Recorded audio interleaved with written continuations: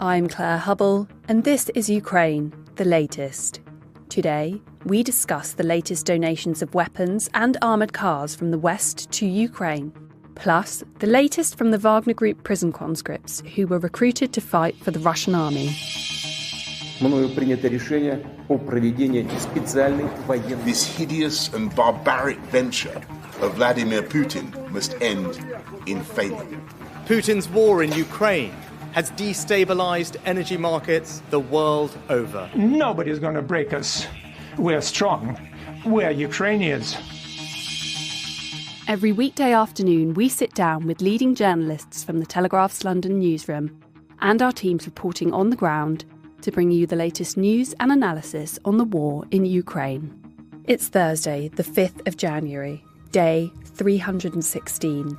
Today, to discuss the most recent events in Ukraine and around the world, I'm joined by our Brussels correspondent Joe Barnes and Russia correspondent Natalia Vasilieva.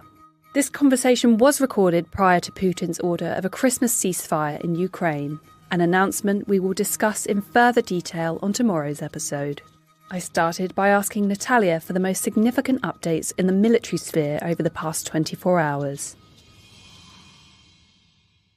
Hi, everyone, and hi, Claire. Yes, absolutely. I think we can start with Russian Vladimir Putin specifically, who yesterday officially sent off Russian warship on a lengthy mission, and as him and his defense minister has described it. There's one thing special about this mission. It's not about the actual warship, which is a Russian frigate called the Admiral Gorshkov, but it's the fact that it's going to be equipped with new hypersonic cruise missiles, which will make it Russia's first warship that would be carrying sea-based missiles. We don't know any specifics about the route yet, but what we know for sure is that it's supposed to be going on what they call combat duty in the Atlantic and Indian Oceans and the Mediterranean, which means that it will probably be passing by Britain at some point. Again, Russia has used sea-based missiles against Ukraine before. Here we're talking about Russia's state-of-the-art a new Zircon hypersonic weapon. And according to Vladimir Putin,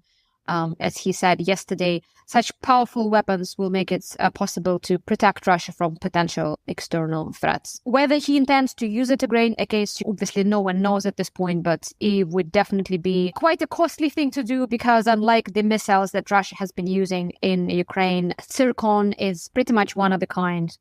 And obviously, they're not, this kind of missiles is not as easily replaceable as older and clunkier missiles, so to speak. Another story that we had in our headlines this morning is Zaporizhia, Ukraine's central region that is partially occupied by Russia, although most of Zaporizhia is under Ukrainian control.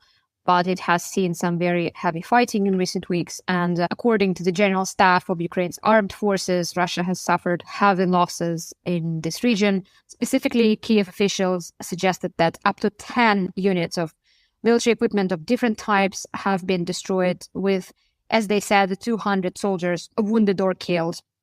Again, there's no independent confirmation for that, especially because the Russian military have not made any death toll public for a very long time. Another thing that happened this morning is another suspected Ukrainian drone attack on Crimea. Apparently, Ukraine launched 2 drones over the Belbek military airfield in Crimea. But according to Russia's occupation authorities in this peninsula, they were all shot down. Another thing I would like to mention is the head of Ukraine's intelligence agency gave a wide-ranging interview to ABC News yesterday, in which he suggested that Russia has been using some of its soldiers as a human shield, essentially. He said that they estimated about 800 Russian soldiers were killed in just the day before he gave that interview, mostly in fighting in eastern Ukraine. And he said that they have intelligence saying that Russia has been using bodies of dead soldiers as a shield. Essentially, he said those bodies were, quote, left rotting away in the open field, piled on top of each other. Another thing I would like to mention is quite an unusual intervention this morning from the head of the Russian Orthodox Church on Ukraine. I would just go back and very quickly say that Patriarch Kirill, who is the head of the Russian Orthodox Church, has been quite clear about his and the church's position on the war in Ukraine.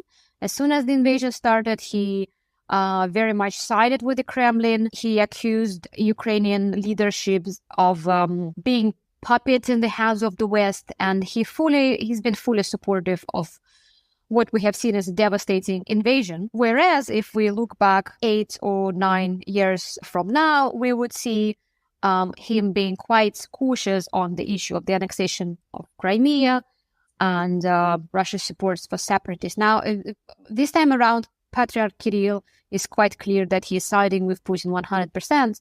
And in the middle of all of that, we just heard from him this morning. He issued a statement calling on both sides in the war to observe the Christmas truce, which again is quite unusual coming from him. You would definitely expect a priest or some member of a religion to be advocating for peace from the start, like Pope Francis did. Kirill has not called on Moscow, for example, to stop the hostilities, to stop bombing Ukraine. But this time he's calling for truce. Obviously, there are different ways to interpret that statement. Kirill is essentially now part and parcel of the Kremlin system, of the Kremlin leadership. It is quite possible that he's merely channeling a message from the Kremlin, who might be eager for a bit of a break, a bit of a breather. But yes, let's see how it goes. So far, Ukraine says that it has no intention to stop the hostilities, especially as they are liberating their land and they're fighting for own citizens. Again, when we're talking about Christmas truce, we're talking about Orthodox Christmas, which is tomorrow. Actually, tomorrow is Orthodox Christmas Eve. Thank you for that, Natalia. And of course, listeners may remember back in World War I, there was the Christmas truce on the Western Front in 1914. I wonder what you think the likelihood of this going ahead would be.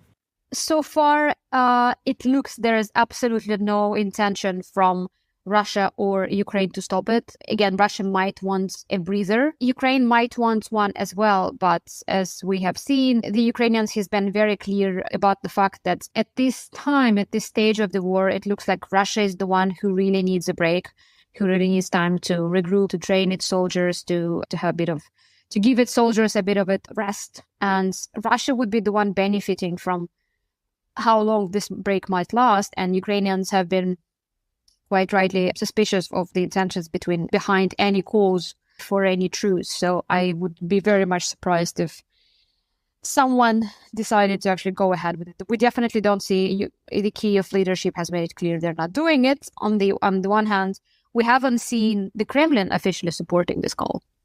Before we move on, I believe you've been working on a story this morning about the Wagner Group's prison recruits. What can you tell us about that story? Yeah, this is just another episode of Yevgeny Prigozhin, the infamous head of the private military contractor Wagner, getting increasingly public and increasingly vocal.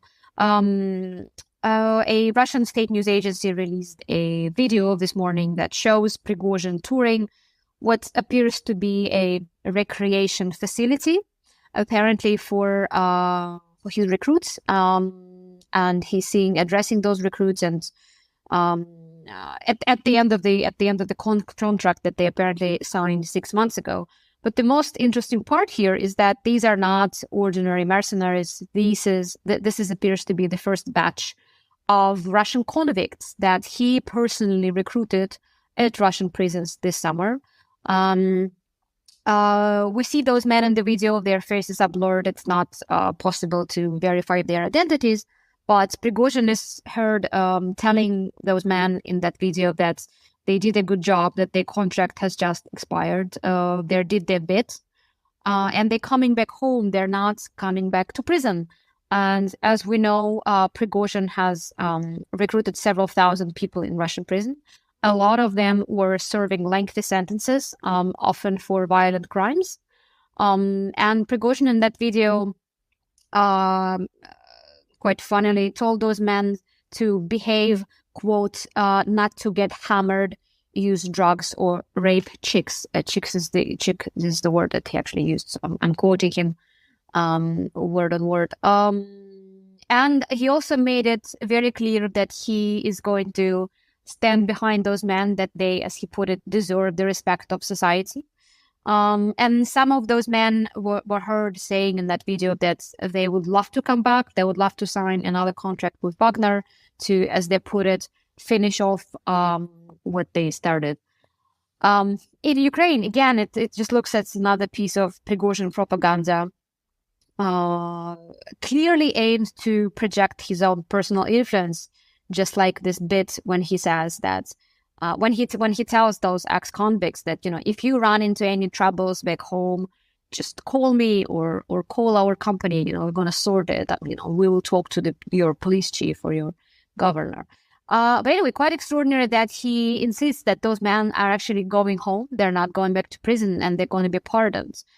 And of course, when Prigozhin started that recruitment drive at the Russian prison colonies, prisoner rights activists were quite stunned, because this is not something anyone has seen before, that a private individual would just walk into a prison and start and say, I want those guys to come and work for me, which is, of course, extraordinary. There's no legal basis for that. No one at the Kremlin or any other parts of Russian government has been able to explain why he's been allowed to do it and what the legal grounds for that, because there are none. And apparently now they're going to walk free. And again, if you look at the Russian law, there are no provisions for anything like that. There's no way those men were going to be pardoned in ordinary circumstances. But yeah, let's see what happens to them when they get back. I'm curious, Natalia, whether you have any sort of information on what life is like inside a Russian prison. Obviously, conditions are very grim, and a lot of people who were recruited by Wagner, they had long stretches of time in front of them. Some of them had another 10 or 15 years to serve. So it's not... that's why it wasn't surprising to me that a lot of them decided to play this Russian roulette with death, essentially. Because as we know, a lot of convicts recruited by Wagner were actually killed very, very early on, as soon as they were sent to Eastern Ukraine. But again, Russian prisons are typically quite violent places. And in a lot of cases, inmates have very little contact with the outside families. So a lot of them banked on and happily took up that proposal, thinking that it would be one of their few chances to go back. On the other hand, there's a number of relatives of the convicts who spoke to Russian media, saying that their men were about to go to Ukraine. They were quite tempted by this proposition, but their wives and families managed to talk them out of it, saying that, you're basically playing with your life, and whatever happens, if something happens to you on the front line, it's not something that can be changed. Maybe it's better to stay in prison for another year or for another decade or two. At least you're gonna, get out of there alive, hopefully. So that's how it goes. Moving on to you, Joe, I believe you have some updates on the world and diplomacy spaces, so please take us away. Hi, folks. And it comes down to the argument, is it or is it not a tank? Because what I'll start with today is overnight, Emmanuel Macron, the French president, promised Volodymyr Zelenskyy, the Ukrainian president, that France would donate a series. Emmanuel Macron didn't name and put a number out in the space, but he said France would give over to Ukraine these AMX-10 armoured combat vehicles. To the untrained eye, to me at first, I kind of took a fleeting glance at it. Looks like a tank. So the AMX-10 is a four-manned, described as an armoured reconnaissance vehicle rather than a tank, but it is equipped with a 105mm cannon on top, which is used for hitting tanks. It's described as being able to travel when on road and on off terrain, off road terrain. So it's a really useful sort of bit of kit that France has given over. But what it has done is it's reignited this row over whether Western-made tanks should be given by NATO allies over to Ukraine. So France has called it an armoured vehicle, but Kyiv this morning, via the Ukrainian Defence Ministry, opted to call it a light tank, which is what's basically reignited. And I will read out the tweet that was sent by the Ukrainian Defence Ministry. And it said, experts continue to debate whether the AMX-10 RC can be considered a tank. In any case, the decision of President Emmanuel Macron is another step that will bring our victory closer, especially when the AMX-10 RCs are joined by their American and, we believe, German peers. And this is where the row really got on, because the likes of the Poles have handed over kind of former Soviet-era tanks, like proper heavy battle tanks. But Ukraine has been asking Germany for its Gepard, its Leopard tank, for many, many months now, and Germany hasn't been forthcoming for fears it might escalate the conflict further in Russia's eyes. So here you have a area and a stick that the Ukrainians are using to beat the Germans again by suggesting that they say we believe the Germans are going to donate some sort of light tank or fighting vehicle over to their cause. But that's unforeseen yet. So Annalena Baerbock, the German foreign minister, is in London today, and I know a few of our correspondents on the ground there are really keen to kind of grill her on what Germany's going to do next. But there are also questions over what Britain's going to do next. So America has announced it's going to donate Bradley fighting vehicles, which are very similar to the AMX-10 RCs. But there's no kind of word on what Britain could do next in the front of these kind of heavily armed fighting vehicles that will give Ukraine better mobility, an asset to seize land quickly when trying to win back territory from Russia. But that's a really interesting debate, and I think we're going to hear lots more about that in the coming days. And one thing I would say is I would say this is a step up in France's donations. France is often criticised for its kind of lack of donations. But actually, this is a really useful step, and I'm sure that the Ukrainian soldiers would be very pleased to have it, even if it is an outdated bit of tech. Essentially, it was made in the 1980s. France is only handing it over because they've got kind of a new capability that is being kind of rolled out. And Emmanuel Macron seemingly changed his language as well when he was making his announcement for this. He said we are going to back Ukraine until it's all for the victory, which is often something he's not spoken about. He's often spoken about not wanting to humiliate Russia and Vladimir Putin, and coming up with a negotiated outcome. So actually, this is a kind of a welcome step from Emmanuel Macron in the eyes of kind of the West and in Kyiv, I'm sure. And then I'll move on. So Norway has offered to donate, or has donated 10,000 artillery shells to Ukraine, which are to be used with the M109 howitzers that have already been given to Kyiv by Norway. NATO General Secretary Jens Stoltenberg has warned allies that it would be dangerous to underestimate Russia, even if the country is on a back foot and seemingly losing the war in Ukraine. He told a business conference in Norway, "They have shown a great willingness to tolerate losses and suffering.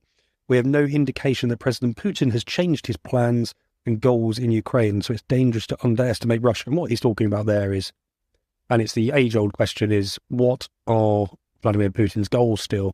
If you speak to Western military sources, Western intelligence sources, they will say that they believe Vladimir Putin still has his maximalist goals for Ukraine, and that means taking Kyiv at some point. And I think people in Kyiv are also talking about new kind of offensives and Russia planning new offensives on Kyiv. So that's one to keep an eye out for.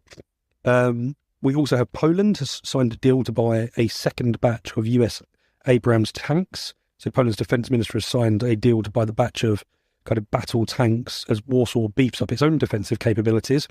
But what I will say, that it also is good news for Ukraine, because it means that Poland will have more and more surplus of their old Soviet stock that they have been willing to donate over to Kyiv. And then the one other interesting point is the French court has heard an extradition request for a Russian billionaire Kostinant Zhezvago, who controls a London-listed iron pellet company, and he was arrested and detained in France in late December. So Ukraine's State Bureau for Investigation has basically has him on the wanted list.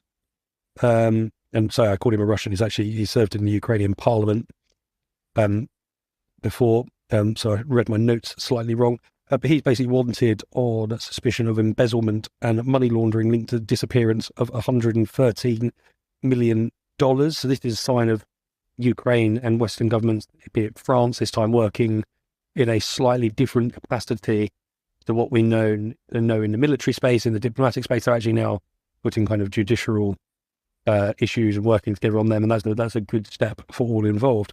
And I'll stop there for now, stop rambling. I'm really interested to come back to France's pledge to send more military support in the form of AMX-10 armoured combat vehicles, as it's my understanding that the West won't send tanks, as this will be perceived as an escalation of the conflict. But looking at pictures of these vehicles, they look remarkably like tanks, and if it walks like a tank and talks like a tank, I wonder if this would be perhaps received as an escalation of the conflict regardless. What are your thoughts on that? Yeah, you're right. To the untrained eye, they are a tank as far as I'm concerned. They don't hold the kind of the power and the armor capabilities of an actual battle tanker. What the French would have a Leclerc, a American Abrams, a Challenger in the British fleet of tank, a German Leopard. They're not as powerful and strong as that, but they, for all intents and purposes, they do look like tanks. And it's ignited this great kind of Twitter debate where everyone from kind of military analysts to think tankers who deal in kind of Brexit circles or EU affairs are all trying to weigh in on this. And I think safe to say is that France, who own the capability, they don't call it a tank. So that's where we should start. So this isn't France sending a battle tank. The Ukrainians have described it as a light tank, as I said. So I think that's why they see this as a comfortable point and not escalatory. So there's similar looking things have been donated by the Australians in the Bushmaster kind of armoured vehicles class. They aren't loaded with kind of big cannons on them, but they have big machine guns strapped to them and stuff like that, and are used in a very in the same way. So they're kind of armoured fighting vehicles rather than actual battle tanks. So but this is the case. We've seen Soviet era tanks given over to Ukraine. So, and Ukraine have been asking for Western era, Western kind of made NATO standard tanks ever since the start of the war, and no one has really been able to answer why it's such a taboo. I think the one reason is actually that Western tanks are harder to upkeep. They require more fuel than the Soviet era tanks that have been handed over so far, and probably the spare parts just aren't there. It's that's one of the main real issues here is actually can rather not the Ukrainians being able to keep up the maintenance, are the Western governments able to assist in that, because they will need kind of Western made parts constantly, and they just aren't as free on the market as potentially some of the Soviet era stuff. So I would say that it's not wanting to give over tanks, it's the fact that they don't, Britain especially, just doesn't have enough tanks to donate to Ukraine. And that's an interesting kind of debate in itself that we could take it off on a slight tangent, that there's a how much and how much more can the West carry on giving Ukraine as this as the conflict goes on. We'd all want the West to keep stepping up its capabilities and what it's donating, but there are now questions over whether the West has enough stockpiles or kit to defend itself if anything else happens, which obviously seems very unlikely, but that's something the military has to keep in mind when it's giving its kit away. So I'll stop there for now. Thank you for that, Joe. Natalia, I'd love to hear your perspective, so please do share your thoughts. Yes, sure. I personally think that we're definitely past the stage of will this escalate the war or will this provoke Russia? I mean, Russia invaded Ukraine without any rhyme or reason. There was no pretext for that. There was nothing that Ukraine had done to provoke this invasion.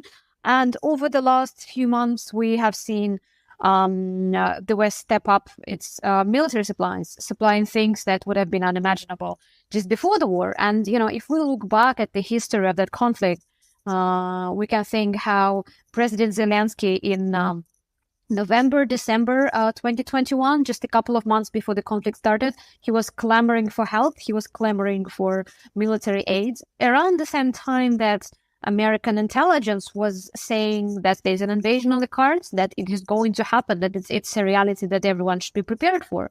And around that time, Vladimir Zelenskyy was saying, well, if you say there's going to be invasion, you need to give us something that will help us defend our country. Again, pretty much nothing was done before the start of the invasion. All of the military supplies that had been coming to Ukraine were really negligible.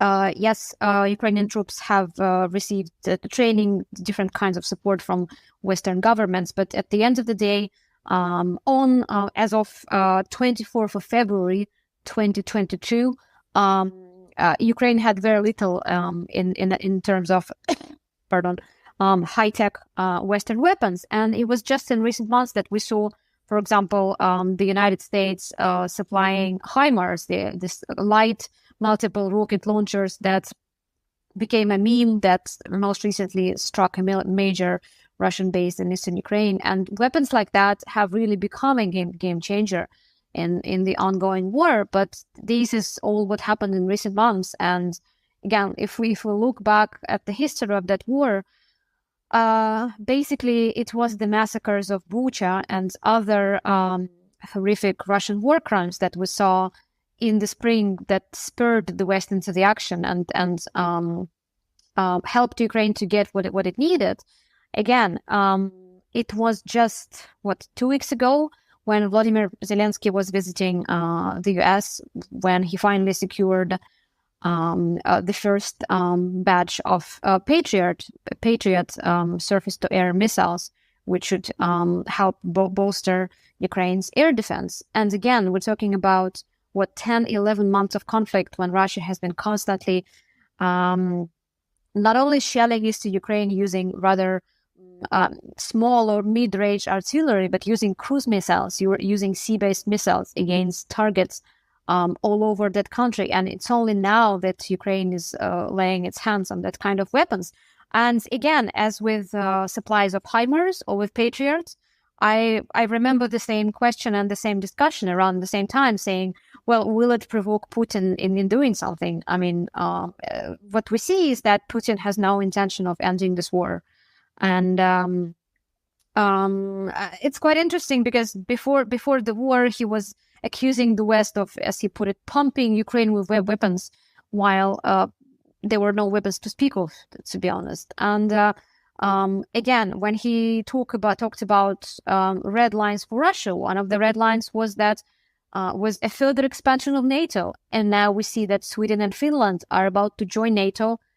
And again, Russia did do something, or there was this, let me put it this way, mysterious attack on the Crimean Bridge, because Ukraine never publicly claimed responsibility for it. Yes, there were retaliatory strikes on Ukrainian targets from Russia, but we haven't seen any escalation because, this whole war obviously is a big escalation. And, what else can Russia do? Of course, there's always nuclear weapons, but, that's a different subject entirely. Joe, moving on to some additional donations recently made to Ukraine, what can you tell us about the bonus artillery shells provided from France? Yeah, so we don't actually know when they were really given over, but so what we have seen is on Russian military telegram is pictures of their bonus 155 millimeter artillery shells, but they're high tech artillery shells. They don't, unlike a conventional artillery shell, which is just fired out of a shell and then it hits its kind of target and explodes. This shell kind of splits off, and another munition, a smaller munition that looks a bit like a satellite, kind of comes out, and then it uses thermal imaging, infrared heat detection to lock on to tanks below, and then fires itself down in a kind of a vertical trajectory, and hit tanks or armor, and so they are fired. So it's likely to have been donated by the French, because they're used with the Seizure self-propelled howitzers that we've seen. The French, I believe, have donated about 18 of them, or at least promised to donate them. But then a Russian military telegram channel started sharing pictures of these unexploded submunitions that had been recovered by troops in the Donetsk region, as the eastern kind of Donbass, in the eastern Donbass region, one half of the Donbass.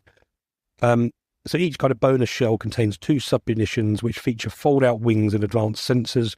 Once fired, the 2 submunitions are deployed high above the target, with each searching the ground for its kind of desired target. And once identified, the munitions lock onto the target using thermal and infrared imaging, then attack them from above. So the munitions use an explosively formed penetrator, a thin skin of kind of metal that turns into a jet of kind of molten material by an explosive charge, and that allows it to kind of penetrate armor below. So we've previously seen Ukraine using a similar system, believed to have been a German one, but this is kind of the first glimpse we've seen of potentially the French-made bonus being used by Ukrainian forces, and notably it's actually made by Nexter, which is the same company that make the AMX-10 kind of light tanks that we were talking about earlier. And the introduction of these bonus shells got Russian military bloggers warning their colleagues that they've got to step up, to protect themselves against these. So they suggest that so that it's the Tankers EU Telegram channel for anyone that's interested. So it comes with the usual health warnings. It's probably close to the Kremlin. It could be propaganda, but most of the stuff that they say is unverifiable. And they suggest hiding the thermal footprints of systems, so of tanks, and then from using previous experiences of the Chechen wars, they said it became clear that ordinary polythene stretching over sleeping militants did not allow them to be found in the greenhouse. They kind of use this strange language, but essentially they're saying that polythene could be used to hide the heat signature of their tanks or armoured vehicles. And then they also suggest that they should further, that tankers in the Russian army should further try and break up the outline of their vehicles to further spoof the bonus target acquisition systems. So there's a genuine concern about these systems coming to fruition, and they're really interested. We've got a graphic online running with the piece which shows you how they're fired from a howitzer from some 20 miles away, and then how the shells separate and then use their targeting systems to land on tank with their armor-piercing kind of detonations, which is really something that is the high-tech way of using artillery. And it's not just the kind of the Russian or the Soviet doctrine of kind of fire as much as possible in a certain direction. This is actually using real high-tech stuff to pinpoint, and it says that the guides and the brochures say that when you fire one of these bonus shells, you can fire out about 200 meters over a Russian tank or a piece of armor, and the tracking and navigation system will be able to then lock on and destroy that tank. So it's a highly useful bit of kit, and it's the first time that we've seen them used by the Ukrainians, to my knowledge, thanks to the fact that one of these things have failed and has been picked up by the Russian military and shared on Telegram. I'll stop there. Thank you for that, Joe. We're coming to the end of our time this afternoon, so I'd like to come to our final thoughts. Over to you first, Natalia. What would you like to leave our listeners with? Sure, thank you. Well, as I mentioned in one of our previous segments, we're moving on to Orthodox Christmas, which is a big holiday in this part of the world. And as with New Year's Eve, a week ago, there is an expectation that Russia might want to use this holiday period to attack Ukraine and to make people there even more miserable. Again, that comes around the same time that the Ukrainian intelligence came out with its another assessment of Russian military capabilities, saying that Russia probably has enough missiles for 2 or 3 major attacks, like we have seen since October. Again, that's their estimate. We don't know how close that is for reality. There are no clear figures about current production rates and what Russia has been able to produce in terms of missiles. Obviously, it has been using a lot of them recently. So definitely this weekend, Friday, Saturday would be something to look out for, because it's quite possible that Russia would want to launch a devastating strike on Ukraine again quite soon. Thank you, Natalia. And over to you, Joe, for your final thoughts.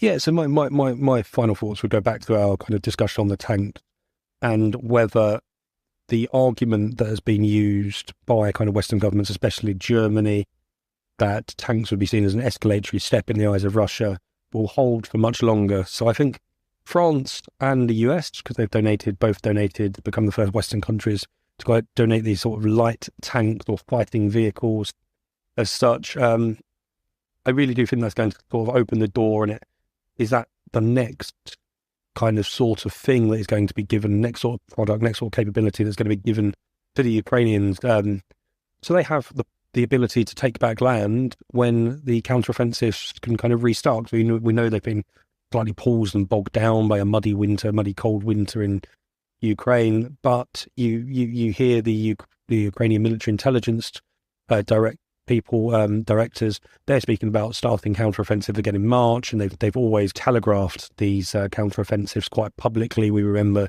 that Kherson and Kharkiv offensives were actually spoken about in advance. So is this the next sort of step? We've given Ukraine a lot of kind of multi-launch rocket systems, the HIMARS, and Britain have given our own capabilities over. But now, is it something the Ukrainians need? Is the ability to take back land quickly when they have the Russians on the run? And that is what this capability, the French and Americans have donated.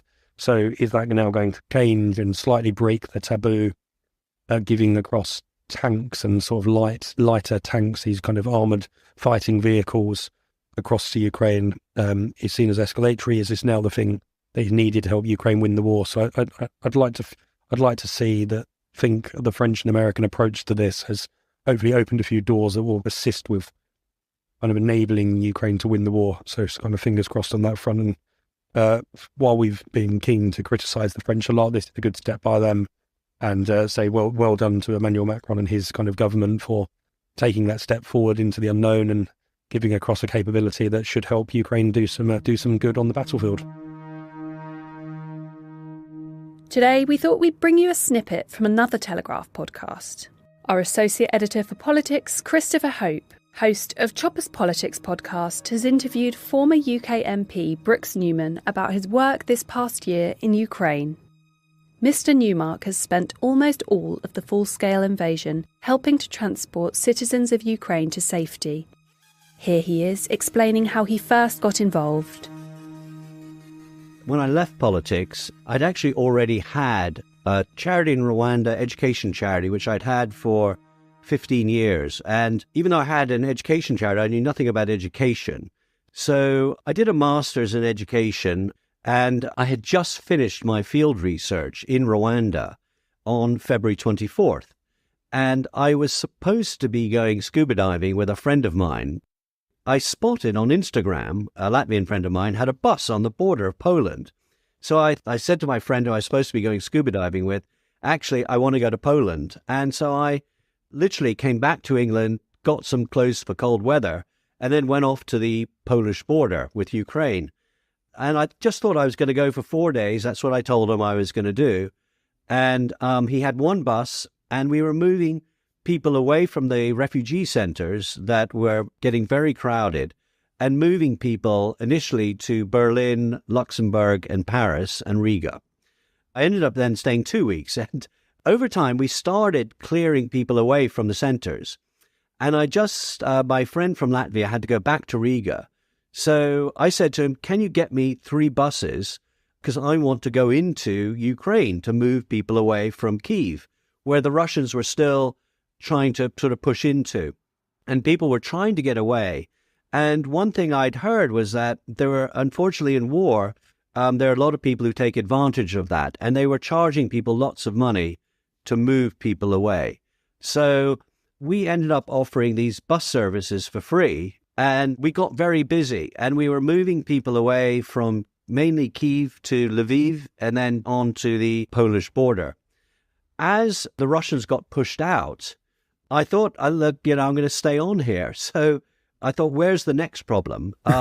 And so I thought, well, people are trying to get away from Mariupol.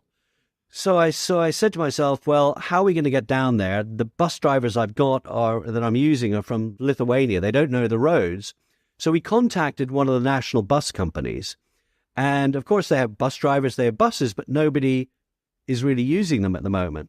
So we then started using them. And then from Zaporizhia and from Vinnytsia, we were moving people who were coming up from Mariupol, again, up to Lviv and to the border. Wow. How many in all did you move? Well, at that stage, I probably moved about 2,500. Women and children mainly, and some elderly men.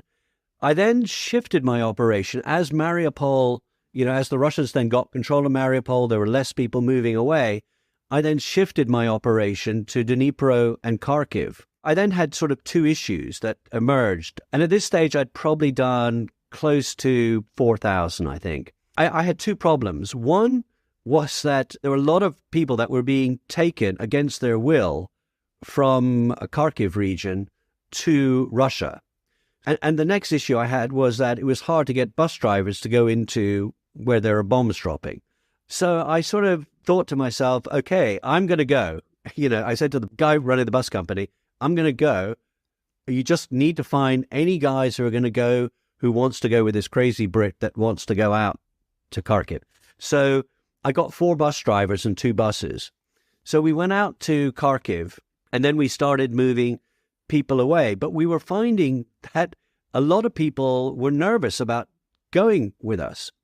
And the reason why is, as I said, there were people being taken illegally to Russia. So, and they were very suspicious that it was for free. So I did 2 things. I did a promotional video with actually a local mayor, and, basically sort of saying, hey, I'm here, I'm from the UK. I'd throw in the name Boris Johnson because it was a brand name they all knew. And, we're here to help you. And it sort of overcame some of the fear. But the other thing we had to do was to charge people 10 grivny. 10 grivny is about 10p, because people felt if they're paying for it, they're not being taken illegally anywhere. Incredible. So they registered online, which was great, because then the next thing was I had people's names, I had people's numbers, and we would do random calls to make sure people got to where they needed to safely and that they hadn't been ripped off, because that was another big concern of mine, because we're doing everything effectively for free, that I want to make sure that no bus drivers or anything were charging them extra money for doing that. So come July, I'd probably moved about 7,500 people. As the war zone kept shifting, there were a lot of people down near Izium. So I started taking buses down to there, and we would have collection points, and we would start collecting people and so on. So by July, I was getting close to 15,000 people. Goodness, and they're all moved where? Towards Poland? Good question. So at this stage, what I'm doing is I'm not taking anybody out the country. Everybody who I met wanted to stay in Ukraine. What they wanted to do was to get away from the war zone. Yeah. So what I'm doing is I'm effectively then taking people from Kharkiv, taking them to Lviv, and then in Lviv, They're figuring out, do they see friends? Do they have contacts there? And staying in the west of the country. Because at that stage, the west of the country is pretty safe. And a lot of times people are contacting me to move. So there's other stuff that I'm doing. So I would get a call because people heard that we're doing stuff. Can you move this orphanage from A to B? And so I ended up last year, moving 5 separate orphanages, 3 of them to Riga, where a orphanage there could take them on, look after them, 1 to Gdansk, and then 1 to the western part of Ukraine. Brooks, what an extraordinary testament to your work in Ukraine. That's extraordinary. May I ask you briefly, who's paying for this? Is the UK government involved? Is it you personally, a charity? Yeah, it's me personally and friends of mine. I've raised money from about 20 friends of mine. Yeah. What's it cost you personally, and how much you raised from your 20 friends? For me, I've probably, by the end of let's say the full year, I've probably will have spent about $250,000 myself. Wow. And will have raised about another $500,000. And I have to say, the one thing that's amazing out there is there are a lot of volunteers, British volunteers, other European volunteers who are out in Ukraine doing amazing work, either doing smaller evacuations. So there are people going in, they hear there's an old lady or an old man somewhere. They'll go in and take them out in 1s and 2s.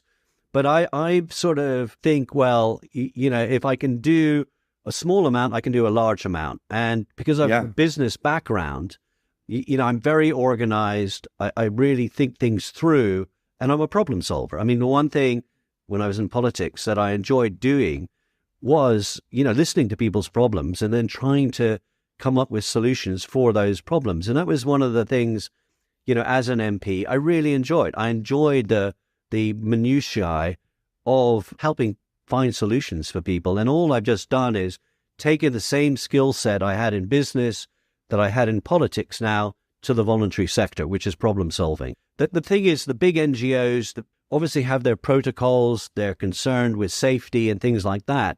As an individual, I can make my own individual risk assessments. I probably am a bigger risk taker than most people. Any family in the area, or just you've been moved to do it? Well, that's another good question. So I'm Jewish, and during the war, obviously I had huge amount of relatives from Eastern Europe, mainly Lithuania and Poland, who died in the war. But there were a number of people who, really stepped up at the Jews' time of need. People like, obviously, Oskar Schindler, Sir Nicholas Winton, and so on. And so growing up, these names of Schindler and Winton always resonated with me. And I always admired people who took a risk. Now, obviously, they took a different risk than I did. And certainly Oskar Schindler took a much bigger risk with his personal life. But this sort of narrative that I grew up with has always stuck with me. So this was really just an opportunity for me to step up as someone who's Jewish to people who are not Jewish. You're a modern day Sir Nicholas Winton, aren't you? Well, I don't know if I'm that, but I mean, he's a role model is what he is for me. I can definitely say that, and he's definitely someone who is always in my mind. Just growing up, Sir Nicholas Winton was amazing. I mean, beyond amazing, and took them 50 years to really recognize what he did, but he did an amazing thing. But there were, as I said, there were other people like Oskar Schindler and so on who also did great things. And those people, for me, have always been role models growing up. So it's just sort of, I guess, became part of my DNA. And this, even though I didn't deliberately go out there to spend, 10 months now in Ukraine mainly, it just sort of one thing led to the next. And I just kept going because there were just kept more and more and more to do. Chris's full conversation with Brooks Newmark is on his podcast, Choppers Politics, which you can find by searching wherever you're listening to this. Ukraine the Latest is an original podcast from The Telegraph. To stay on top of all of our Ukraine news, analysis and dispatches from the ground, subscribe to The Telegraph. You get your first 30 days completely free at telegraph.co.uk/audio. Or sign up to Dispatches, our Ukraine newsletter, which brings you stories from our award-winning foreign correspondents straight to your inbox. You can listen to this conversation live at 1 p.m. each weekday on Twitter Spaces. Follow The Telegraph on Twitter so that you don't miss it. If you enjoyed this podcast, please consider following Ukraine the Latest on your preferred podcast app. And if you have a moment, leave a review as it helps others find the show. You can also get in touch directly to ask questions or give comments by emailing podcasts@telegraph.co.uk. Ukraine the Latest is produced by Louisa Wells and Giles Gear, and today on Twitter, Robbie Nichols.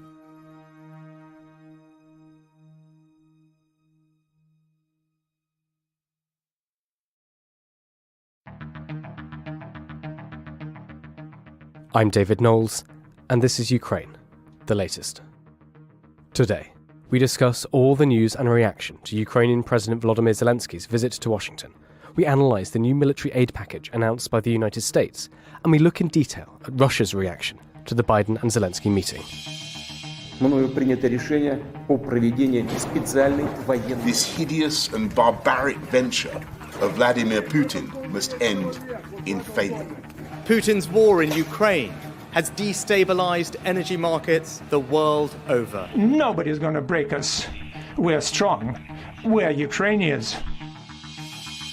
Every weekday afternoon, we sit down with leading journalists from the Telegraph's London newsroom and our teams reporting on the ground to bring you the latest news and analysis on the war in Ukraine. It's Thursday, the 22nd of December, day 302. And today, to discuss the most recent events in Ukraine and around the world, I'm joined by our Associate Editor Dominic Nichols, our Assistant Comment Editor Francis Durnley, and our Russia correspondent, Natalia Vasilyeva. I started by asking Francis for the latest news from Washington. Well, thanks, David, and good afternoon, everyone. As you say, quite an extraordinary day yesterday. I watched it all from Telegraph Towers. It was the evening here, of course, but not in Washington, D.C. It looked like a very cold day in Washington, but a beautiful one, clear blue skies. And we watched as Volodymyr Zelenskyy was given a thunderous reception as he told a joint session of Congress that Ukraine is alive and kicking and would never surrender. He spoke for about 20 minutes, repeatedly interrupted by standing ovations, it has to be said, and he invoked the spirit of the Second World War and the American War of Independence. He said to senators and members of Congress that soldiers needed more weapons, including planes, and that US spending on Ukraine was not charity, but investment in global security and democracy. I think that's a deliberate attempt. Whilst I'm sure Zelenskyy really believes that, I think that's also an attempt to appease some of the more sceptical Republicans in Congress, and I'll come to that in a bit. At the end of his speech, and it was, as I say, a very rousing one and one that's received a lot of plaudits this morning, he presented House Speaker Nancy Pelosi and Vice President Kamala Harris with a Ukrainian battle flag signed by soldiers. That flag was from the frontline city of Bakhmut, which he'd obviously visited the day before heading to Washington. He also spoke in the speech about Russia's genocidal policy with Iranian drones and said that one terrorist has found another. Again, I think he knows that Iran is a country that many people in America and particular politicians are concerned about. And so making that connection, I think, was, again, quite an astute one to do. He also went on and said it's just a matter of time when they will strike against your other allies if we do not stop them now. We must do it. And he went on and spoke about how even if there was no electricity, Ukrainians would celebrate Christmas and the light of our faith in ourselves will not be put out. All of us, he said, millions of Ukrainians wish the same. Victory, only victory. And as I say, there's lots of things that came out of this in terms of more military spending promised by President Biden, but that's going to be something that Dom is going to cover in a bit. But before he does so, I just wanted to mention one other moment which happened before President Zelensky's speech to Congress, which was his meeting privately, first of all, and then with the press corps with President Biden, and they were sort of sat around a crackling fireplace. It was quite atmospheric, actually. And there was a moving moment when US President Joe Biden was presented with a medal from Zelenskyy. And it was a medal from a soldier in Bakhmut, which Zelenskyy had given this award to, and the soldier had then asked for that award to be passed on to a very brave president, i.e. Mr. Biden. And Mr. Biden seemed genuinely very moved by this. He said it was undeserved but much appreciated, and said that he would contact the soldier in order to give him a command coin. And I just mention this because I think it was very striking seeing quite how friendly Zelenskyy and Biden were. They seemed very, very comfortable in each other's company, more so than I think many people expected. Now, perhaps we shouldn't have been surprised. After all, they have spoken a lot in recent months over the phone and via other digital means. But nonetheless, I think they seemed genuinely warm in each other's company. And President Biden was very keen to speak later on about how all important political relationships are personal, and he likes looking people in the eye. And certainly, I think it's important to emphasise that President Biden himself, I think, has moved a bit on Ukraine over the course of the war. He has committed more and more resources from America to the Ukrainian cause as it's gone on. And I think we can read between the lines here that a large part of that is because of the close relationship that he has forged with Zelenskyy. But just to wrap up one other key pillar here, which we did talk about yesterday, that even though in many ways I think this is a triumphant visit for President Zelenskyy, the optics are very, very good for him in terms of being seen in the White House, being seen addressing Congress, really solidifying this idea of Western unity at this moment. There are deep challenges that remain for him and for Ukraine. There are those who argue that his going to Washington is a response to concerns about Western long-term commitment to the country, not least in Washington itself. So whilst there was, I'd say, almost universal plaudits received by President Zelenskyy in the chamber yesterday, there are still quite prominent sceptical voices within the Republican Party. And Kevin McCarthy, who's likely to become Speaker next month, has already warned that he will not give a blank check to Ukraine. There have been other prominent Republican senators like Warren Davidson, who said that he did not think that Zelenskyy should be speaking from the House floor. He said that, and I'll quote directly, "We should be focused on trying to contain the war, not expand the war. And this kind of sends the message we're kind of okay with expanding the war. And I think we should be sending a different message." And then he followed up with a quip about Zelenskyy's more casual-looking olive green military garb that, of course, has become famous now, which he was wearing again yesterday. He's dressed more for the auditorium, so he should be talking to us down there. So, as you say, I think you can read quite a lot into those remarks. You don't need me to expand upon them. But as I say, I want to end by just saying that whilst there are those voices in the Republican Party, there's far more, I'd say, universal support generally within America and within the political class there. And indeed, there have been numerous Republican supporters this morning who've talked about the overwhelming support in the chamber that President Zelenskyy continues to have. And indeed, Michael McCall from Texas has said that he actually hopes that there would be even more of an aggressive focus from the US on military assistance to Ukraine.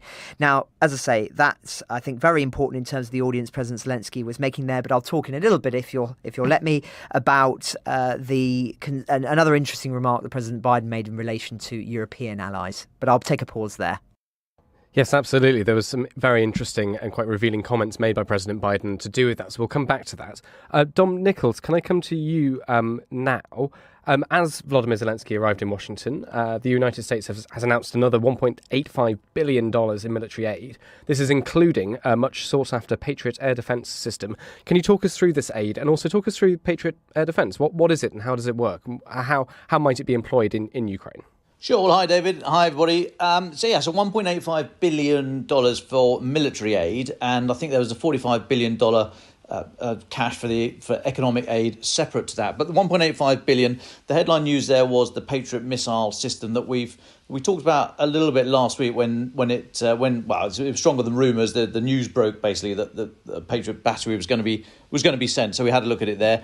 It's a very, very capable air defence system. Now, it might not be the very latest model. The Patriot first came out for the sort of 1991 Gulf War.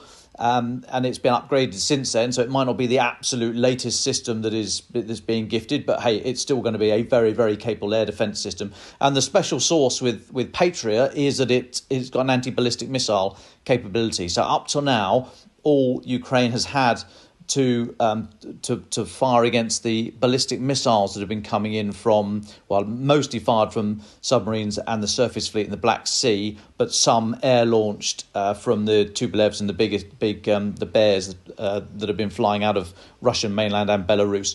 All they've had is one small system. I think it's the S-300, but I'm going to get that wrong. And only then in a very crude form. So Patriot is a massive step up going against the anti-ballistic missile. So these missiles will not be used against the drones, the Shahed 136, the Iranian drones that we've seen so much about attacking Ukraine's infrastructure. These are specifically designed to go against the much bigger, the longer range, the more powerful ballistic missiles that Russia's been fielding.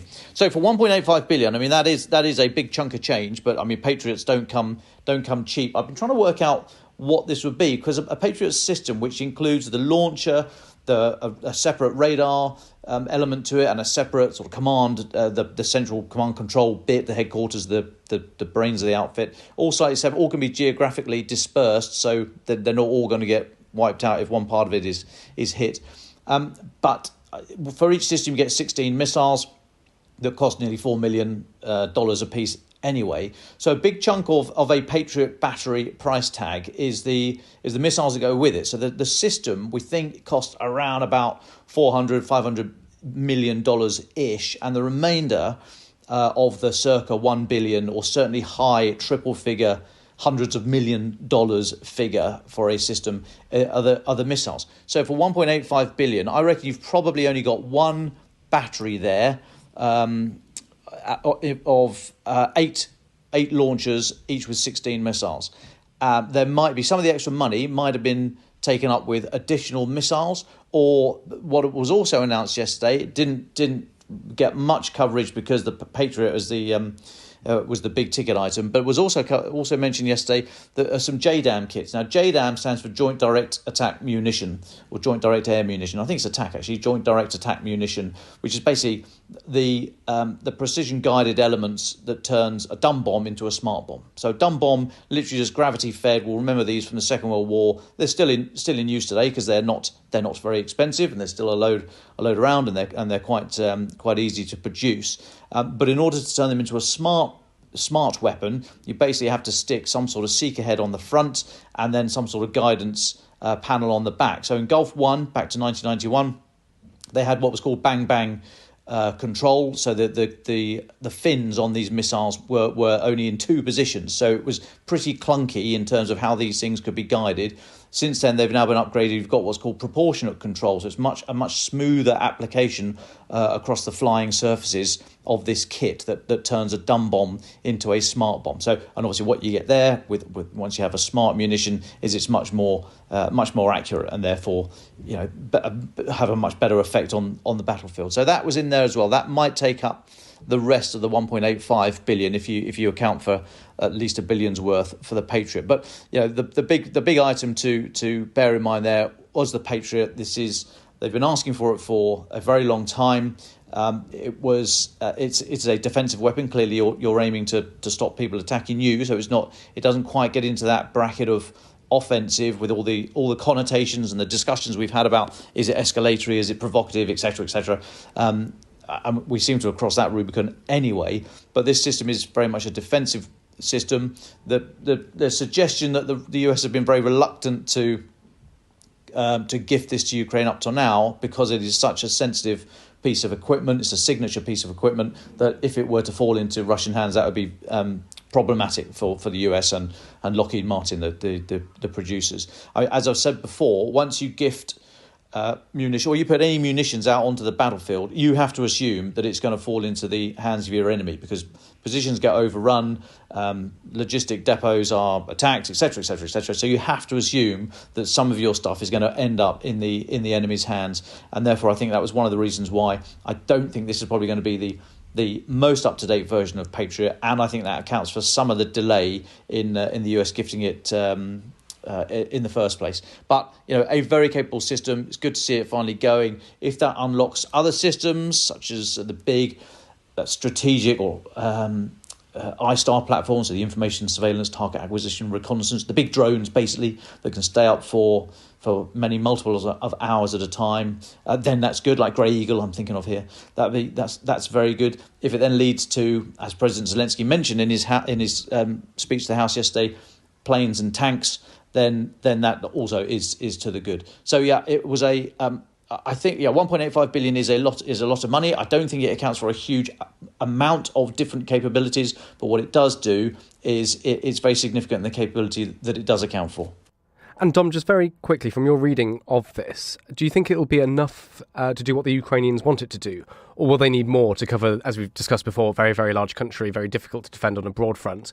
Would they need more to really be able to give themselves that broad coverage of defence?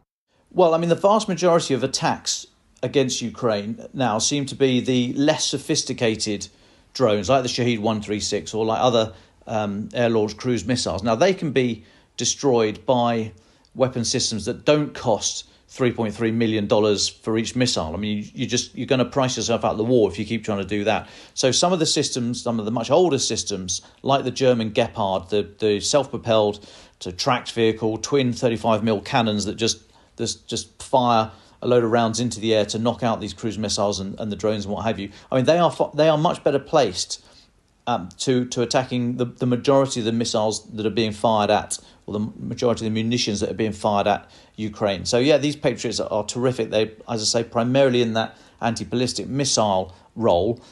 So yes, some more would be great, because a lot of these things are being fired. The Iskander missiles are being fired at Ukraine. But I don't think we should. And I don't think Ukraine will be asking for many more batteries of this thing, simply because they just won't get them. I don't think the US would give them. They're too expensive.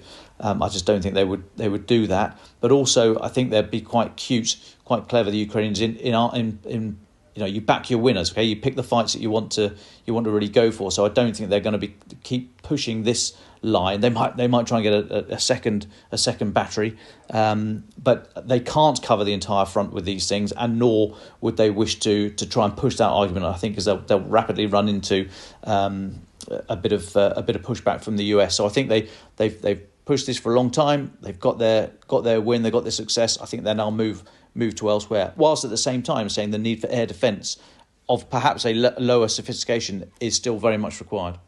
Thank you very much, Dom. Well, we've talked a lot about what Zelenskyy said, and we've just discussed some of the kit that the Ukrainian military is going to receive from the US. And Natalia Vasilieva, can I bring you in here? It'd be very good to hear a little bit about the Russian reaction to all of this. There's several aspects to this I think would be interesting to hear about. Firstly, how has this been reported in Russian media? What have people been saying? Hi, David, and hi, everyone. It was actually quite extraordinary that when I woke up this morning and I went on my usual sweep of Russian media, I actually had a bit of trouble finding anything on Zelenskyy's visit, which, of course, made headlines and front pages across the world. So it looked like the strategy of the Kremlin so far has been to ignore it, or try, if they were reporting it, try to push it away from front pages and like further down on the main page of the websites. Quite predictably, Kremlin-controlled media have tried to make fun of it, have tried to portray Zelenskyy as an American puppet. And for many of Russian propagandists, including Foreign Ministry spokeswoman Maria Zakharova, it was the perfect moment to say, I told you so. We've been saying for all of those years that Zelenskyy is just a tool in the hands of Washington. And now he is traveling to the US to receive his instructions on how to behave. It's also quite, I would also say that Russian media have been making a big deal of the fact that a lot of Republicans, members of Congress, have not been quite as enthusiastic about Zelenskyy's visit as you might expect. And a lot of Russian media have latched on Donald Trump Jr.'s comments in his tweet in particular, in which he called Zelenskyy a welfare queen. Other than that, it was quite interesting to watch Russian pundits play down completely ignore the hero's welcome that Zelenskyy received in Congress, and instead focusing on the fact that Zelenskyy was looking for more aid. He was looking for tanks. He was looking for jets, and he didn't get immediate promises of that. Thanks, Natalia. And just turning to some of the other developments in Russia in the last few days, Vladimir Putin has made some announcements about Russian military spending and about the Russian army. He's had a big televised meeting with the top brass on Wednesday. Can you tell us what was discussed and what we've learnt about the Russian High Command's plan for the near future? Sure. I think it's also important to put it in context, and the context in Russia right now is that it's almost Christmas time, it's the end of December, and by now Putin would typically have given his annual press conference, he would given his State of Nation address, and he hasn't done either of those things. His office has confirmed that he's not doing either of the things this year, which is highly unusual. At the same time, he visited a big annual meeting of the Russian Defense Ministry, and apparently that meeting was important enough for him to make, while he completely ignored the scheduled press conferences or the address to Russian Parliament. And at that meeting, he tried not to dwell on Russia's shall I say, failures in Ukraine, on the failure to capture territory, to hold on to the territories they captured. And he did mention problems that arose with Russia's partial mobilization, which shed the light on gaping lack of supplies of the most basic kit for mobilized men. At the same time, he didn't give any figures. He just told the Russia's top military officials that, quote, everything you are asking for, the government is ready to provide. It's quite an important comment. We know that Russia's military spending has been on a rise, but that comment obviously leaves no room for interpretation. He just made it clear that Russia's that a victory in the war of Ukraine is the main thing for him, for his survival, and for the Kremlin regime, and it will be no expenses spared, essentially. He also approved several proposals that his defense minister made, and as we can see, those proposals are clearly stem from the fact that Russia is facing a manning crisis in Ukraine. Among those proposals is an increase in the number of army personnel to 1.5 million troops. Nominally, there are supposed to be 1 million troops in Russia. That's I'm saying nominally because analysts and people who have been analyzing the Russia's military sector for years used to say that before the war started, Russia has just under 1 million troops, that Russia has had trouble recruiting more than that. So now it looks like we're gonna somehow end up with 500,000 more troops. Minister Shoigu also proposed widening the age range for mandatory military service, which would see men aged 21 to 30 serving in the army instead of 18 to 27. And he also announced an expected increase in the number of contract soldiers. Now, military analysts have been quite skeptical about whether those goals are realistic or how Russia is going to meet them at the same time that we saw that Russia has really struggled first to get volunteers to fight in Ukraine and second to get conscripts or to mobilize men when the partial mobilization has been started. But Putin has signed on to those proposals and it looks like they're going to try and go ahead with them as much as they can. Well, thank you very much for that, Natalia, to give us the reaction inside Russia and just a sense of what the Russian High Command are planning next. Francis, can I come back to you? There's one more thing I want to pick up on around Zelensky's visit to Washington, because I just want you to talk a little bit about this phrase that Mr. Biden said. They understand it fully, but they're not looking to go to war with Russia. They're not looking for a third world war. I think that's quite interesting. Do you want to expand on that? Yes, it was a very interesting exchange, David. And I think, as I say, it's revealing as to the real state of the American anxiety at this critical moment. As you say, Biden did make those remarks, and it was part of a wider exchange, which I'll read in full because, as I say, all of it was interesting. So both leaders were asked at the press conference why the US could not give Ukraine all capabilities so that it could, quote, liberate territories sooner rather than later. And then there was a long silence, and Mr. Zelenskyy looked at Mr. Biden and said, I agree. And there was, a bit of a chuckle in the room. And then Mr. Biden responded, you say, why don't we just give Ukraine everything there is to give? There is an entire alliance that is critical to stay with Ukraine. The idea we would give Ukraine material that is fundamentally different than is already going there would have the prospect of breaking up NATO and breaking up the European Union and the rest of the world. He then said he'd spent several hundreds of hours face-to-face with European leaders making the case for continued support of Ukraine. They understand it fully, this is Biden, but they're not looking to go to war with Russia. They're not looking for a third world war. So that's the full exchange. And I think, as I say, you don't need to read too much between the lines to see what he's saying there, which is that the Americans, according to their telling at least of what's happened, are absolutely committed to giving as much support for Ukraine as they can.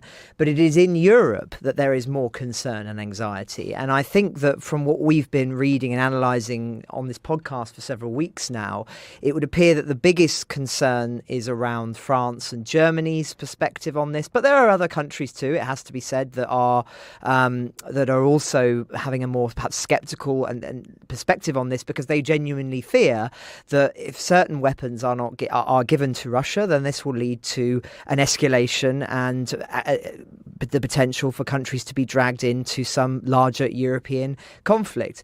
Now, I think my response to that would be, well, we've already seen how over the course of the war, there have been many, many red lines for Putin, whether it giving defense weapons, whether it be giving certain types of tanks, etc., that have not, as it's proven, have been red lines for him. Now, I'm not saying that he doesn't have a red line, but I'm saying that I think there has been perhaps undue caution on the part of certain European partners with regard to what Putin's red lines are. And I think you could just get a sense of the frustration from President Biden there, that there is more resistance within Europe than he deems necessary. Natalia Vasilyeva, can I come to you? There's a couple of interesting stories I think we should talk about that you've been looking at. The first is this it's quite a story, really, about a Russian official who's been injured in an attack on his birthday party outside Donetsk. Can you talk to us about this?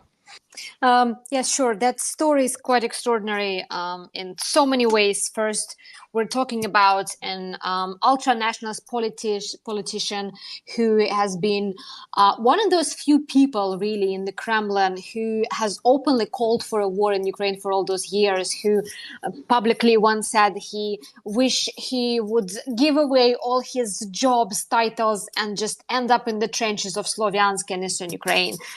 He's also someone who was the head of Russia's space agency. And as luck would have it, he was having his birthday yesterday, and apparently he decided to throw a birthday party at a restaurant just a dozen kilometers away from the front line. And this is where Russian artillery shelled that little restaurant and apparently caused the death of two people. And an unspecified number of injured, including Dmitry Rogozin, who was there having a birthday party. Dmitry Rogozin turned 39 yesterday. He did not deny, nor did he confirm that he was having a party. In his Telegram channel, he said that he had, quote, a work meeting with other separatist officials. And apparently he sustained light injuries. And according to some Russian media, one of the injuries he sustained were in the buttocks. Obviously, that story shows how precarious the situation is at the front. Also, it shows how careless some officials could be. The Rogozin has been known for posing for pictures on the front line, and apparently you can get carried away with that quite far.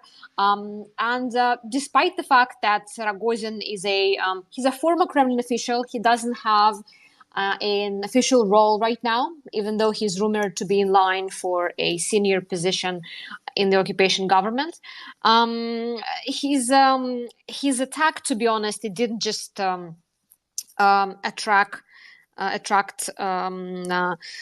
lots of sort of skepticism in Russia. It also I'm not even going to talk about like all the memes and jokes it produced online, but it's quite telling that even the staunchest Kremlin supporters, even those people who would be supportive of Rogozin in other circumstances, sounded genuinely outraged about the incident, and not just about the attack, but about the fact that he took so few precautions that he decided to party in evening time in a place that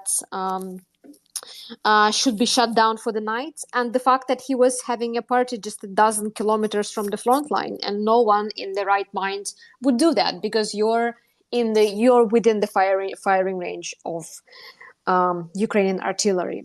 So yes, that's a one cautionary tale for those who would like to go to Ukrainian for photo ops.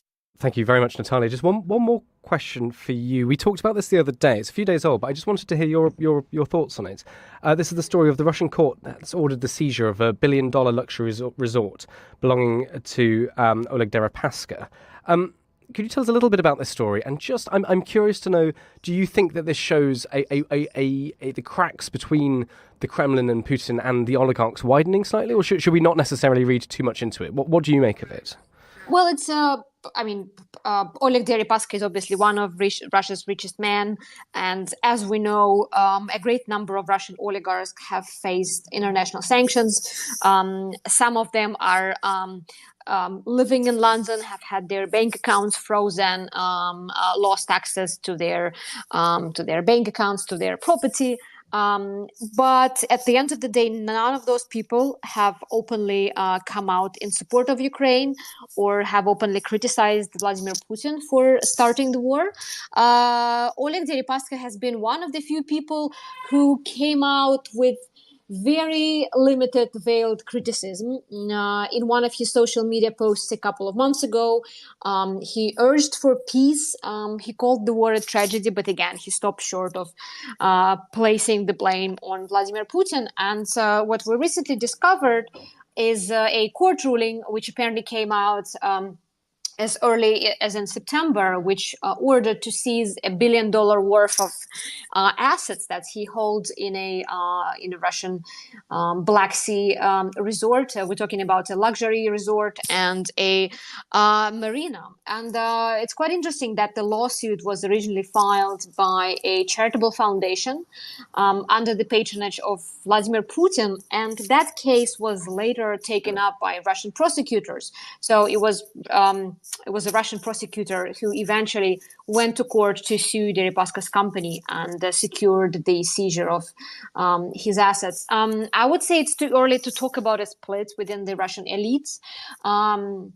When we talk about Russian oligarchs, I think what this war show is how interconnected Russian business has been with global markets. So a lot of those oligarchs, if they've had their personal assets frozen, parts of their businesses have not been affected by international sanctions, because I guess a lot of people in the world and in Europe and the US, they realized how crippling, what a ripple effect those sanctions would have on the international markets. And the same goes for the oligarchs' positions within Russia. Those people have tens of thousands, often hundreds of thousands employees behind their backs. They own factories, they own entire sectors of the economy. So obviously going after those people is quite problematic. In a wartime like Russia faces right now, it definitely would be too risky for Putin to go out and, jail those people overnight and nationalize of all those property. But I would say that this ruling is definitely a warning shot for Oleg Deripaska. And the Financial Times that originally ran the story, they quoted an acquaintance of Deripaska saying that he has received a word of warning from the Kremlin, who asked him to, quote, calm down after his very mild, very veiled criticism of the war in Ukraine. Well, thank you very much, Natalia, for that. I thought that was absolutely fascinating. We'll definitely keep an eye on this story and see if more happens. Can I just ask all of you for your final thoughts today? Thursday, the 22nd of December, we'll only have one more broadcast tomorrow before Christmas. So, Francis, Dom and Natalia, can I ask, what will you be looking at, what will you be thinking about, and where do you think our listeners should be directing their attention over the next few days? Francis, why didn't you go first? Sure, well, thanks, David. I just wanted to, I think whenever we do an episode like today where we're focused on very high politics and we're less focused on the military side of things, I think it's just important to remember the scale of the battles that are still going on and that have already been fought. And indeed, the Associated Press has published an interesting piece today analysing satellite imagery from early March through to December of Mariupol. And obviously Mariupol is occupied now, but they've particularly focused on a key cemetery there, noting sections where the earth has been disturbed. And essentially they think there are as many as 10,300 new graves that have been built or have been constructed in that cemetery. And just as an addendum to this, I saw a photograph last week that was published showing hundreds of unidentified graves using wooden markers for local residents. They don't have names on, they just have numbers. And when you see a scene of that many unmarked graves, effectively, when people are merely being recorded as figures painted on a slab of wood, it's very, very hard, I think, to not have that image singed to your consciousness. And certainly I've been thinking about it this week, and this will be my last broadcast, I think, before we go over into the Christmas period, even though we will still be having episodes from the team. And I think that will be the thing that sticks with me over this festive period, that for all of the talk that we do often, and it's vital stuff on politics, on the economy, and all of the things that I often focus on this podcast, first and foremost, it's the human casualties that it's important, I think, that we remember. Thank you very much, Francis. Dom Nichols. Yeah, I just want to take us back to Bakhmut briefly. That battle has been going on for months now, with very, very little gain, if any gain at all, from Russia. They've been smashing their heads against that wall for months now, through Wagner and then through others. And I just think it's really interesting. I don't think President Zelenskyy would have gone there 2 days ago as he did if the risk was high, but if the risk was stupidly high, I don't think he would have gone. Couple that with the fact that we've not seen much social media footage from Russia out of there, as we have done up to a couple of weeks ago, really, showing which have been geolocated to some of the eastern and southern districts. We've not seen an awful lot there.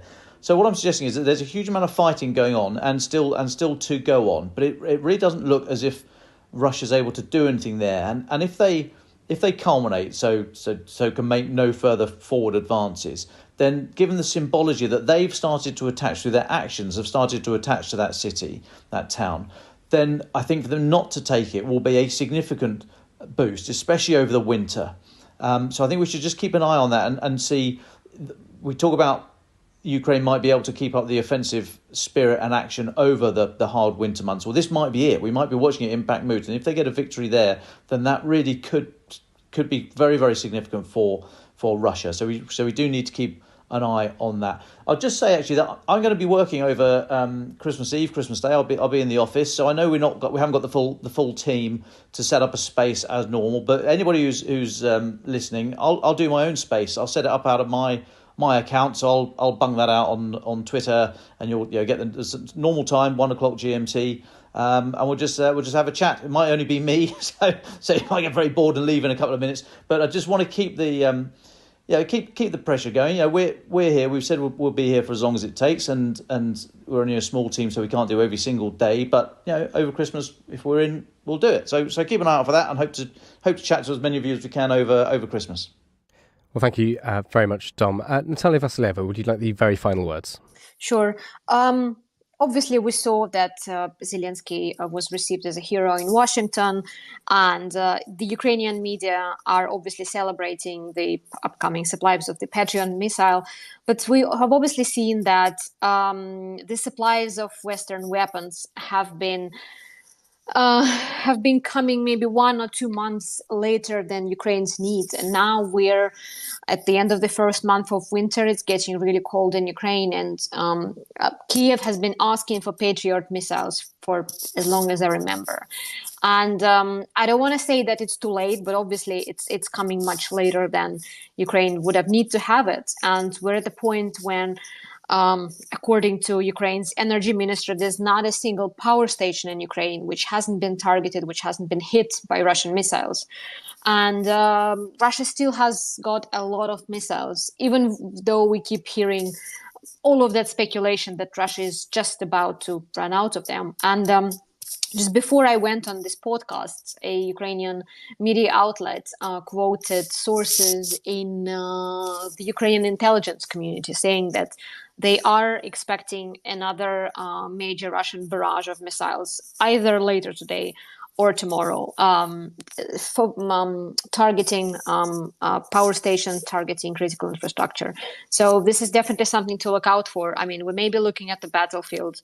Obviously, that's really important. But we're talking about millions and millions of Ukrainians who have not left the country or who came back to Ukraine after initially fleeing the war in the first weeks of the invasion. And this is something to watch out for. Even though we keep saying that Russia's resources are outstretched, the damage that it can still incur on the ground is quite significant. And we're obviously talking about millions of people who are now in the middle of a very cold Ukrainian winter.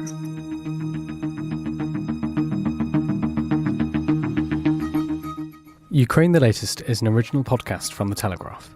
To stay on top of all of our Ukraine news, analysis and dispatches from the ground, subscribe to The Telegraph. You can get your first 30 days completely free at telegraph.co.uk/audio. And sign up to Dispatches, our Ukraine newsletter, which brings stories from our award-winning foreign correspondents straight to your inbox. You can listen to this conversation live at 1 p.m. each weekday on Twitter Spaces. Follow The Telegraph on Twitter so you don't miss it. If you enjoyed this podcast, please consider following Ukraine the Latest on your preferred podcast app. And if you have a moment, leave a review, as it helps others find the show. You can also get in touch directly to ask questions or give comments by emailing podcasts@telegraph.co.uk. We do read every message, and we are especially interested to hear where you are listening from around the world. Ukraine the Latest is produced by Louisa Wells and Giles Gear, and today on Twitter, Claire Hubble.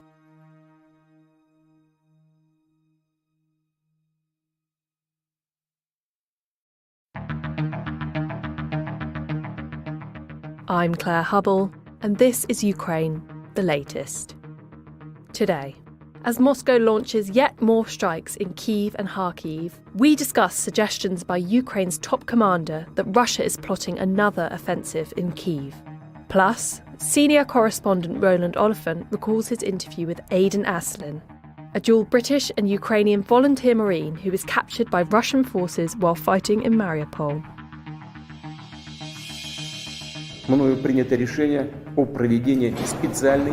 This hideous and barbaric venture of Vladimir Putin must end in failure.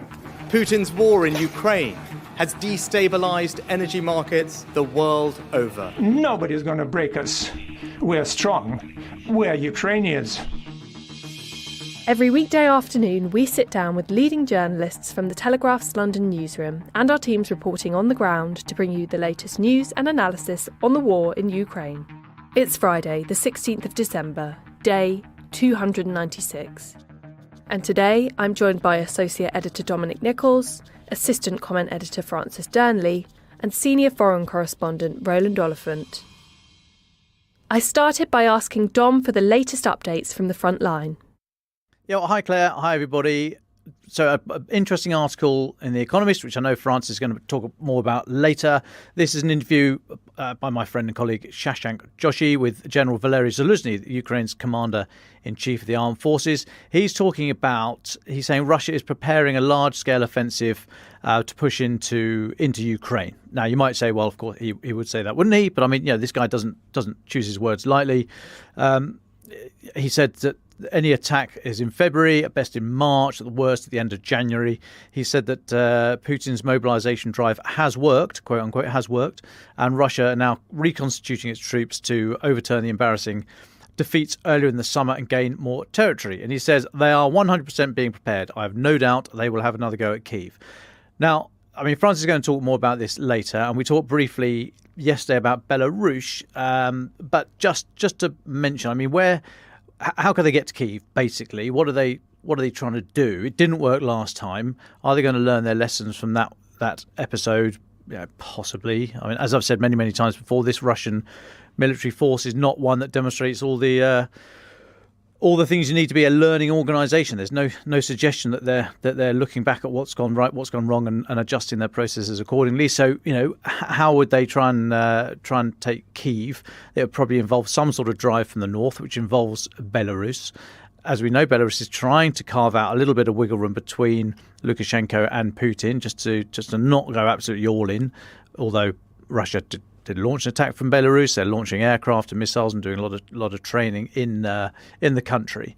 But I mean, there are limited routes of advance from the north. There's a lot of wooded areas, so you're naturally sort of channeled down onto the roads. There's the Chernobyl, for example, the area you shouldn't be messing around in there. So limited routes of advance. You're going to have exposed flanks. You're going to have the same logistic problems that Russia experienced in the first few weeks of the war. And are they going to try and drive into Kyiv? Might they be trying to push forward in order to establish a kind of lodgement, to bring their artillery forward, to threaten Kyiv? They themselves would be very risky. That's a risky move. Any artillery that is pushed forward, they are then going to become priority targets to get whacked.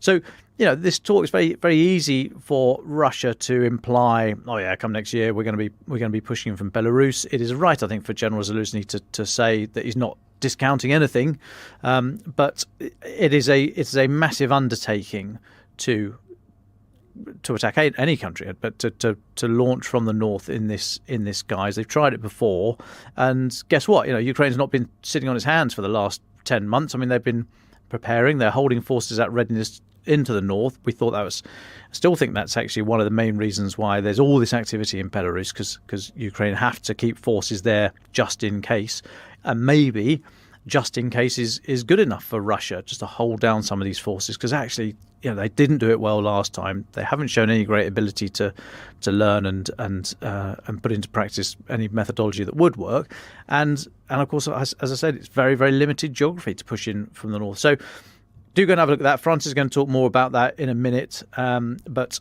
I'm doubtful, I have to say, of any successful push for the north. And the only other thing I'd say is that I had a very interesting interview this morning. I interviewed Admiral Sir Tony Radakin, the head of Britain's Armed Forces, Chief of the Defence Staff here. Article coming out on Sunday in the paper. I'm going to try and get some stuff for Poddy Monday, and we did it on camera, so it'll be on our YouTube and on our website as well. But he was interested. He was always an interesting guy to speak to. He's actually just been sanctioned this week by Iran.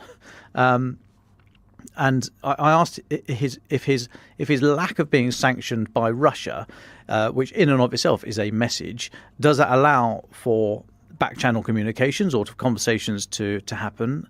And he said that when he met General Valery Gerasimov, who's the head of Russia's armed forces, this was about 10 days. I went with him actually, and the chief and the defense secretary to Moscow about 10 days before this phase of the invasion, so early Feb this year. He and Gerasimov then said that they would need to keep those channels open, and he said Gerasimov has been very good at adhering to that, i.e. keeping the channels open and not talking about what has been discussed. And he said he likewise has adhered to that deal. He said he would like more communication, more regular communication, and the discussions to be stronger. But they are having difficult conversations. So it's good that that channel is open. Whether or not that would close if Tony Radakin was sanctioned by Russia is a moot point. I mean, he's not planning on going on holiday there. But interesting point nonetheless. But he said on the back of that he's been sanctioned by Iran. And I asked him, I said, well, that's clearly no fatwa. There is a difference clearly, but does it make a big difference to him? And he said, well, no, that all the sensible usual security precautions were put in place. They did have a look at his personal security as they always do, but no massive change there. He's not planning to visit Tehran anytime soon. But we talked also about Britain's support for Ukraine and the wider international support. And I asked him about MiG-gate. You might remember MiG-gate from early on in the war, this suggestion that the US put the kibosh on Poland supplying MiG-29s to Ukraine. It was deemed at the time too escalatory, that nature of equipment was just too provocative, too offensive rather than defensive. And I said, but now we've got HIMARS, NASAMS, Patriot going in. Has the calculus shifted at all? And he said, well, not really. He said the balance on gifting of military aid is still very much on the side of defensive weapons, air defence and so on and so forth. I mean, HIMARS clearly isn't a defensive weapon, but that was a bit of an outlier. And he said that the thing is that there's this very intricate international lattice work of support, and you've just got to be very gentle with it. You can't sort of suddenly lurch and say, right, let's send F-16s or T-7 or MiG-29s or what have you, because you've got to take everyone with you. The one thing that Putin does want, of course, is a fracturing in this international alliance, very small a alliance against Russia. So you got to move slowly and take everyone with you. And he said if you go out far too strongly, then it could be uncomfortable for nation X, and you might start to fracture your international unity, as we know. So it's very interesting these dynamics that are happening, and how some natures of ammunition and equipment might be deemed sort of more offensive, more defensive. What's the political mood music at the time? What's happening elsewhere? How do you respond in relation to what Russia's doing? It's a very delicate patchwork, which I think, on balance, we should say over the last 10 months, I think it's probably been handled fairly well. There's been a few episodes, but I think it was a bit of a snapshot into what's constantly happening behind the scenes. These contact groups, these discussions going on at senior military and political level about support for Ukraine. But the interview went on for about an hour and a quarter, so much more of that. Have a listen, have a watch on Sunday if you like, and hopefully we'll get a bit of audio for Monday. But I need to take a pause there. And I understand there have been some more missile strikes on Ukraine this morning. What can you tell us about those? Yeah, so this again, General Zelenskyy, head of Ukraine's armed forces, he said that there were 76 missiles fired at Ukraine this morning on Friday, 72 cruise missiles, for air missiles, and saying that Ukrainian air defence systems shot down 60.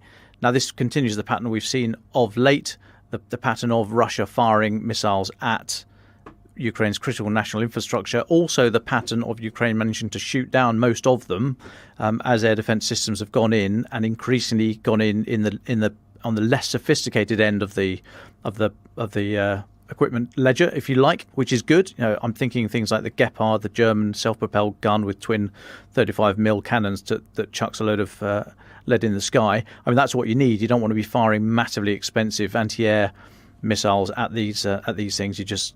Your economy can't stand that. So 60 out of 76 shot down is a good result, I would suggest. However, obviously those other 16 do land somewhere, and obviously all the debris land somewhere.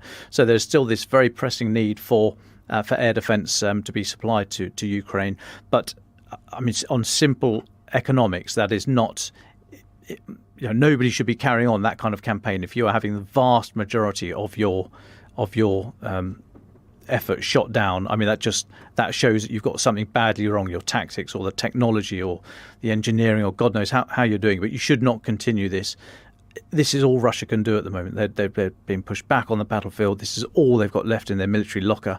And so whilst, of course, it's terrible, and as I say, those other 16 missiles would have landed somewhere, then I think Ukraine will say, well, hey, we can stand this at the moment as long as the supplies continue. Thank you for that, Dom. Moving away from the military space into the political sphere, Francis, what's been happening for the last 24 hours? Well, thanks, Claire, and good afternoon to our listeners around the world. Yes, it's been another eventful 24 hours. I know I keep saying that recently, but it really has been. I think it's most important to start with the news that we've gotten through this morning around Belarus, which, of course, Dom was already talking about. We understand that Vladimir Putin will visit Belarus on Monday for talks with his counterpart and ally, Alexander Lukashenko. That's according to the Kremlin. They've announced that the pair will discuss Russian-Belarusian integration as well as current topics on the international and regional agenda. I think we can guess what those are.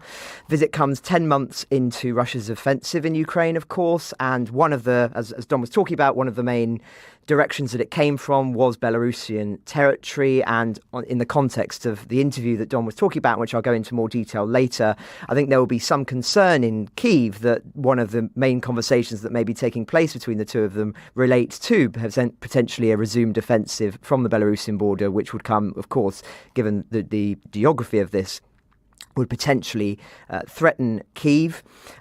It's also, it's important to emphasise that Moscow and Minsk have committed to a range of programmes for deeper economic and defence cooperation already. So whilst we talk a lot on this podcast about the way in which Europe has unified as a consequence of Ukraine in many areas, I think it's important to say that there are, of course, outliers as well, and that Belarus is often described as having the last dictatorship in Europe, and indeed we are seeing a closer alignment with Russia and Belarus as a consequence of this war, as we've seen with Russia and North Korea and other places. But of course, it hasn't all been going Russia's way with its former territories. It's the stands, as James Kilner has talked about, have become very, very unstable as a consequence of what's going on in Ukraine. And so this is, I think, just one small success, in inverted commas, story for Russia, whereas actually it's been a disaster in the diplomatic space in almost every other area.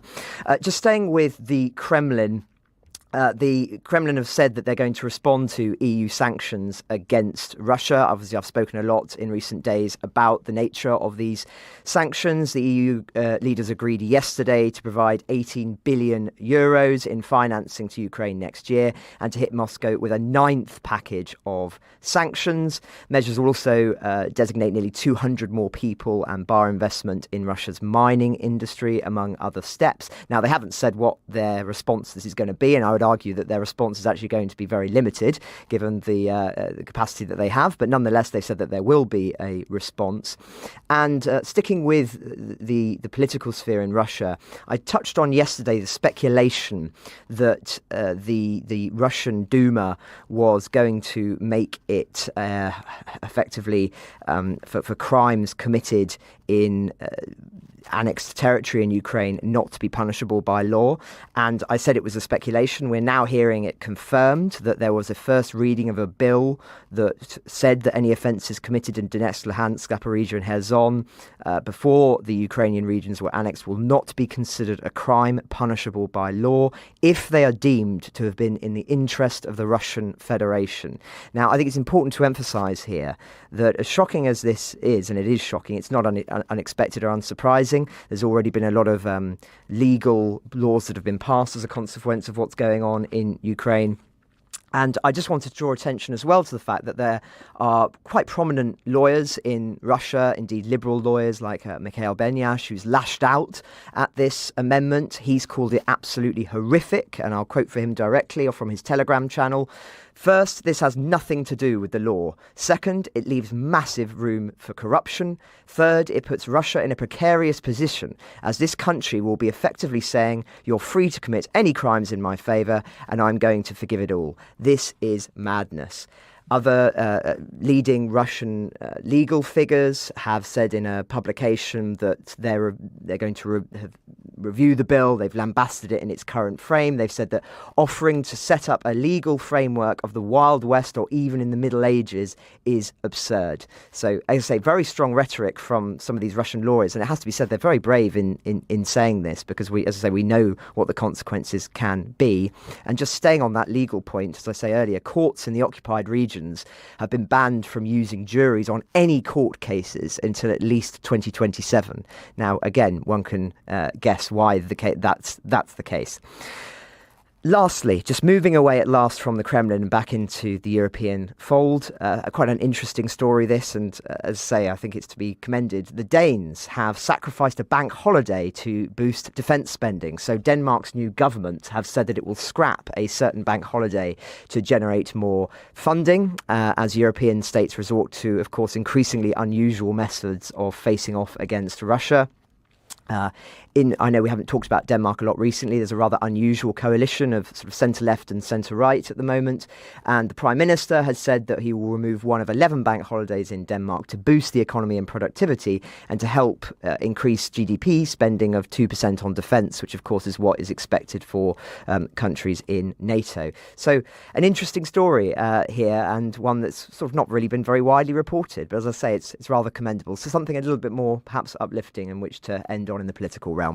Just going back to what you were saying about the Russian State Duma forgiving certain offences committed in the interest of the Russian State Federation, do we have any examples of the sorts of crimes they're referring to?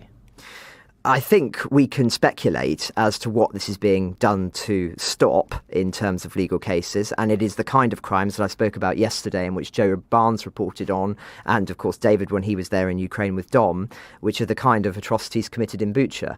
This is an attempt to stall any beginnings of legal processes to bring those people to account, and I think as well that there will be numerous other atrocities that we're not even aware of yet. Think of some of those mass graveyards found around Izium, I think others in Mariupol as well that we hear about.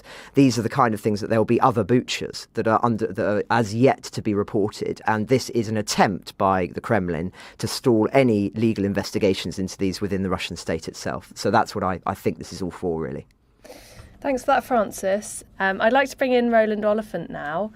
Roland, yesterday you interviewed Aiden Aslin. What can you tell us about the conversation the two of you had? Yeah, so this week I went up to Nottinghamshire to see Aiden Aslin. To recap, he's a British volunteer who joined the Ukrainian Marines well before the war. I mean, he was living and working in Ukraine for several years before the war began. He was an enlisted man in the Ukrainian military when the war began. I met him about a week and a half before this invasion, because he was with a unit called the 36th Marine Brigade. Part of their job was defending Mariupol, and he was in this unit that was holding that long static front line, kind of on the plains northeast of Mariupol. And that if you think back, you'll remember this period when this kind of phony war period where the Brits and the Americans were saying this is going to happen. The Ukrainians were publicly saying, "Oh, we're not sure about it."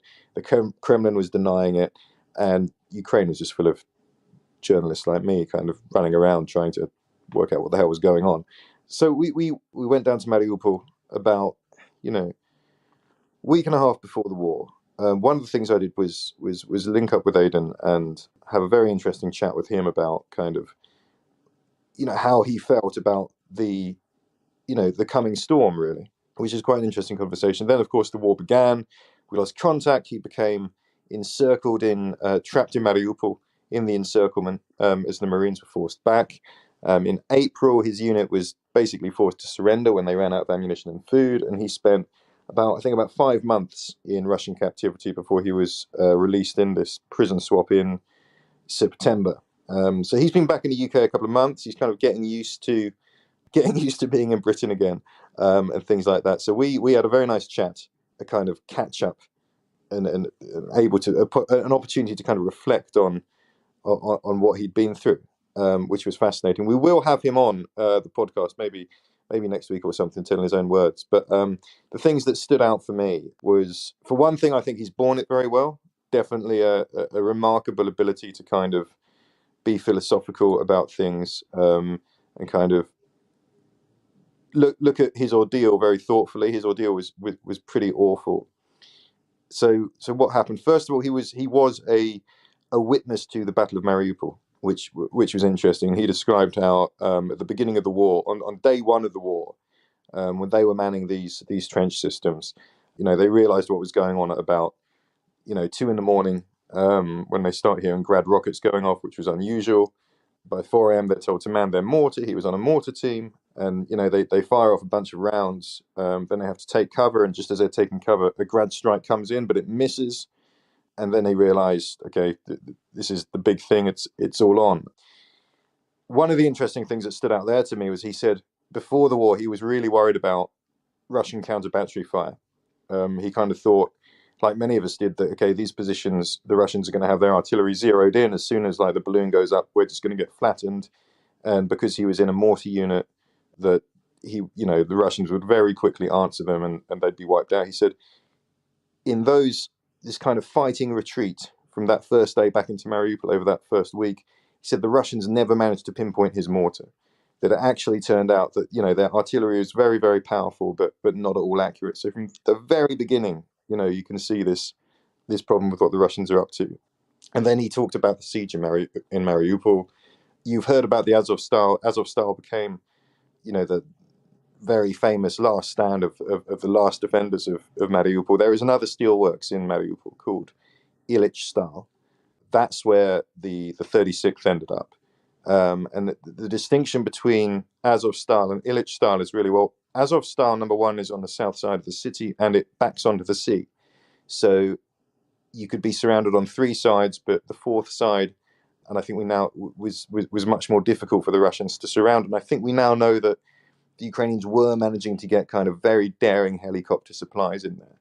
Ilyichstal is further north on the northern side of the city, so it could be surrounded on all sides. And also it has much shallower bunkers than Azovstal.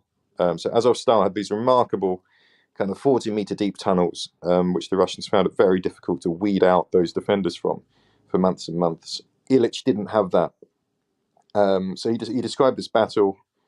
The Russians surround the city, the sense of a really demoralizing sense when the guys realize we're surrounded, and in other parts of Ukraine where our families are, there's also Russians kind of storming into cities. He said that was where things got personal for him. That was the only time I saw him kind of really feel quite. He was clearly shaken by this because his fiance was over in Mykolaiv, and while he was in Mariupol, the Russians got, I think, to within about a kilometer of her house. And then he described being, basically being forced to surrender because a Russian bomb hit their ammunition. Essentially, they were left without food, without ammunition, after about 6 weeks, I think, and into captivity. Yeah, so I mean, so this is a very interesting. I'm going to pause at that point because then he starts talking to me about his ordeal as a prisoner, which I think is fascinating in itself. But he did talk about this, being there in Mariupol and being told, okay, we're surrounded now. There's no way out. And then he looked back, and there's a little bit of confusion. Medical evacuations were still happening. Supplies were getting in somehow.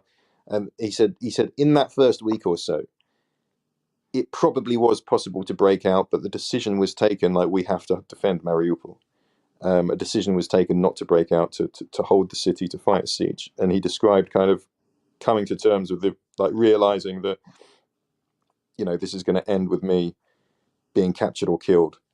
And he could see from the kind of commanding position of where they were, they first saw the Russians coming from the west, from Crimea, and seeing them link up, and with the spearhead from the east, knowing that they're surrounded, and just being pounded with artillery. And he was talking, being stuck in these bunkers with shock waves, kind of slamming doors shut, and things falling off the ceiling, and kind of feeling hopeless. And then food reduced to the point. One of the things he said, we ran out of food, and then I realized we ended up like scrounging around trying to find what there was.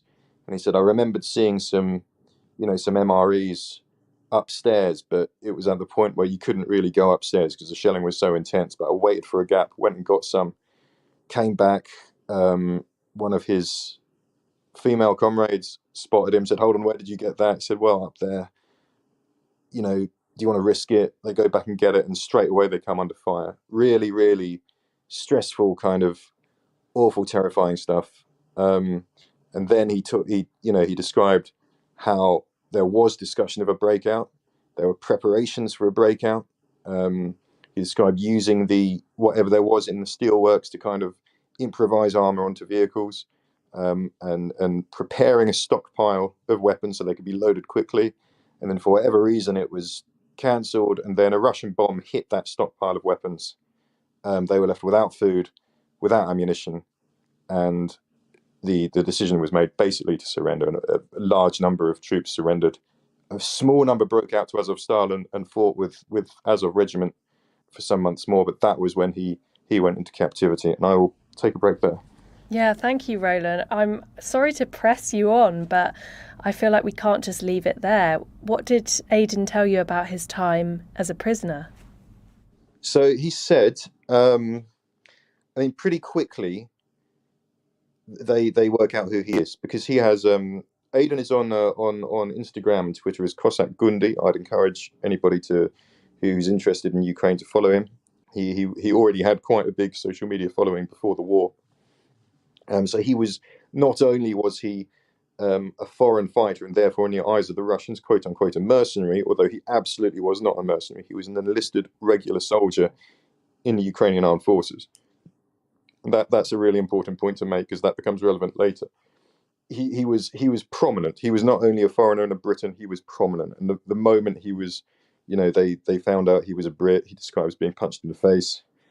And he described in very vivid detail, remarkable total recall, this first kind of 24, 48 hours in captivity of just kind of repeated beatings, and then being taken somewhere else, and then beaten, and then taken for an interrogation and systematically beaten.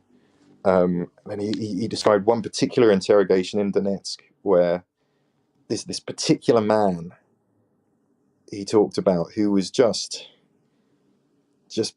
pounding him with a police baton, all over his body, for hours and hours. And then eventually this guy kind of stops the beating and lights a cigarette and starts kind of rambling and, asks him if he believes in God and if he's religious. And Nathan said, just Aiden will tell you this in his own words, I hope. But he told me, and then I said, well, I'm Protestant. And the guy started, telling me that, well, you're not a real Christian because only, Russian Orthodoxy is the real Christianity and all of this stuff. And then the guy goes, oh, and did you see what I did to you? And Aiden said, I had no idea what he was talking about. And he turned around and he realized at that moment that there was blood pouring out of his shoulder blade, and that the guy had, sometime during this massive beating, one of those blows was a knife being thrust into his shoulder. The adrenaline, the fear, all of that, he hadn't yet necessarily noticed it. An absolute horrific kind of ordeal. And then moved, so that, they moved around a bit, and then he gets used a lot for propaganda because of his social media profile.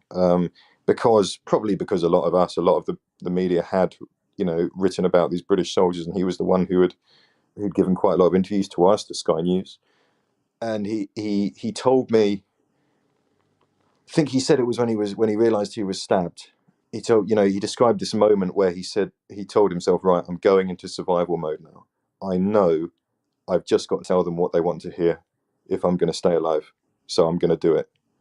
And you all remember a series of videos released of quote unquote interviews with him, where he's saying things like, yeah, I was mistaken and misled, by the Ukrainians and all of this, and kind of repudiating all of his previously held beliefs, and speaking to their propaganda, because in his words, he knew what they wanted him to say, and he knew he didn't have a choice. And usually during these talks, that same guy who beat the living daylights out of him and stabbed him was in the room.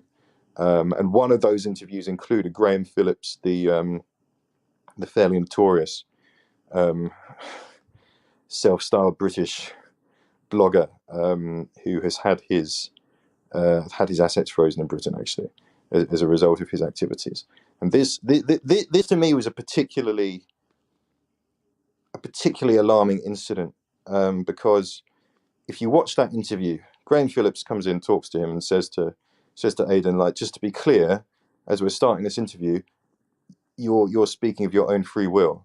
And Aiden in the video says, yeah, of course. I mean, like, I asked for this, absolutely. No, I mean, I'm not being pressured at all. He's literally sitting there wearing handcuffs at the time, in the video. And then Graham says, oh, and like, just to be clear, like, because you're a mercenary, you're not protected under the Geneva Convention. You're not legal competent, and therefore there's nothing to stop you being executed or something like that, is the implication. I mean, that's a complete falsehood. It's a lie, straight up. It's completely misleading. But B, that was a narrative that the so-called Donetsk People's Republic later used to put Aiden and Sean Pinner and one of their Moroccan comrades on trial, accusing them of being quote-unquote mercenaries and illegal competence, and then sentencing them to death. So that particular interview kind of stands out to me as, an act of intimidation, an act of really cynical propaganda, but also something that was setting people up to potentially be killed. And of course, Aiden told me, like, yeah, well, I said in that interview that, I asked for it. Actually, no, I didn't. I was like taken out of the cell. I wasn't told where I was going. I was put into a room. And then, this guy comes in. I had no idea. I wasn't expecting it. I knew who he was. And in the room at the time, as usual, there was this same thug who had given Aiden this particularly nasty beating at the beginning of his captivity. So he went through a lot of that. There was a lot of hauling him into various interviews, a lot of beatings carried on. He talks about being moved to another prison where the food gets better. There's two other things that kind of stand out. He talked about what happened when the guys from Azovstal started arriving. So the Ilyich-style plant surrendered in April. Azovstal held out till about June or something. He said, listen, when you were taken to this prison, all new arrivals were forced to run a gauntlet, basically. So to get to your cell, you had to kind of walk or crawl through the corridors of the prison while being beaten up by loads of people passing him. He said it took him 10 minutes to get to his cell while through this horrific ordeal when he arrived.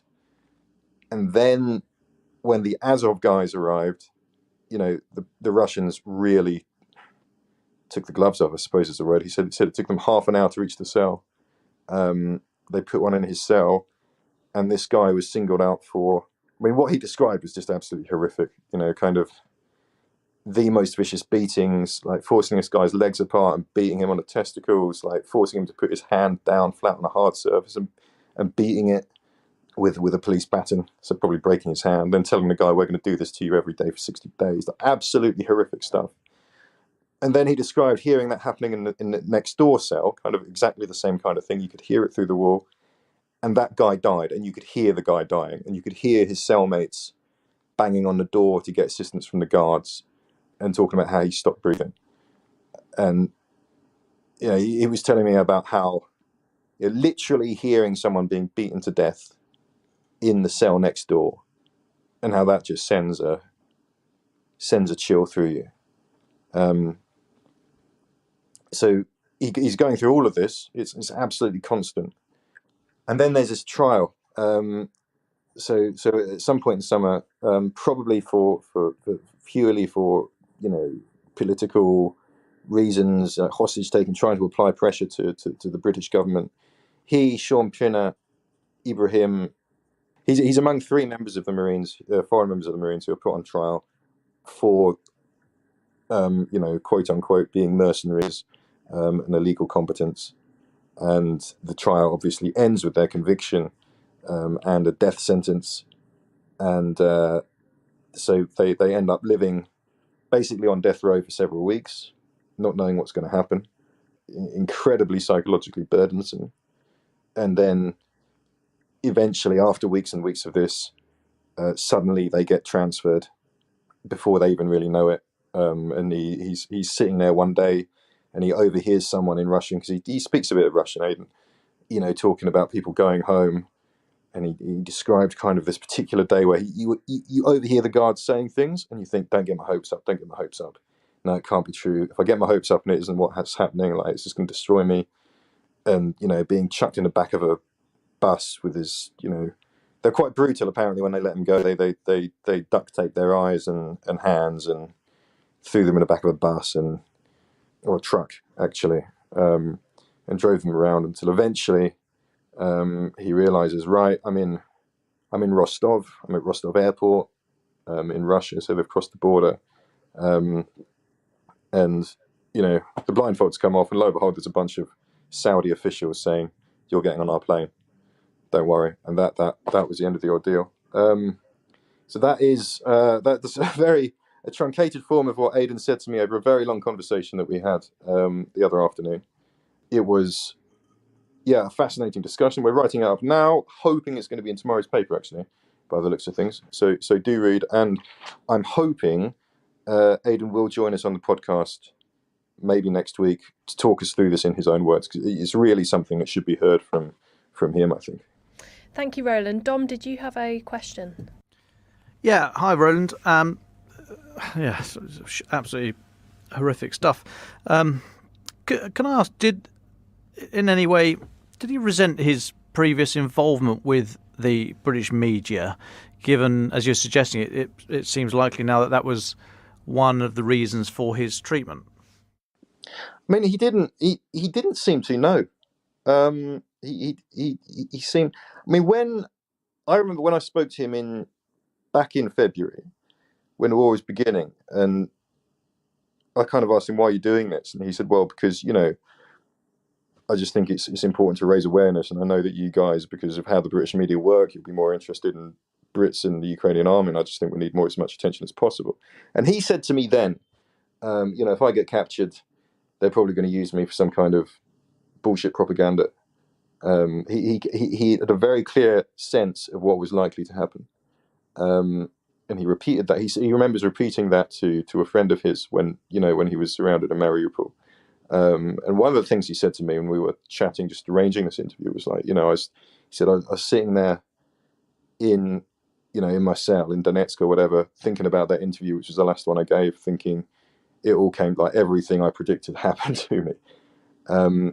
But remarkably, no. I mean, that is a question we should put to him. I think it's a fair question, actually, because I was definitely conscious as soon as he was surrounded in Mariupol. I was thinking about him quite a lot, because I'd done this big interview with him. I knew the Russians had looked for him. I knew the implications if he was captured. I mean, he texted me from Mariupol a couple of times, and I reported it as a Ukrainian soldier, because I didn't. Partly, I was self-censoring, to be honest. I was kind of thinking, if I say British soldier, whatever, in Mariupol, do I want to draw more attention to this guy? Because I'm pretty sure he's going to end up, captured. But actually, no. I mean, in general, even this is one of the fascinating things I found about Aiden. Remarkably few regrets, in a way. I did ask. I asked him, like, "Are you angry?" And I don't think he is particularly. I mean, he said, what do I want? I want the war to end as quickly as possible. And I want it to end with Ukraine liberating its territories. His position on that hasn't changed. He told me he doesn't regret joining up. He doesn't regret fighting. He's quite proud of taking part in the Battle of Mariupol. He was proud of what the 36th Marines achieved, and he was keen to make that point that, okay, Illich-style fell before Azov-style, but we didn't have a choice. But, we held out for, however long it was, 2 months, 6 weeks. What the Marines and the National Guard and the policemen there did was make a big contribution to holding up the Russians, and that helped in the defense of Kiev ultimately and other parts of Ukraine. So kind of, he wouldn't talk about anger. No, I mean, I think he's definitely quite happy to be back in Britain. He's definitely keen to get out to Ukraine again, not to fight this time.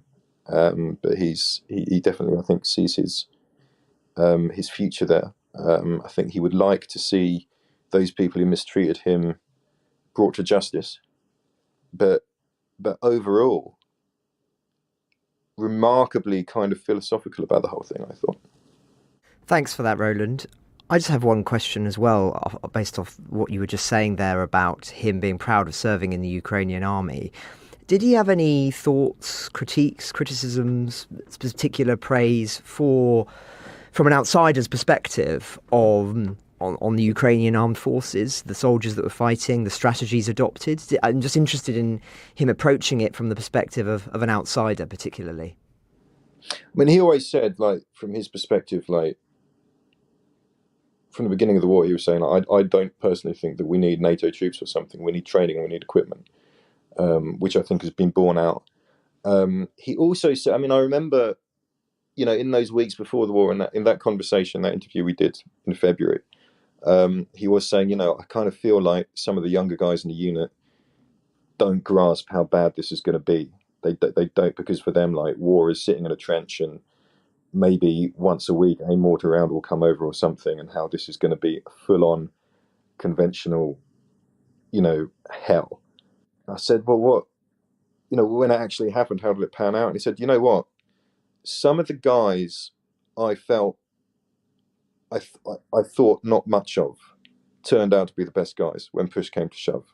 How the war kind of really brought out the best in all of them, from his kind of squaddy eyes view perspective. And he seemed, he was very, I think, positive about how his unit performed in the battle, despite, being outgunned, having no choice, being forced back into Mariupol. In terms of kind of grand strategy and things, I mean, I think there is this question he alluded to. He didn't kind of question the decision that much, but he did talk several times about how there was this question of whether to break out or not. Like, should Mariupol be abandoned and all those troops pulled back to, I don't know, to Zaporizhzhia or somewhere, and saved? That, I mean, that decision was obviously made quite early on, that no, Mariupol will be a fortress. Even if it's surrounded, we're going to defend it and defend and defend, because we have to hold up the Russians there.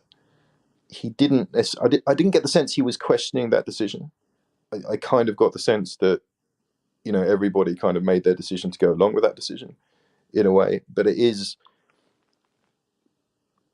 I think there are questions around that, and definitely around the whole Battle of Mariupol and the Battle of the South of Ukraine. There is this wider question about how the Russians had so much success so early. How did that break out from Crimea succeed so well? How did they get across the river in Kherson almost without resistance and all of that? And those are questions that Aiden himself didn't raise to me, but these are questions that I've heard, many times from many Ukrainians who are thinking about, the course of the war and the bitter fate of Mariupol. And, I mean, the Azov guys who were defending Azovstal towards the end in those last kind of televised, kind of internet press conferences they gave, were saying, we've done our job. Somebody else hasn't done their job. And that was what they're alluding to. How was it that that city ended up besieged and surrounded? I'm conscious that we're coming to the end of our time this afternoon, so I'd like to come to you first. Dom, what are your final thoughts? Well, I just think we should keep an eye on what is happening in Ukraine with this air battle. So we think Russia took delivery of about another 1,500 drones from Iran some weeks ago. They've launched 2 big waves in the last fortnight, but they are some way away from using up those stocks if those numbers are correct. If Russia just continues doing what they're doing, launching these big sort of multi-number, high dozens of attacks and having most of them shot down, then it just underlines that they've got nothing else left in the locker. And I think, well, they know that, and they know we know that, and they know the Ukrainians know that. So I'm just wondering. I'm a little bit cautious about all this talk about Belarus. As I've said, I don't think there's going to be a big thrust from there. But what we have seen from Russia throughout this war is they get as far as they can and then they do something else. Now, that something else has generally not been successful, but they try and change the dynamic. And I just wonder if these aerial attacks just aren't working. There's no sign of Ukraine's spirit being broken with the loss of critical infrastructure, and I just wonder if something else is about to come. Thanks for that, Dom. Over to you, Francis. Well, thanks, Claire. I do just want to briefly return to what Dom was talking about at the beginning, this extended interview with Valery Zaluzhny, the head of the Ukraine's armed forces. And there's so much in here that, as Dom said, I really recommend that people read it in full in The Economist. But just picking out a few things, he talks about how at the beginning of the war for him, of course, was in 2014, not this year. He's very keen to emphasise that.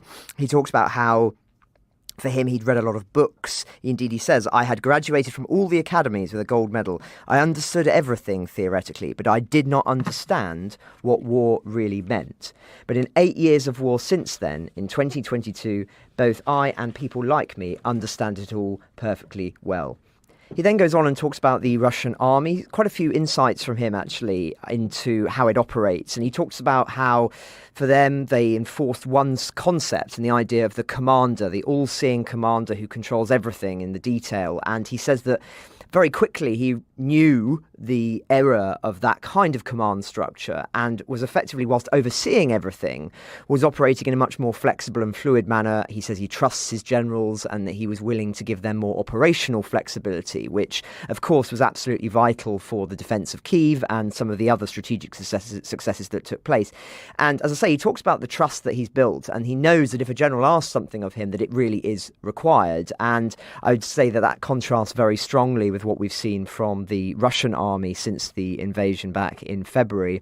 He also reflects more deeply on Russian failures and why they happened. So he talks about how they garnered resources for a long time, but even though they spent 3.5, 4 years building up intensively in terms of people, equipment, ammunition, it still was nowhere near enough. And whilst they planned for 3 months, they didn't plan beyond that, and that now they're in this very difficult situation as a consequence. But interesting, and I think this is one of the most interesting things he says, is they wanted to take Kyiv. Militarily, this was the right decision, the easiest way to achieve their goal. I would have done the same. I know Gerasimov well, not personally, of course. There was no way out for him. He concentrated on Donbass to preserve whatever resources he had left. As of today, the situation in Donbass is not easy, but strategically, it is a no-win situation for the Russian army. The most likely thing is they are looking for ways to stop fighting and to get a pause by any means, shelling civilians, leaving our wives and children to freeze to death. They need it for one simple purpose. They need time to gather resources and create new potential so that they can continue to fulfill their goals. And he goes on and says they're doing this task in parallel with another, which is to not let the Ukrainians regroup and strike themselves. And he says that this is the great challenge for them, is that why they, of course, have been going up in lots of battles at the moment that appear, and I say it's the semblance of being fixed, whereas actually there is very, very fierce fighting going on at the moment. And then he concludes by talking about his strategic priorities moving forward. So he says the first of all, they need to hold the line and not lose any more ground. It's crucial, he says, because I know that it is 10 to 15 times harder to liberate than not to surrender. Our task now is to hold on. Our task is to monitor very clearly, with the help of our partners, what is going on, where they're getting ready. This is our fundamental strategic task. The second important strategic task for us is to create reserves and prepare for the war, which may take place in February or at best in March and at the worst at the end of January. It may not start in Donbass, but in the direction of Kyiv from the direction of Belarus. I do not rule out in the southern direction as well. So again, an interesting insight there, that he believes that there is going to be very much a renewed offensive, but whether, as Dom was saying, that actually is towards Kyiv and whether Russians will be capable of that remains to be seen. But nonetheless, they are expecting quite a significant counter-offensive. And then lastly, he says his third but very important task is connected with the first, which is holding the lines and positions, and with the second, about accumulating resources, and that is missile defence and air defence. And he talks about how that's a real priority for them in terms of defending the critical infrastructure, which we've seen attacked not only in recent weeks, but of course today, as we're speaking now, these strikes are taking place on Kyiv. And so a very interesting article, as I say. He talks about all sorts of other subjects as well, about how Russian mobilization for him has actually worked, that it's been more successful than many people thought in terms of gathering fresh troops. He said they're not particularly effective troops, but nonetheless they are 200,000 fresh soldiers. And he offers us, say, all sorts of strategic insights into the Russian mentality and into his priorities. Now, of course, with any kind of interview like this, you have to take it with a pinch of salt because it is designed for an international audience to consume. But actually, I think he is quite honest here. I think he reflects on some things that Ukraine perhaps has not done as well, or at least the challenges that they have faced. And he also offers some quite honest reflections on where the Russians have been more successful than expected. So an interesting piece, and one that undoubtedly will be one we'll want to return to as we look to what happens in the new year and in the months afterwards to see whether this counteroffensive really does happen as he predicted. Thank you for that, Francis. Finally, over to you, Roland. I mean, I think kind of at Aiden's request, and one of the reasons he gave me this latest interview, and he said what he wanted to emphasize is that he's relatively lucky. He's been exchanged. He's got out. Most of the guys, most of the 36th Brigade are still in Russian prisons, still, facing daily beatings, still being subject to this, horrific kind of treatment. And he was very keen that the world remember that there's a lot of Ukrainian soldiers still being held in these conditions, there is a sense perhaps that those people who were lost in Mariupol early on have been a little bit forgotten. So just a reminder there are a great many people still being held.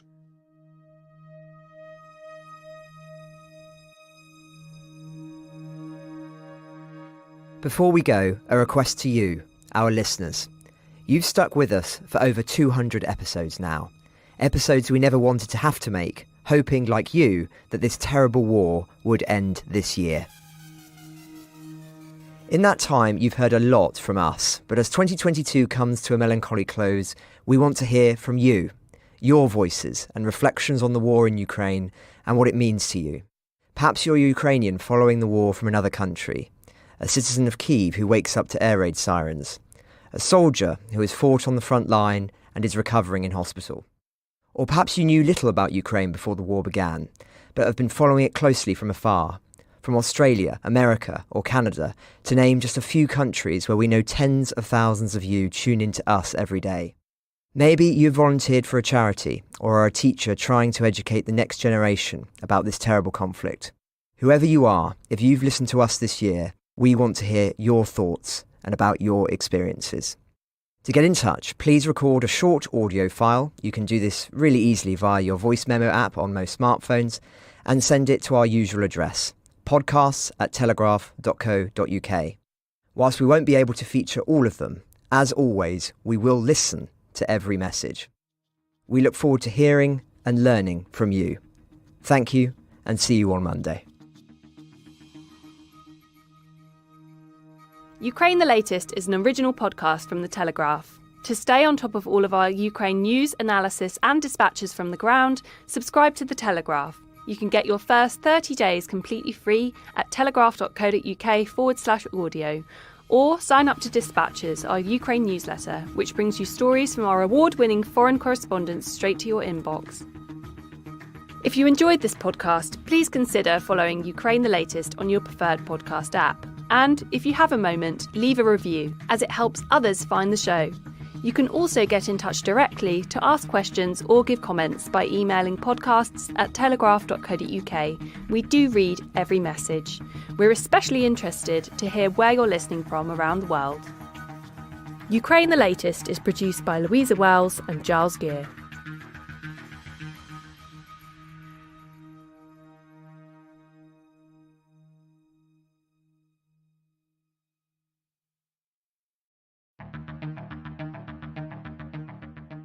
I'm David Knowles, and this is Ukraine, the latest.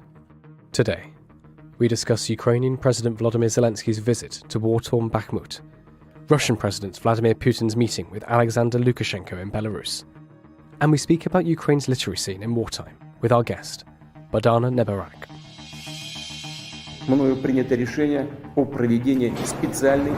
This hideous and barbaric venture of Vladimir Putin must end in failure. Putin's war in Ukraine has destabilized energy markets the world over. Nobody's going to break us. We're strong. We're Ukrainians. Every weekday afternoon, we sit down with leading journalists from the Telegraph's London newsroom and our teams reporting on the ground to bring you the latest news and analysis on the war in Ukraine. It's Tuesday, the 20th of December, day 300. Today, I'm joined by our assistant comment editor Francis Sternley, foreign correspondent James Kilner, and our guest, Badana Nebarak, is a journalist, culture manager and podcast host calling from Ukraine. I started by asking Francis for the latest news from Ukraine. Well, thanks, David. Good to be sharing the airwaves with you again. The big news today is that Ukrainian President Volodymyr Zelenskyy has made an unannounced visit to battle-torn Bakhmut this morning. Obviously, the centre of one of the most brutal fights in the war to date.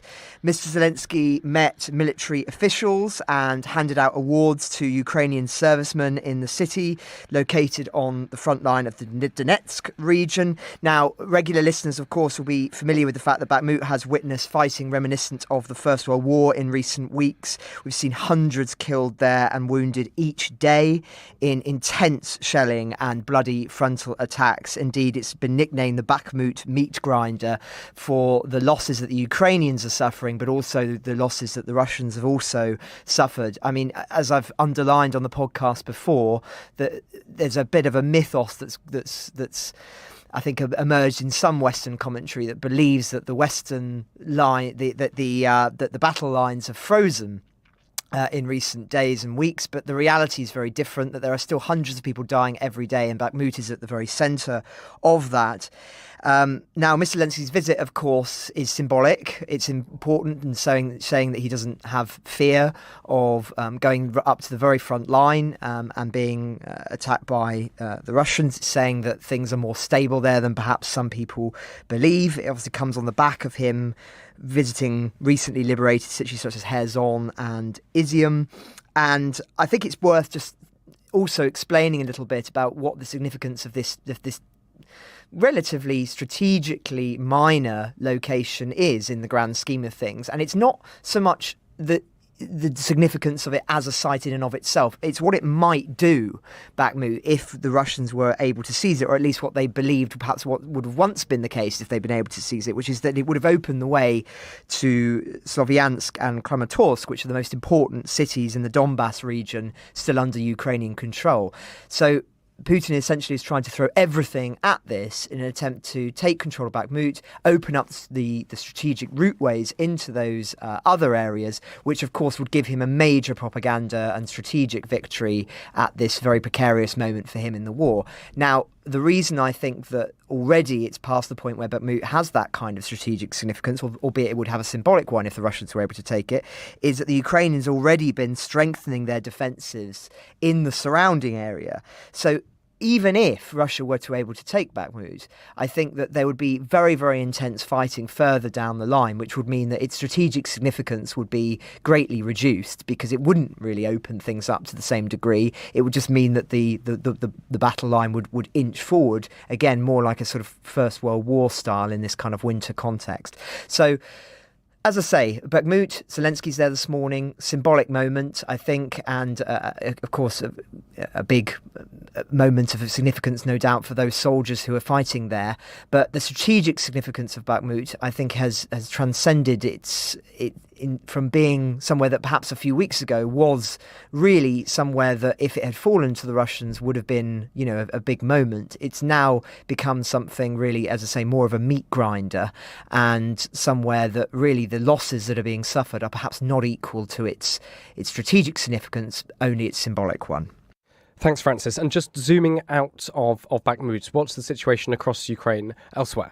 Yes, well, I think the other main story to talk about in relation to the military side of things is, of course, the continued and persistent attacks on the infrastructure. Russia has still been attacking Ukrainian oil and gas facilities overnight in eastern Ukraine. Now, according to the heads of Ukrainian energy companies, they've said there have been significant fires, but no casualties as a consequence of that. I'll read a direct quote. Enemy missiles hit one of the facilities in the Kharkiv region. A large-scale fire broke out at the site. Its elimination is currently underway. There are no casualties. Now, it's worth emphasising again that the most perhaps remarkable thing about these critical infrastructure attacks is, of course, they are very significant, but is understating it. If you're without water and energy and these kind of temperatures, you know about it, and it can lead to absolutely horrific conditions like some of the previous ones we've talked about on this podcast, like hospitals who are having to conduct operations by torchlight. I mean, this is horrific. So I'm not in any way trying to downplay that, but I think the most remarkable story out of this is actually that the Ukrainians have been able to restore power, restore gas and water quite quickly after these attacks. And I think it's, whilst of course there have been spells, and we've heard already from Ukrainians across the country who talk about how in certain places it can be days before power returns and things like that. Usually it's matters of hours, and that is a remarkable achievement when we're facing the kind of accurate weaponry the Russians have had now for several months, particularly following the drones that they acquired from Iran. So whilst, as I say, I'm mentioning the critical infrastructure attacks, and they are of immense importance, I also want to say that there is this other side to it, which is actually that once they're knocked out, it's not usually been long before they're restored. And as I say, here in this example, they're already saying that whatever the significance of the attacks overnight, that they hope to have the services restored within a matter of hours, which is, as I say, remarkable, and is something, again, that would speak to another historical illusion that we've touched on in this podcast many times, which is the Blitz here in London during the war. It was a very similar situation there. Critical infrastructure was targeted by Nazi Germany, and it was essentially a slog to get through the months of the Blitz. But if one was able to do it, it meant that the strategic significance of those attacks, whether it be on airfields or whether it be on the city of London itself, was greatly reduced, because essentially it was just throwing resources, losing resources in terms of the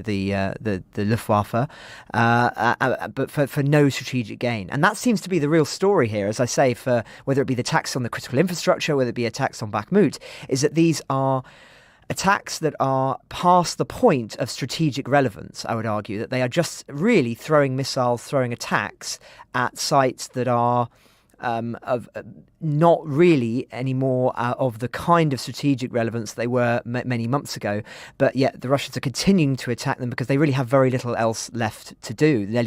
Very few options available to them whilst they're resupplying. So it's a tragic state of affairs, really, as we've been saying really now for weeks.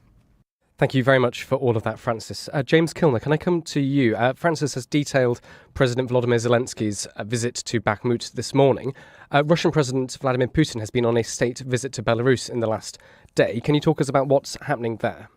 That's right, David. Incredible that Zelensky's made a trip to Bakhmut. Absolutely incredible. I mean, the photos I've seen of Bakhmut at the moment make it look like Passchendaele.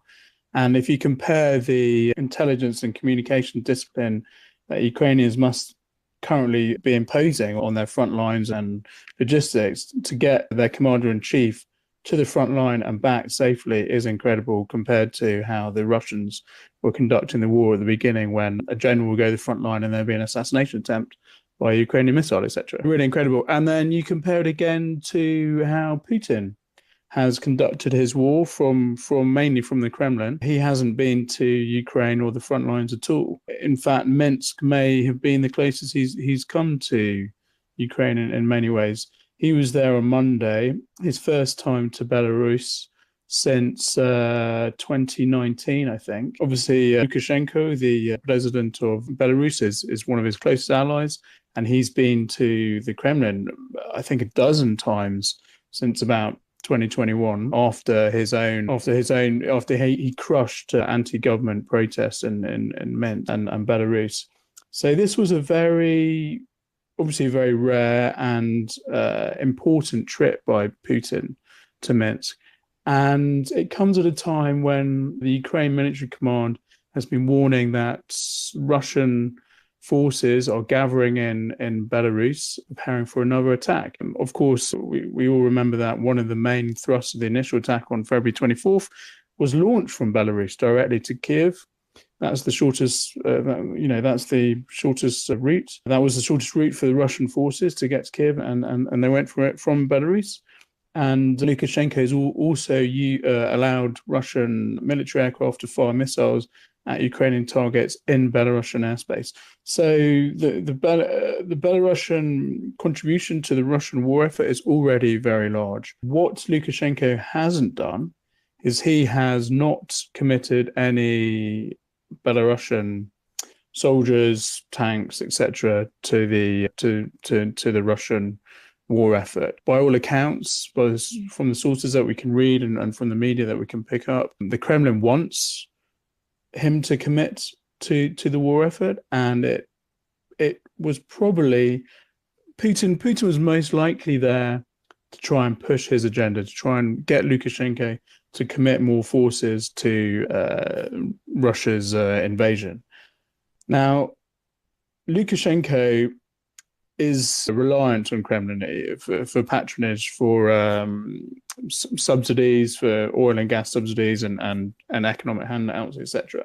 But he also knows that the vast majority of the Belarusian population, I think polls say about 90%, are against his forces entering the war in Ukraine. So there's that. And also his forces are much smaller, hugely smaller than those available to Putin. And if he sends his best forces to Ukraine, they will be missing from they won't be able to crush any street unrest that their involvement in Ukraine might trigger in Belarus. So that makes Lukashenko more vulnerable, and he knows all this. So we had this rather sort of funny scenario, well, not funny, I mean awkward scenario yesterday, whereby Putin was there clearly with a major agenda to try and nudge Lukashenko, his vassal, towards entering the war in Ukraine. They have this big press conference and they talk about economic cooperation, they talk about trade boosts, they talk about how Russia doesn't want to absorb Belarus totally.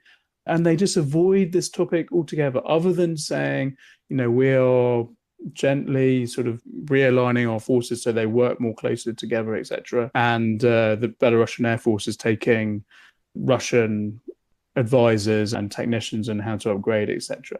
There was actually very, very little mention of Ukraine, if any at all. We do know that Belarus is helping train some of the 320,000 mobilized men that were conscripted into the Russian army in September and October. So it's difficult to know exactly how many, but there are thousands of Russian soldiers in Belarus at the moment, apparently on training missions. Beyond that, there's no indication, no hard indication, other than Ukrainian military commanders to suggest that an attack is coming from Belarus. But the indication is that Putin was in Minsk to try and push Lukashenko in that direction. Thank you very much, James. Just a few more updates from international politics from Francis, then James, and then I'd like to get to Badana as quickly as possible, really. So thank you very much, Francis. Thanks, David. I'll whiz through these. Quite an interesting development this morning. The International Monetary Fund, the IMF, has approved a 4-month programme for Ukraine aimed at maintaining its economic stability amid Russia's invasion and helping to promote donor financing.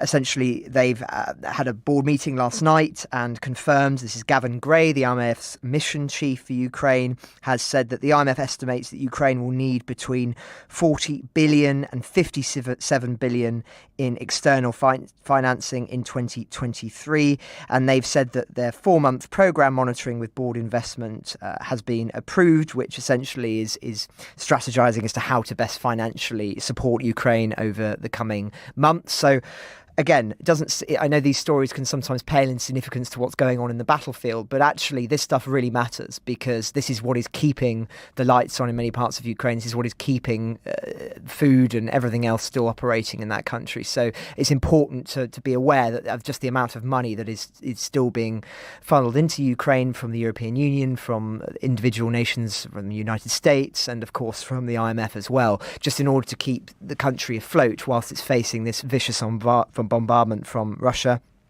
Just another story in the diplomatic space. Very interesting, this one. So the United States has accused the UN Secretary General Antonio Guterres of apparently yielding to Russian threats by not sending officials to Ukraine to inspect Russian deployed drones that Washington and others, of course, including ourselves, believe were supplied by Iran. Now, indeed, I don't think there's any doubting that these drones were supplied by Iran. We've done extensive investigations here at the Telegraph, as have many other agencies around the world and journalist outlets. And yet it seems that the UN has been very hesitant to actually go and investigate this on the ground themselves. Should be said that Russia have denied that its forces have used these Iranian drones in Ukraine, but I believe that Iran itself sort of semi-admitted to it in something a few weeks ago. So really, there's no question about this.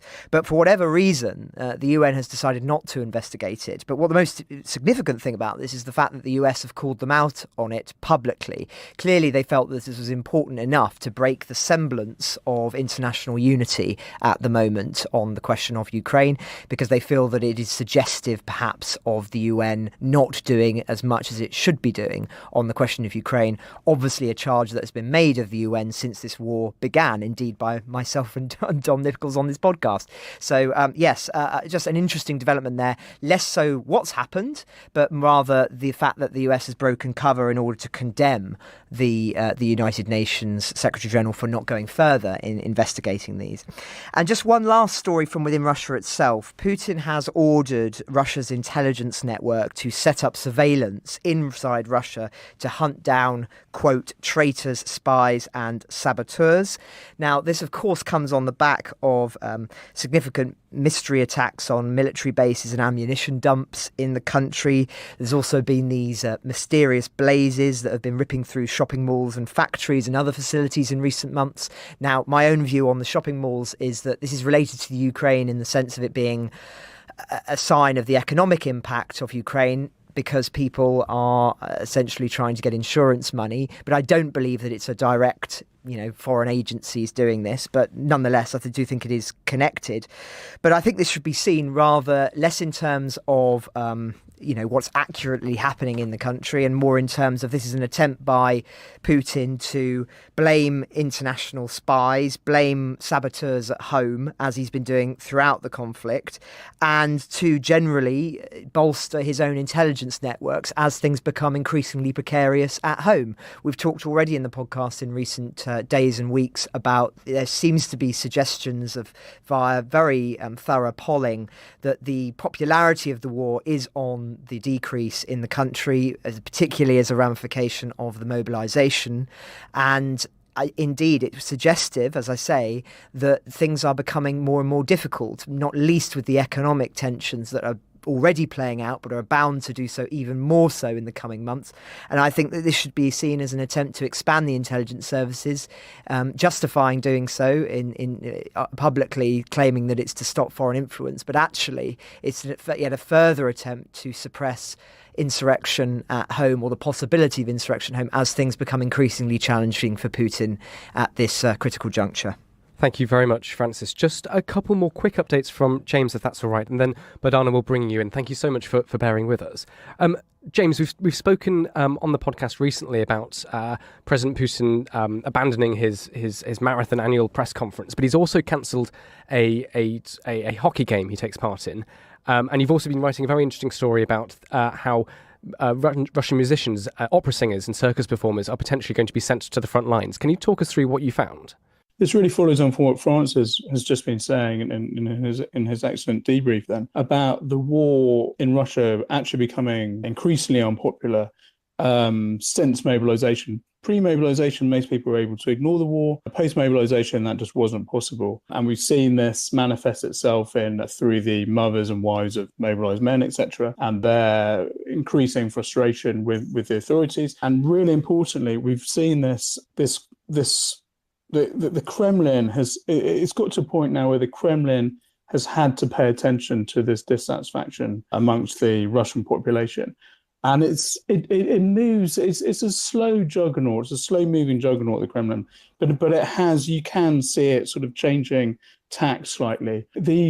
One of the things, one of the small indications we've seen is from Putin himself, who has admitted in the last few weeks that mobilization hasn't gone particularly well. And we saw him pop up on Saturday morning, the video of him being briefed by his military commanders for the first time in a fairly long time, especially for a commander-in-chief who's running a war which isn't going very well. I think a month back or so, he was videoed at a training ground for mobilized men, and he even gave a mobilized man a hug.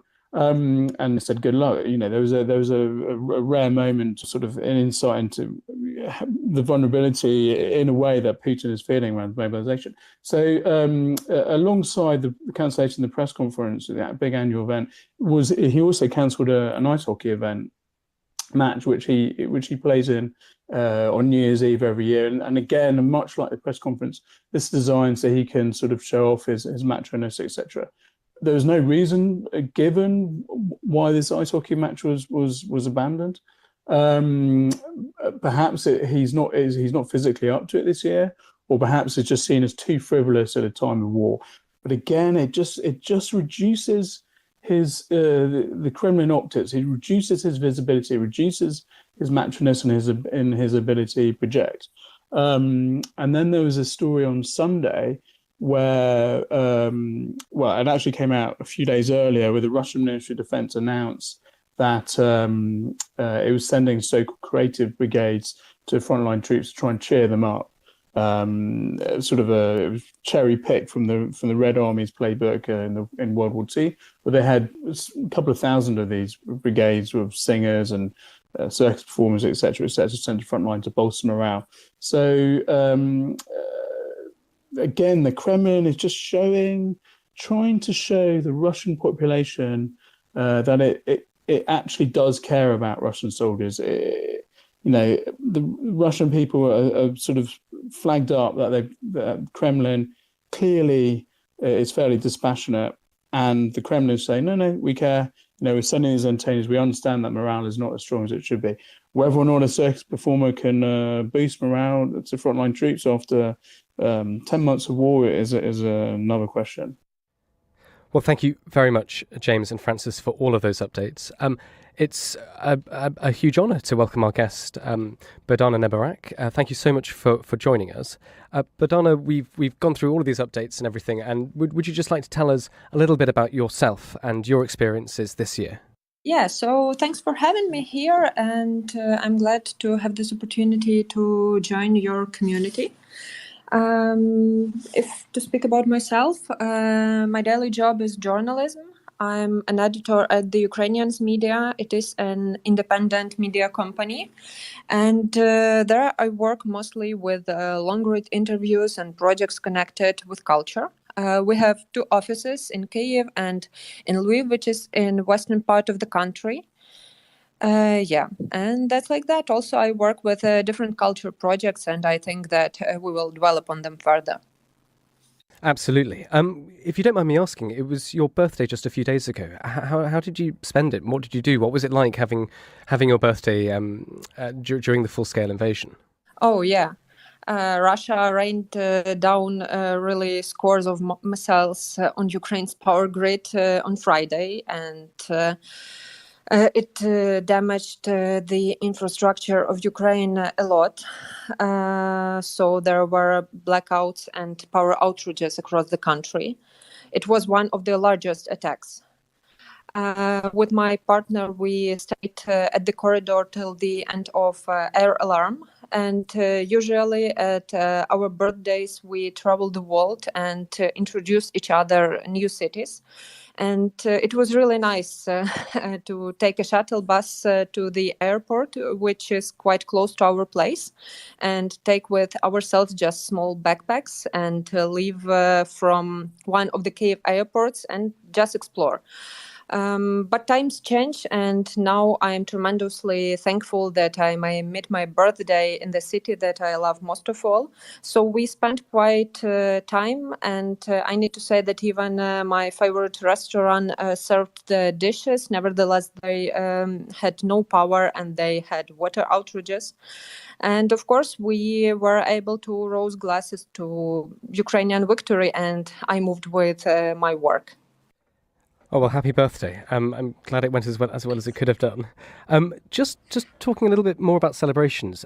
Christmas is obviously, it's right around the corner for us in Britain. Could you give us a little bit of an introduction to Ukrainian Christmas traditions? What are Ukrainians doing, and how are they adapting to the strikes and everything in terms of preparing for Christmas? Christmas is the most important holiday for me, so I myself decorate the apartment, buy gifts, and listen to Christmas songs. But I need to say about some festive things in Ukraine in general this year. When I came back to Kyiv in May, I was told by my friends that this is the year when they see as many flowers at the balconies as they have never seen before. Because people want to celebrate life and they want to celebrate their sovereignty and independence. And I think that with Christmas, it is kind of similar, because Ukrainian Christmas is very special and it is very important feast for Ukrainians. The traditions are very different from region to region, but it is really a great opportunity to share your traditions. And for example, I was born in Lviv and I was raised in Lviv and lived there till my 20s. So I'm really excited when I speak with my friends who stay, for example, in Kharkiv, and they tell me how they celebrate Christmas and how the fest was celebrated at their homes. Of course, Christmas is very different this year because, for example, we cannot have those beautiful Christmas trees as we always had, or, for example, nice Christmas markets. But still, it is not about light in the terms of electricity, first of all, but it is about the light that we have inside ourselves. And I think that this year Ukrainians feel that Christmas is the feast of hope and love, and first of all, the feast of what is born in our hearts each year. And people just want to be together and to say we know what we are fighting for, and we know who we love. And what I also want to say that this year is very important for Ukrainian Christmas celebrations because this is 100 years of Ukrainian Carol of the Bells, Щедрик. And you probably know that there was a big concert at Carnegie Hall just a month ago, maybe even less. This concert was dedicated to the most famous Ukrainian Christmas song, and it was written by the Ukrainian composer Mykola Leontovich. This composer, unfortunately, was killed by the Russian Bolsheviks in the year 1921, but in the year 1922 there was a big mission of Ukrainian People Republic, which had a big choir who performed across the world Ukrainian music and Ukrainian songs. And among those songs, the most famous was Щедрик, which became the Carol of the Bells. So a lot of people in Ukraine now discover their own cultural heritage, but also they can speak better about this cultural heritage abroad, and this Carol of the Bells is just one of the examples. Yes, definitely. Well, Alona Shevchenko, who came on this podcast a few weeks ago, did introduce us to Carol of the Bells, so it's great to hear about it again. Turning to the Ukrainian literary scene, Bogdana, you work and you write a lot about culture. How are people getting their fix of poetry and literature in Ukraine at the moment during the blackouts and during the freezing temperatures? What kind of events are going on? I need to say that readers read, and there are a lot of people who want to discover what does it mean to be Ukrainian better. And culture, and especially literature, written word, it gives us a lot of space to discover that. So I need to say that we really have a lot of events, and we even have new independent bookstores opened. It was the issue for Ukrainians because we never had a lot of independent bookstores. Now I have 2 new open in my neighborhood, and I'm very happy about that. And I think that the explanation is really simple because people want to have places where they can communicate, where they can discuss some interesting issues. But also they want to reflect, and even if we have power outages and we have poor internet connection, we may read a book and we may reflect on it with our friends or colleagues. And I think that now we really feel this power of book as the cultural artifact, but also the power of literature, not only Ukrainian literature, but also foreign literature translated into Ukrainian, because people are very interested in the power of translation also. So people read a lot, really. And, tomorrow we are celebrating the first anniversary of the Ukrainian Media Book Club, which we launched last year. And we will have, I cannot call it a party, but we will gather and we will speak about the big novel by Oksana Zabushko. It is translated also into English. It is called The Museum of Abandoned Secrets. And it is the novel about cultural memory and memory as such and how the memory works. And we are going just to say to each other that we are great in reading and reflecting on literature. Well, you've given us one example there, the Museum of Abandoned Secrets. Aside from that, what else? Can you talk to us a little bit about what other kinds of new literature and poetry is being created and who's doing it? I'm sort of interested to know how much of it is focused around the full-scale invasion, or are some artists trying to move away from that? What's the balance? How do you see it? Yeah, definitely. Short form is a key now because authors may write poetry or, for example, essays, small text, which might be written, for example, in a subway while you're hiding from a strike or even from the dugouts. For example, at the Ukrainians, we have the printed magazine Reporters, and we went on printing it even in the full-scale invasion. And there were writers who were at Ukrainian Army when I wrote to them and asked, guys, do you want to write us something new about your experiences? And I know that people were tapping the essays on their phones, and then they asked me just to edit it well, because it was difficult to write good literature from your iPhone. But the thing is that a lot was already written and translated, even about this war, because the war started in 2014. And for example, the key novel about the Russo-Ukrainian war is the novel by Serhiy Zhadan. It is called The Orphanage. It is translated into English, German, Polish, and many other languages. And it really gives us the best insight of what it is to live in the gray zone, what person experiences when one feels that he or she is a target of an enemy, and what is maybe the most important, what a civilian person experiences. So we really have a lot of poetry about this war, but the interesting thing, is that any art that is created right now is about war. It may be not telling about this war, and it may not give us the perspective of the battlefield or what the army does. But if Ukrainian author writes something right now, it is definitely about the war, and it is really felt in the different texts that I see. But when speaking about what literature will we see further, I think that we need to look at the essays and the literary reportages, because a lot of writers with whom I work, they tell me that the truth now and the facts now are so sincere and so interesting that they feel they're obliged just to fix them and to write, for example, literary reportages. And I'm really surprised, for example, with the short form essays, but those writers who joined the army.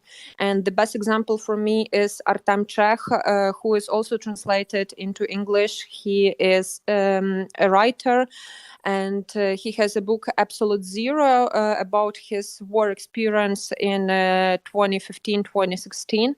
But, for example, our listeners may Google his essay at New York Times, which is called "I'm Ukrainian Soldier and I Have Accepted My Death." It is very specific approach to what happens here right now, for example, to cultural figures. And probably that person wasn't able to write such a piece after the war.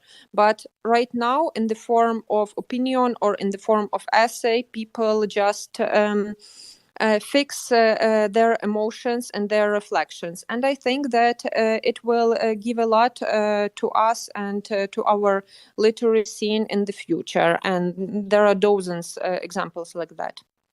Well, thank you very much for that overview of contemporary literature and poetry.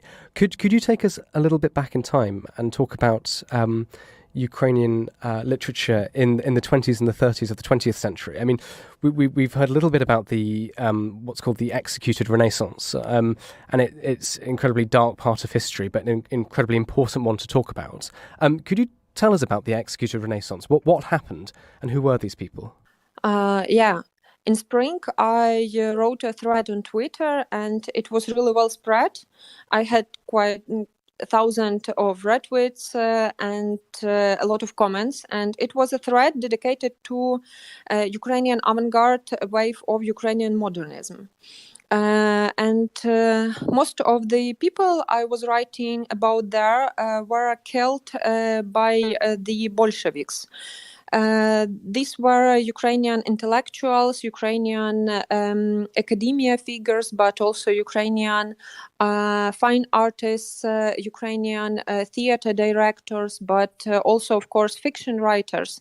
And during the Stalin's purges, they were just exterminated. It is very difficult to explain to foreign audience how it is like, because one needs to imagine that all the best voices of specific generation are just exterminated. People are tortured, then they are imprisoned and killed. Their writing is banned. And afterwards, no one can read them. They are not translated into foreign languages or translated just a bit thanks to diaspora. And they are not becoming a part of international discourse. This is the story about the executed Renaissance. It is the term that was proposed by the Polish immigrant publisher Jerzy Giedroyc in 1959. It was in Paris, and Ukrainian immigrant and literary critic Yuri Lavrinenko was planning to make an anthology of the best Ukrainian voices which were exterminated or made to become silent. I will just provide some data for our listeners. At the beginning of the 1930s, there were 259 writers actively published in the Soviet Union, mentions Lavrinenko in the Executed Renaissance Anthology. But at the end of 1930s, there were only 36. How had 80% of Ukrainian writers disappeared? Lavrinenko answers, 17 were shot, 8 committed suicide, 7 died of natural causes, and 175 had been arrested and put into prison camps. 16 were missing. So the idea of the executed renaissance is to give a reader or interested person the view at Ukrainian culture of that time.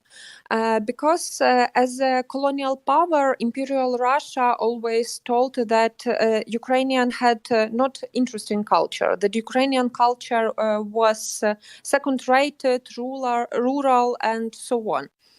A lot of people just don't know about Ukrainian modernism. And if we dive even some decades back from the executed Renaissance, we may move to the end of the 19th century. And the interesting fact is that Ukrainian modernism in literature was started by two women, Lesa Ukrainka and Olga Kobylanska, who were feminists, who were writing very powerful literature, which is really well read now in Ukraine. And a couple weeks ago, I was speaking to Willem Blacker, who is a professor in London and who has courses in Ukrainian literature. And he told me that Olga Kobylanska is really well perceived by the English students, but also the plays of Lesa Ukrainka right now are translated into English. They are staged and performed in London, and they also have a great success.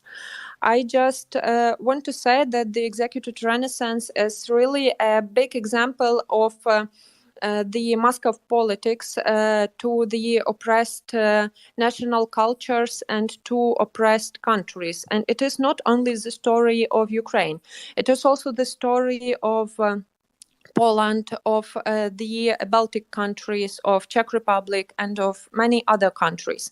And when we are speaking about such cases, we fight colonialism.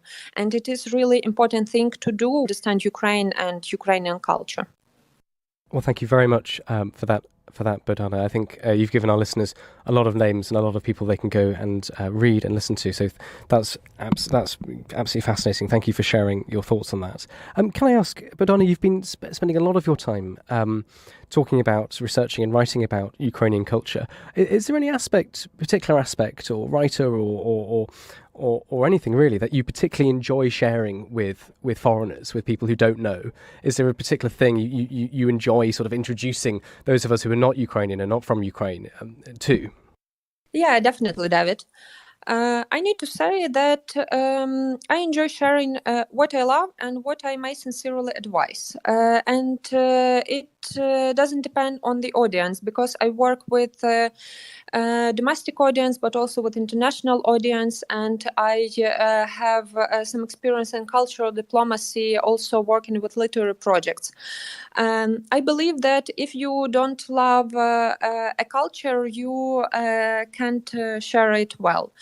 So I have my personal projects which are different from time to time concerning my scientific interests.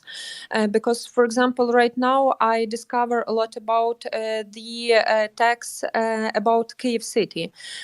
Because we know a lot about the text, for example, about Paris, about New York, about London, Dublin, even any other cities. And there are also a lot of texts about Kyiv, and I just want to share this knowledge, first of all, with my Ukrainian and Kyiv audience.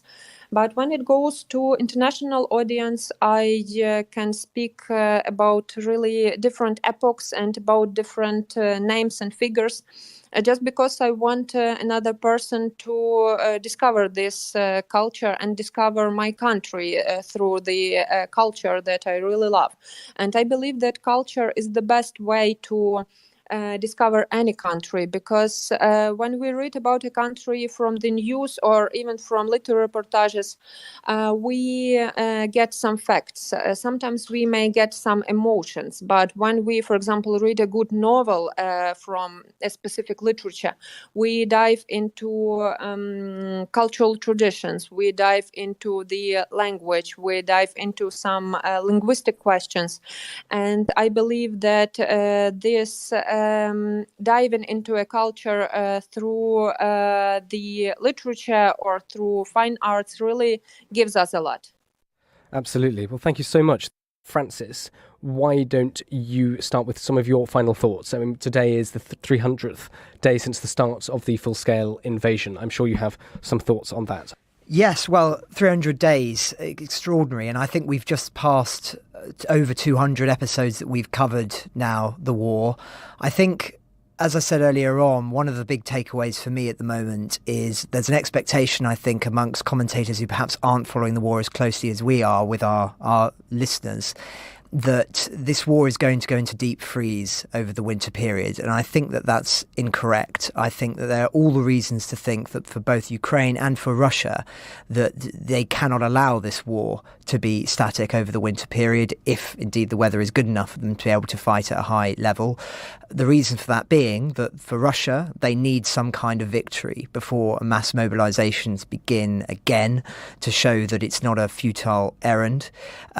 For the Ukrainians, they were not going to want to allow the Russians to resupply, to build up their troops to such a high level that they will be able to launch a potentially successful offensive on Kyiv again in February and March, which, as we talked about last week, is what the current speculation is amongst the Ukrainian high command. So I think that there will be a lot going on in the coming weeks and months, and more so than people expect. And the consequence of that will be, of course, that I think there will be some alarm amongst certain European capitals that will lead to certain countries putting pressure perhaps on Ukraine to perhaps slow down, to try and lead to a more gradual way of fighting the war as opposed to something as fierce, because they'll simply say, that we want to try and keep the avenues of peace open. Now, I think that's a naive view. I think that, again, another discrepancy that I see between perhaps Western commentators and some political figures particularly is there seems to be a disconnect between understanding the degree, the strength of feeling and the practical impact of what would happen if finances and weapons support were withdrawn from the Ukrainians, say. And what I mean by that is that you hear certain countries in Europe talking, hushed tones about the idea, well, of course, if America were to pull the plug on weapons that we were to say we're no longer going to send money to Ukraine. I'm not saying they want to do this, but I'm just saying they're throwing this out there as a hypothetical. Then, of course, Ukraine would be forced to the table, and maybe we'll get to that point, blah, blah, blah. And I think they totally misunderstand the strength of feeling in Ukraine, the feeling that even if that were to happen, they would continue to fight and fight with the absolute strength of feeling that we have seen since this war began. And I think that is a crucial calculation that needs to be put into everything that Western leaders, Western politicians, Western journalists think when they are analysing this war, because it means that one of the central misunderstanding. I mean, again, for instance, people will say, well, Zelenskyy would be forced to do X, Y, and Z if we were to. But Zelenskyy wouldn't be in power, I would argue, if he were to suddenly turn around tomorrow and say, well, actually, we were going to try and negotiate away some of these annexed territories for peace. I mean, it would be so vastly unpopular within Ukraine that it would be enough to topple him, I think, despite all of his brilliant successes over the course of the war. So, as I say, it's not really a sophisticated reflection on 300 days. Rather, it's just more some concerns that I have as we enter the end of this year and approach the next one, that I think that it's really vital that there is a more profound understanding of some realities in Ukraine this winter period, in the months afterwards, that politicians and journalists get their heads around, because if they don't, I think they're going to have some very nasty shocks in the months ahead. Thank you very much, Francis. Badana, I'll go to you next, if that's all right, just so we can take advantage of your signal still being good. What would you like to say to our listeners as your final remark? Thanks a lot, David. I just want to thank you for this great conversation. If you want to support Ukraine right now, after of a full-scale invasion, what can you do? Today we had this rich opportunity really to speak about the Ukrainian culture, but what Russia is trying to do now to us is to bring the humanitarian catastrophe to all the country. And it is really important to shout out for Ukraine and to say that you are with Ukraine. But also if you want to understand what is this country like, read Ukrainian literature, discover Ukrainian art, watch Ukrainian cinematography, which is really powerful, and explore Ukraine. We are waiting here for you after the victory, and we have a lot to share with you. Thank you so much. Thank you very much, Bernana. That was absolutely fascinating. And thank you so much for taking time out of your day to speak to us. I'm sure we'd love to hear more from you. Unfortunately, we only have an hour and there's so much to say and so much to talk about. So I'm sure you'd be more than welcome to come and talk to us again in the future. James Kilner, thank you so much for listening to all of that and giving your updates. What are your very final thoughts? So, firstly, I just love that insight from Bernana. It was an incredible image of these frontline soldiers tapping away on their iPhones to send dispatches back to Kiev and coming out with some great pieces of literature. That was a really unique insight. Thank you very much. As for a final thought from me after 300 days of war, I work on the Moscow desk, so my focus is mainly the Kremlin and Russia. I write about Ukraine as well, but my focus has to be the Kremlin. And it's been absolutely staggering to see Russia and the Kremlin's place in the world crack and its power and influence wither over its near abroad. So I will be looking out for a continuation of that story. I think, as I was saying, recent changes in the Kremlin's messaging and optics is really important to keep monitoring. Over the weekend, we saw an incident of the Wagner chief, Yevgeny Rogozin, who lashed out at the governor of St. Petersburg, Alexander Beglov, who he's got a long-running feud with about one of his mercenary fighters being banned from being buried in a military cemetery there. And this sort of infighting in the Russian elite. I'm not sure Prigozhin is really one of the Russian elite. He's an opportunist and a fixer and a chancer, and also a convicted criminal and a thoroughly unpleasant person. But this sort of public airing of grievances in the Russian elite is highly unusual. And in normal times, Putin would have had none of this. He would have clamped down on this, he would have sorted it out behind the scenes, and that would have been the end of it. But these obviously not normal times. Putin's very distracted. There are cracks appearing, and it's definitely something to keep watching out for. Ukraine the Latest is an original podcast from The Telegraph. To stay on top of all of our Ukraine news, analysis and dispatches from the ground, subscribe to The Telegraph. You can get your first 30 days completely free at telegraph.co.uk/audio. And sign up to Dispatches, our Ukraine newsletter, which brings stories from our award-winning foreign correspondents straight to your inbox. You can listen to this conversation live at 1 p.m. each weekday on Twitter Spaces. Follow The Telegraph on Twitter so you don't miss it. If you enjoyed this podcast, please consider following Ukraine the Latest on your preferred podcast app. And if you have a moment, leave a review, as it helps others find the show.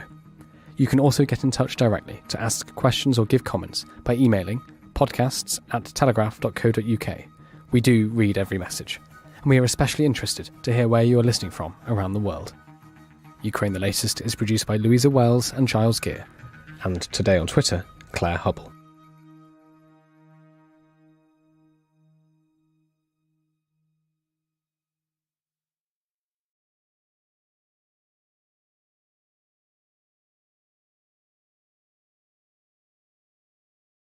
Each week, we're going to be looking at a particular news topic, digging down deep, asking experts questions about it and discussing it round this table. And this week, we're going to be looking at Ukraine and asking this question: who has the strategic edge? My name is Alex Forrest-Whiting. And my name is Marcel Nadim Aburak here, and this show is a bit more than just the two of us. It's very much about you guys. So we want you to question us in the chat. We want you to have comments in there, because you will fundamentally shape, I think, where the show goes. This might go for an hour, let's say, but this might also go for 2 hours if you have amazing questions for our experts that we have on in, let's say, 15 minutes or so. So to get you all warmed up, it's a premiere show. I want to ask you a question, you guys in the chat, and you just answer right away, right? The question is, are you staying up to date with all that's been happening in Ukraine in the recent months? Which is a good question, because I have to say that since the 24th of February, when Russia invaded Ukraine, a huge amount has happened. We're now in the 5th 5th month, and even for us as journalists, I have to say it is sometimes hard to keep up to date with what's coming on, who's considered to be in front, who isn't. So we will be looking at that issue as well. If you're just joining us, hello. Welcome to News Desk. We are a brand new show here on YouTube, and we're going to be looking at different topics each week, digging in deep, asking some serious questions. And this week we're looking at Ukraine. And we're going to be sort of breaking it down into various topics. Firstly, we'll be looking at the military aspect and asking, what's going on militarily? Because if you remember, there was a lot of surprise at the beginning about just how well Ukraine seemed to be faring against that Russian aggression. Many people had been expecting Russia just to walk in and for Ukraine to surrender. Well, that didn't happen. In fact, some people have said that Ukraine won the short war, but clearly we're not in a short war. We're now in a long war. So we'll be looking at what is going on, with particularly in the east of the country, with Russia certainly trying very hard to take the Donbass region. We'll be speaking to a military expert about that. And also we'll be looking at things like heavy weapons. Are they getting to Ukraine quickly enough? We know that some countries like the US, the UK, got those weapons in there quickly, and others, perhaps like Germany, have taken a little bit longer. So we will be looking at those questions and putting them to our experts. So that's one of our topics. Others, not so much, you wanted to say, right? Germany, definitely one of them. I think the war on the ground is one of the facets that we're going to look at. Another one is the PR war that's been going on. Videos on YouTube, videos on TikTok, Telegram, TikTok, so many. It's an overflood of information. Some part of it is propaganda, some part is even misinformation, and it's really hard to believe. Who do you actually believe? Like, what's a good source? What's a video that you maybe shouldn't just like, and you shouldn't just comment, and you shouldn't just share it? And I've had a try. I had a try at getting some light into this fog. I've prepared some videos. And we're going to look at them and see whether you guys can find the fakes or find the real ones. And then afterwards, as journalists, we'll have a best try at formulating maybe 3 tips on how to behave on social media when it comes to misinformation and propaganda. Yeah, I must just say that Marcel was originally going to just give me those videos and try and, I think, humiliate me on air. And I said, no, we're not going to play that game. But anyway, if you're just joining us, we're called News Desk. And hello, welcome. It's a brand new show. We're looking at a specific topic each week, and this week we're talking about Ukraine, and we're going to have experts on looking at issues of military, also, as Marcel was telling us, propaganda. We're also going to have an expert who's going to be talking about the importance of emotions in war and in international politics, which I have to say I'm fascinated to hear more about, and also questioning whether perhaps we have, or the West, other countries may be experiencing war fatigue. This has been going on for 5 months. How much longer will it last? So we will be unpacking some of those topics, and hopefully you'll be putting lots of questions in the chat. Great to see so many people joining, Marcel. Already really active. I'm glad, because that was a big concern to some degree. I'm quite glad that it's not just the two of us, because we have a great team here in the studio. One of them is Michaela Kavanagh. She's responsible for all data, statistic, maps. So we'll get back to you in a second. Another person is Jonas. He's our tech guy. So if anything goes wrong, Jonas will save us. And then there's Dustin, how do I phrase his term? I think we call him the boss, boss, the big man, the man who makes the decisions. I'm not sure if I'm comfortable with that, but someone needs to make sure you guys are at work on time. So yeah.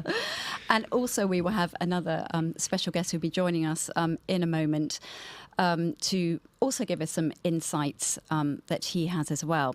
But before that, we did have a video, something that we thought was quite cool, and we wanted to show you all that Dustin, the boss, the main man, is going to talk about and show us and explain why you thought that this would be of interest to everyone watching. Yes, I will. Actually, Michaela, our researcher, has to share her screen with the video on it, because for technical reasons, we're not able to have all these laptops share their screens. But I think that will probably work. So the video I want to show you is, you might have seen it already. It's about the Bayraktar. It's the Bayraktar drone. Are we seeing it now? Wait. Okay. It's a premiere show, guys, right? Yeah, exactly. Something will go hiccups. wrong, and we have to deal with that. It's about the Bayraktar drones. Those are drones that the Ukrainian military is using, Turkish drones that the Ukrainian military is using, and also getting from Turkey against Russian tanks, against basically all kinds of Russian vehicle soldiers in the war that they are fighting. And the video is kind of a Ukrainian propaganda song. It was actually composed by a Ukrainian propaganda artist who joined the Ukrainian military to produce, songs to keep morale high and to fight the Russians in a propaganda war. And the song, it shows basically it mocks Putin, and then at one point you will hear the words Bayraktar, and that's the name of the drone. And maybe we can listen in. Do we have a screen? Прийшли окупанти до нас в Україну, форма новенька, воєнні машини, та трохи поплавився їх інвентар. Байрактар. Байрактар. And as you can hear from the applause going there, that's kind of what the joke of the song. I think we can spare you to watch the rest. The joke of the song is always like you will see some Russian soldiers like in some footage, and then someone will scream Bayraktar, and you can see a supposedly Russian vehicle explode, something like that. And I just thought it is an interesting video because it shows how deeply the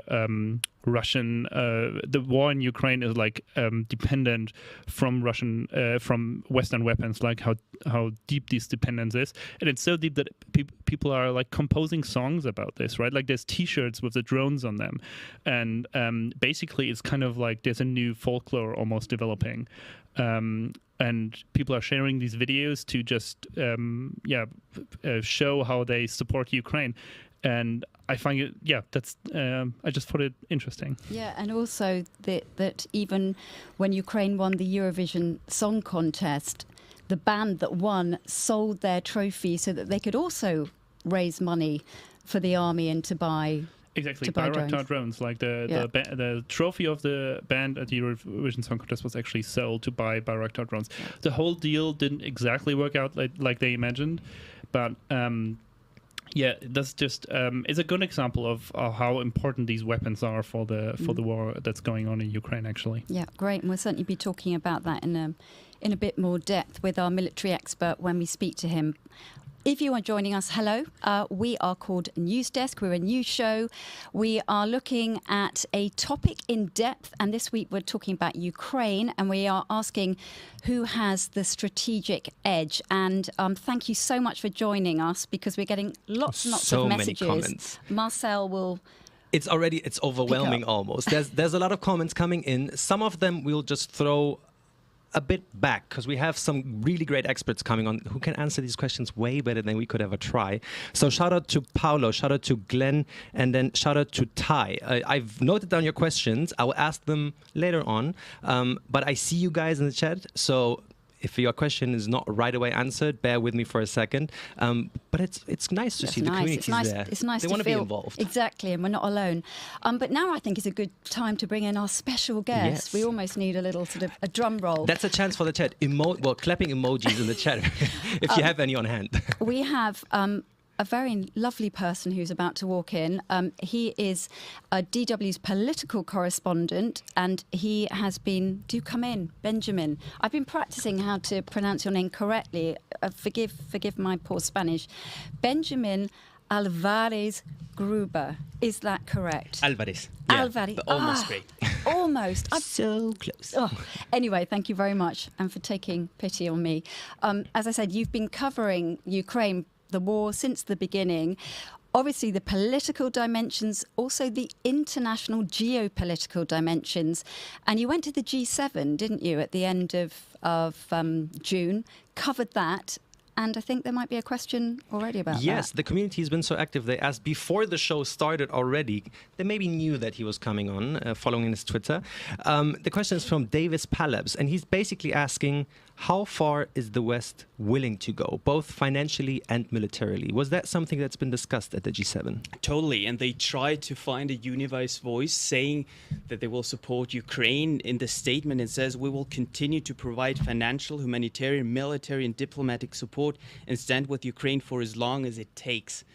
But how long is that? And that's the big question. Do you have unity? Do you have all of them on a side saying we will continue supplying heavy weapons, continue with financial support? Or will there be a time where they say, you know, we have to look for our population here as well? Yeah, when people are complaining about things like gas prices going up, food prices going up, it's a question, isn't it? How long is long? Of course, and the solidarity might also fade when you see what the consequences are. I'm sure we'll talk about gas, about energy prices, with people saying, you know, what does it mean for me, this consequences, the sanctions for Russia, with many officials saying that the sanctions should not be harder for the people living here, but for the people that should be sanctioned, or for the government there. Yeah, it's really hard to predict. I think that's something that we're going to discuss later on, but it's really difficult because depending on who you ask, there's a different answer, right? Yeah. Some of them say, depending on when the heavy weapons are delivered, that's going to decide when the war goes. Some others say, well, even when these are delivered, it's still going to go on for decades. And I think a huge part of it is also, which we're going to get into with our emotions author who wrote about emotions in war, is how long are willing to take the pain, right? How long are willing, in the West, people willing to kind of go with what their government wants to do. And, you know, people are feeling it now already, but it's still livable, I would say. And not to force the Ukrainians into something that they don't want. Yeah. That's something that many fear when we look at the Minsk agreements with Russia, with Ukraine, with Germany, with France, saying them, you know, go to the table, go to the negotiation table now. And we have to explain that those were agreed before this war. That all dates back to 2014, doesn't it? After that, with the when Crimea was annexed by Russia. Just to explain, if people are wondering what the Minsk agreements are, it's a good point. And I think at this point it would be great if we could actually speak to a Ukrainian rather than us talking about them. So I think hopefully we have got Maria. I don't think she's ready yet. Oh, is she not with us yet? Yeah. Oh, she needs a minute. She needs a minute. Okay, well, we won't talk to her, but we will be talking to Maria, and she will be telling us about how she has been living her life, how she's had to move around Ukraine, and you know what the effects it's been having on not just on her but also on her family. So we'll talk to her in a moment. But on that issue, then we can talk about just what we have seen here in Berlin, because it was quite extraordinary at the beginning, wasn't it? Back in February, when this invasion happened, and suddenly there were trainloads and trainloads of refugees and people arriving in Berlin. Obviously, Poland, other countries, but for those of us in Berlin, it was quite extraordinary, wasn't it?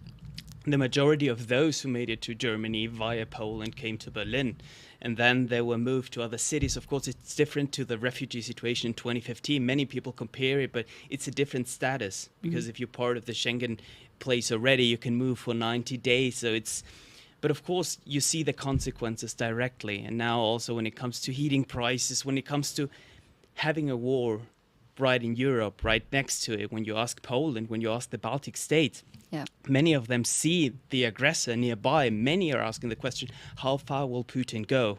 Where will he end? And then it's a fear also. And then when we go to the whole of this defense alliance of NATO, of Finland, of Sweden joining, it's a fear that they have, saying, you know, this is only one part. We had Crimea, we had Georgia. When will Putin stop? And that's the big fear that many have. Yeah, that's also one of the questions that's been asked many times in the chat. Over 2,000 people are watching us at the same time. So thank you guys for joining here. Thank you. This is News Desk, a news show that we have here on DW News. We'll pick out one topic that you guys are caring about every single week, always.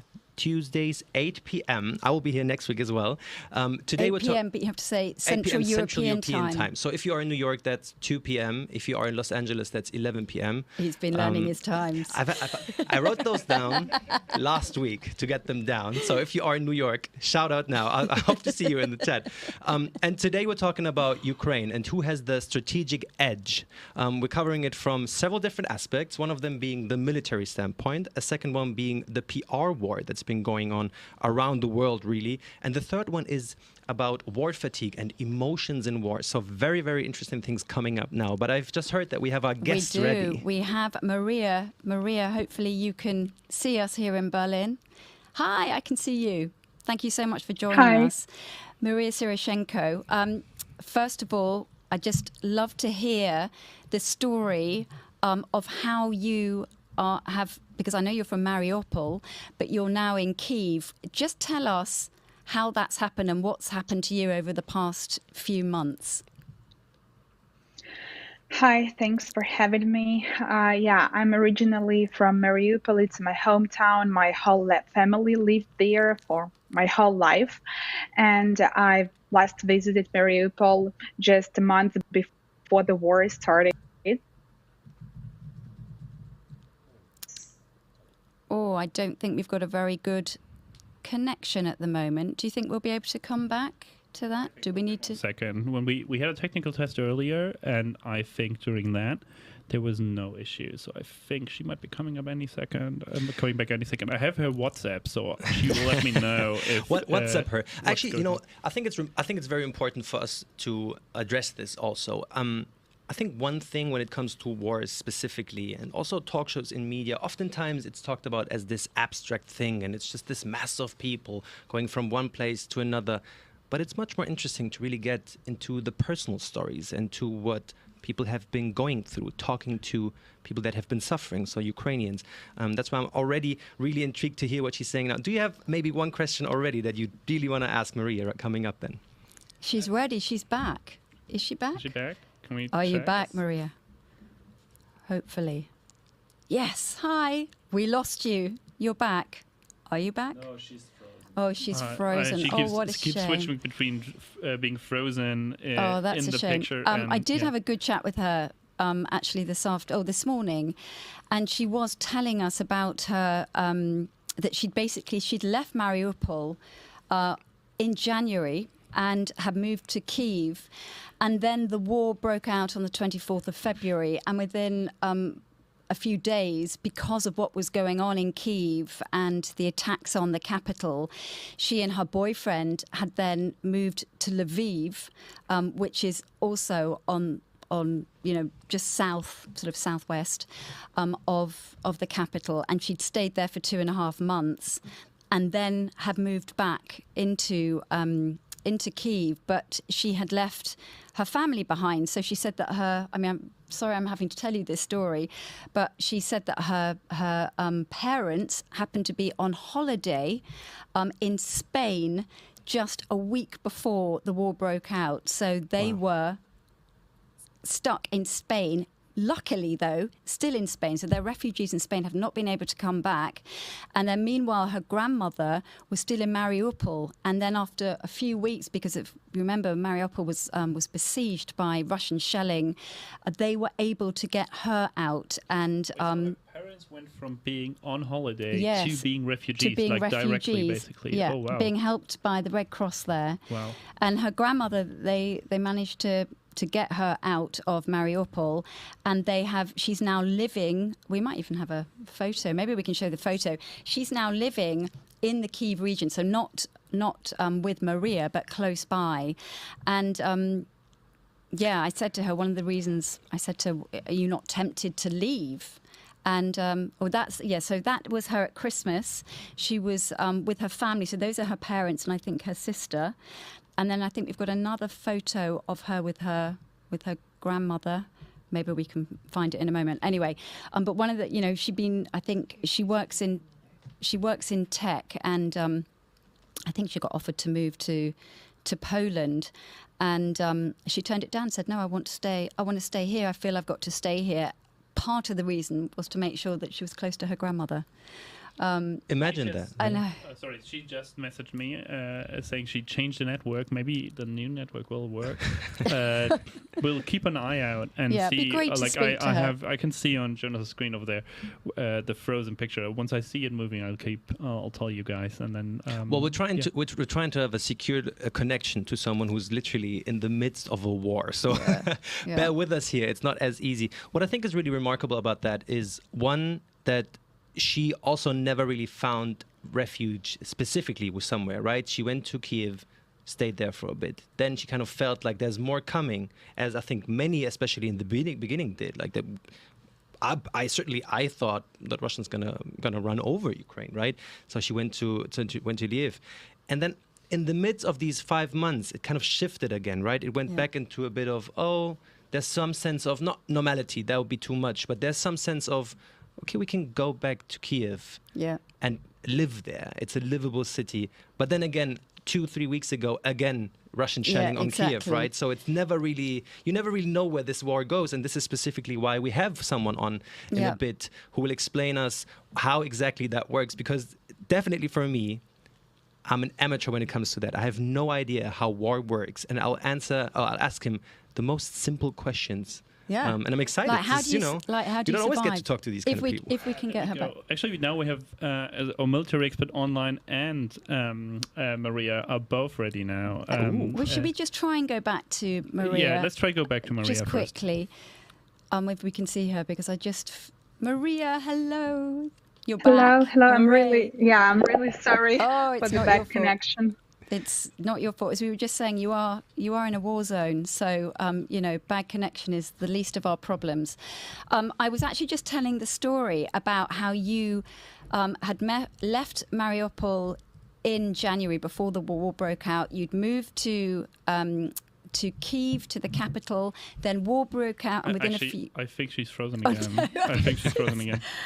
I think we can give up on this. I think we'll have to give up. On. Well, other's the chat might kill us. It might. We show the We don't want you to leave. I'll use that little pause here for a second, because we did ask the chat before the show started, when will the war in Ukraine end? And the options were this year, in the next years, the next decade, or this decade, it will never be fully resolved. Ben, this year, the next years, this decade, or it would never be fully resolved? If the Western countries knew how long this war would take, it would be far easier for them to take the decisions of how many weapons we have to send. Will they be able to hold the lines? And then I'm sure we'll talk about that later on when we have the president saying on Zelenskyy, the Ukrainian president, saying we have this counteroffensive, to regain these towns. You have the Russian president saying the war is barely starting now. So those are signs that they are sending not only to the population, but also to the Western countries when it comes to weapons deliveries. And if they knew how long this war would take, I'm sure they would take other decisions as well. Certainly many people in the chat agree. They say to 33% that this year this war will be over, 28% in the next years, and some say this decade, but 30% even say it will never be fully resolved. Oh, Imagine wow. That is a high number. Right? Yeah, that is. Well, I think this is a good chance now. Hello, by the way, if you're just joining us, we are called News Desk. We're a new show here on YouTube from DW News, and we are each week looking at a particular topic. And this week we're talking about Ukraine and asking who has the strategic edge. We had been hoping, we slightly spoke to a woman who is from Ukraine, currently living in the capital, Kyiv, but unfortunately the connection was not very good. So we haven't been able to ask her, but hopefully our third guest. You were our first guest, Ben. Ben, you're still here. But hopefully our next guest will be here and we can talk to him. His name is Frank Ledwidge, and he is a military strategist. And this is particularly interesting. We think this is particularly interesting. A former military intelligence officer who is now in Kyiv. And I'm hoping very much, Frank, that yes, you're there. Fantastic. Hello, Frank. Very good to see you. Great to see you. So my first question is, what exactly are you doing in Kyiv? I'm a visiting fellow at a think tank here called the Transatlantic Dialogue Centre. And I'm essentially continuing what I've been doing for the last 3 or 4 months at my university, which is Portsmouth University in the UK, which is studying the war in Ukraine. I mean, it's not quite on there in Kiev. This is a very safe and, as I said before, I think Ben said, it's a very livable city. It's a nice place to be, but it's a bit. You have that sense that very much of a city in conflict. Perhaps like you can see it in the streets. They're a little bit more empty than usual, and of course, every so often we get the air sirens as well, which is mostly ignored. But it's very much a city at war, if not directly in conflict. Yeah, so a bit of a roller coaster then, living there. I guess trying to live life normally, but at the same time knowing this is absolutely not the normal. No, and I speak every day to people from Kiev who have, or from elsewhere, like Maria was, who've come in essentially as internally displaced. And their experiences are always fascinating. Their attitudes as well to the war, usually astonishingly determined. And of course, Kievans themselves who fought through the battles in the early month, or the earliest month of the war. And they recall, of course, being in the shelters, hearing the explosions and waiting for the onslaught. And the Russians, thankfully, were driven off. So the memory is very strong in Kiev itself, but we've also got that constant undertone of stress and, to some extent, concern all the time. Frank, thank you. Your connection isn't great, so I'm very much hoping it will hold out and we can dig deep on some of the military aspects of this war. First of all, I wanted to bring up a map. It's a map by the Institute for the Study of War, and you will, of course, know them. And it's an institute that we at DW News, we follow them with their analysis of what's going on, and they do have good maps, which illustrate what's going on, where the offensives are, where the possible counter-offensives are, what Russia had taken before this war, so before the 24th of February, dating back to 2014 in Crimea. I'm hoping, can we see the map? We've got the map now. So can we zoom in a little bit on that, Michaela? Just try and zoom in a little bit, but they're great. So what I wanted to ask you in particular was that the offensive at the moment from Russia is very much in the east, in the Donbass region, and we know that Luhansk now appears to have been taken. I know it's taken a while, but that appears to have been taken, but Donetsk still has not. But can you just fill us in and tell us exactly, well, as far as you can, what is going on the ground there? Alex, if you look at that map then, you see the two, or you will have seen the two small circles and a triangle into Russians. That's called a salient. And salients, or bridges, as they're called, are always very tempting for armies to close. It also means if you're in a salient, you're surrounded essentially on 2 out of 3 sides. And just let me interrupt you 1 second. Can we see that map again? Yeah. Can we just see it while Frank's talking specifically about it? We just bring it up. Yeah. Yes, great. Sorry, carry on. Just because you were explaining it and then we couldn't see it on the screen. So carry on, Frank. Right. Yeah, so you've got on the right-hand side there, you've got where Luhansk is. Just by the L, or just below the L of Luhansk, you've got a green circle, and above that, another green circle.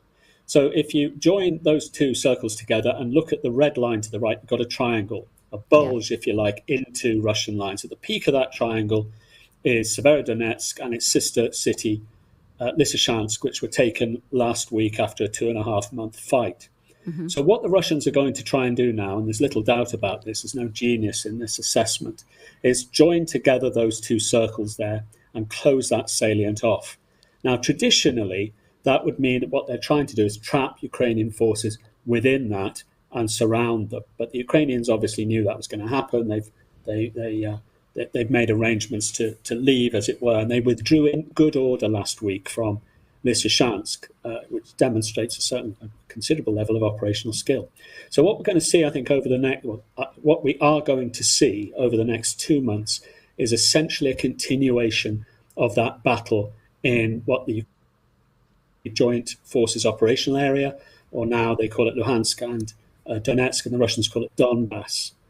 And what they're going to be going for, just below that top green circle, about 20 kilometers south of there, exactly where the arrow is now, is the city of Slovyansk, and below that is Kramatorsk. Those two cities are heavily fortified. They will certainly be the next target, and the Ukrainians will fight the next battle, and it will take a considerable amount of time. It'll also tell us a lot about how the war will go on after that into the autumn. And Frank, 2,700 people are listening to you because I think this explanation is so valuable. And I think I have two questions off of the back of that. Russia took the city of Kherson, and Dorokutlu wants to know if the next city, perhaps, or one of the next cities, will be Odessa. I know Odessa, one of the most talked about cities probably during the time of this war. Is this one of the strategic next targets as well? For the Russians, they would dearly love to take Odessa. It would provide the bridge across to complete their conquest of the Black Sea coast. They will not take Odessa. And the reason for that is that they have to get through Mykolaiv first. They have to defend themselves against what is likely to be a counter-offensive to retake the city of Kherson.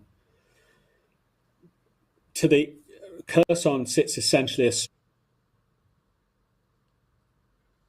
to the land that's going to take or would take the Russians to Odessa. So that's why Kherson is probably going to be the next battlefield in that zone. Odessa is a huge port. It's traditionally a Russian-speaking city. Nowadays, there's little, or if any, loyalty to the Russians left. And there's a certain resonance for Russians in it. But the most important thing is it's the last port or major port in Ukrainian hands. And if they are going to have any hope of remaining a trading nation, they have to hold on to that. And perhaps later on we can discuss how they intend to exploit Odessa. But the answer to the question is the Russians would dearly love Odessa. They're highly unlikely to get near it this year, and much more likely for the Ukrainians to try and push them back and retake the city of Kherson, which guards the approaches to Odessa in that southwest part of Ukraine. Thank you, Frank. And if you are just joining us, hello, welcome to a new show we're called News Desk. We are looking this week at Ukraine, and we are looking at various topics to find out who has the strategic edge in that war between Russia and Ukraine. And we are speaking to Frank Lebwich. He's a military expert. He's just been giving us some fascinating information, actually, about what's going on with that war, particularly one of the questions in the chat just now. Please keep your questions coming, by the way. One of the questions was, will Russia next want to take Odessa? And Frank was just explaining that it's going to be very, very difficult for Russia to do that, although that is what they would dearly love to do. Odessa, of course, Frank, very important because it's the port city where all the grain, the sunflower oil, all the produce that Ukraine produces is exported from, and Russia's doing everything it can, it seems, to stop that produce from getting out. Yes, that's right, Alex. It's the last port out of Ukraine, and that governed the fight recently for Snake Island, which was decided, I think, finally in the Ukrainians' favour just a couple of weeks ago. Snake Island holds the approaches, or rather guards the approaches, the western approaches essentially, to Odessa. The Ukrainians have mined the port of Odessa now, actually, to secure it against attack from the sea, but they know where the mines are, so they control those approaches at the moment. And just close approaches to Odessa. And Frank, just talking there about Snake Island, we can actually see some pictures of Snake Island, actually from a report that I did a couple of months ago, so I know we've got these pictures. But no big deal. But it's fascinating, isn't it? Because it's literally 0.5 kilometre long. It's like rocks in the middle of the Black Sea, and yet it became this incredibly important strategic island. For which was originally Ukrainian, then Russia seemed to get control of it, and now, as you say, they seem to have been kicked off. But quite extraordinary just how this tiny little island managed to cause so much, was the place that they were both fighting over. Hopefully we can see it. So here's a map of where it is. And, so you can see it's just, as you said, Frank, south of Odessa. And if we just keep scrolling, right, here it is. So here's the, oh, look, there's my name. Oh, there's my name. Maybe, Alex, remind the people, why do we have Snake Island still in our minds? Why is it almost famous? Yeah, well, because also, we're going to see those pictures that will be coming up. Frank, you could probably tell us better on this, but it was at the very beginning of the war that a big Russian ship came in and said, told the people, the border guards, this is now Russian. And you can see from this stamp here, maybe we can just stop the video there. So this is an illustration of the border guard who basically used very crude language, shall we say, to the Russian ship to say, I can't say the words. He was asked to surrender, right? And he was asked to surrender. And it was absolutely, no, we're not going to surrender. I mean, he was actually taken, wasn't he, Frank? You fill us in on this. But it's become a bit of a myth and a legend, hasn't it, with them creating this stamp, Ukraine so proud that they wouldn't just hand it over to the Russians. Yeah, that's right. It's literally iconic, and rightly so for the Ukrainians. They had a team of 13 on the island, and it just happened exactly as you said. I think they're back now. They were returned in a prisoner exchange. The Russians had the island, and the trouble is that the Russians couldn't hold it, especially when the Ukrainians got possession of long-range rocket artillery, which put them really under the cosh. They were also subject for a long time to drone attack. Apparently, the Russian soldiers called these drones the Bayraktars, Turkish-made drones, extremely effective, especially early in the war. They called them chandeliers because they were always hanging over them. And the explosion you just saw there, by the way, I think it was the explosion which Russians landed some special forces, I think, to try and secure some kit. And there was a direct hit on them from one of these Bayraktar drones. So they found that they literally couldn't hold on to the island. As you'll have noticed or seen on the map, it's much closer to Ukrainian territory. Ukrainians can guard the approaches to Snake Island with missiles, with anti-ship missiles, and of course their long-range rocket artillery now. And the Russians literally couldn't hold it. So the Ukrainians took it back. Just after that, by the way, quite interesting. I teach air power for the Royal Air Force in my day job. And the Russians raided Snake Island I suppose you would expect them to do that, with their highest specification bombers, Su Sukhoi 30s, high-end supersonic bombers with precision bombing equipment. They did several runs over the island and managed not only to miss the Ukrainian installations, but miss the island altogether, which in modern warfare would be it's a pretty black mark against them. But I mean, you've got to be pretty brave to be there now if you're Ukrainian. But there we are. They've taken it back, and they're unlikely, I think, to lose it now for some time. Frank, I want to throw another community question your way. Just before you do that, can I just say there is actually a comment about Snake Island that's just come up, which I just had to mention. I have to put my glasses on to be able to read it. It's from XNXO. The Snake Island story is like a Hollywood story, all fiction. But according to you, then, Frank, it's certainly not fiction. Yeah, it's not fiction. No. I mean, there is some question about the heroic story at the start and exactly how that happened, but I mean, that's irrelevant, really. The operational sort of toing and froing is entirely how it happened. I don't think there's any dispute about that at all. Well, certainly that video in the beginning was part of a larger almost propaganda, because it was used definitely to show the resilience that the Ukrainian soldiers and civilians have. So that's something that we're going to talk about in a second. But I want to, first of all, ask you a couple of, or at least one question from the community. Svag Geras asks, Russia takes more cities. Do they have the operational capacity to maintain control over the domestic population? How does this strain their military force within the country? So definitely something, the more approach we see from Russia, the more the question arises, can they even hold that ground? Do the people living there actually want the Russians there? I've not been to any Russian-occupied cities for very obvious reasons. I wouldn't last there very long. However, everybody I speak to, even those, perhaps even most people from those areas, are Russian speakers. That's their first language is Russian, although now they're relearning Ukraine to dream, as it were, in Ukrainian. I was just talking to a young woman the other day from a city called Berdyansk, which is on the south coast. It's just near the ill-fated Mariupol. And she represents the thousands of residents there. Russian would be her first language. She's absolutely no doubt whatsoever. We'll retake that and we'll drive those people away. In due course, we can discuss whether they'll be able to do that. but the determination has got harder and firmer in all the major cities of Ukraine. So just to give you another, I do fully appreciate these are anecdotal, but I think you'd be hard pressed to find a Ukrainian person or a person in Ukraine who would differ.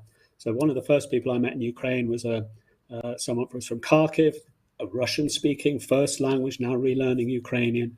And I asked her, what price would you pay to drive the Russians out of your country? Bearing in mind her brother was in the army. And she said, any price. Any price. I said, would you pay the destruction of Kharkiv again? Kharkiv was flattened in the Second World War. She said, yes, we'll build it up better. And she lived in Kharkiv. And that's the kind of determination you hear all the time from people from all over Ukraine. There's no question about it. Thanks, Frank. We've got more questions coming up. If you are just joining us, hello. We are News Desk. We're a new show here on with DW News. We are digging in deep, talking about Ukraine, asking who has the strategic edge. This is Marcel. I'm Alex. We have around this table, we have Michaela, who's sort of the fact checker, and we've got Dustin over here, who's like the boss, the producer, and Jonas, who's the man pressing the buttons. And we have our political correspondent, Ben, who's with us throughout. Frank, can I just ask you a little bit about the military situation in Ukraine at the moment? Because we know that on both sides, Russia and Ukraine have had huge losses. Ukraine, I think even President Zelenskyy saying that they've been losing up to 200 men a day. Russia also losing people. But let's just talk about the military situation, the weapons situation. Where are we with that? I'll cover the Russian side first. So the Russians have lost roughly a third of their military material. So what we've observed over the last couple of weeks is they're backfilling those losses with old equipment. They're not out of modern equipment. That's not true. There's still 2/3 of their armoured force left. Roughly, perhaps slightly less than that now. Considerably less than that deployed. So what they've been forced to do is go into the old stocks and bring forward very old equipment. They are having problems constructing and building new equipment because of supply chain problems.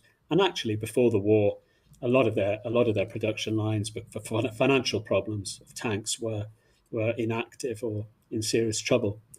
So in terms of materiel, the Russians have lost about 825 tanks, of which 600 or so have been destroyed, another couple of hundred captured by the Ukrainians and used against them, another 1,000 or so armoured fighting vehicles, slightly more than that.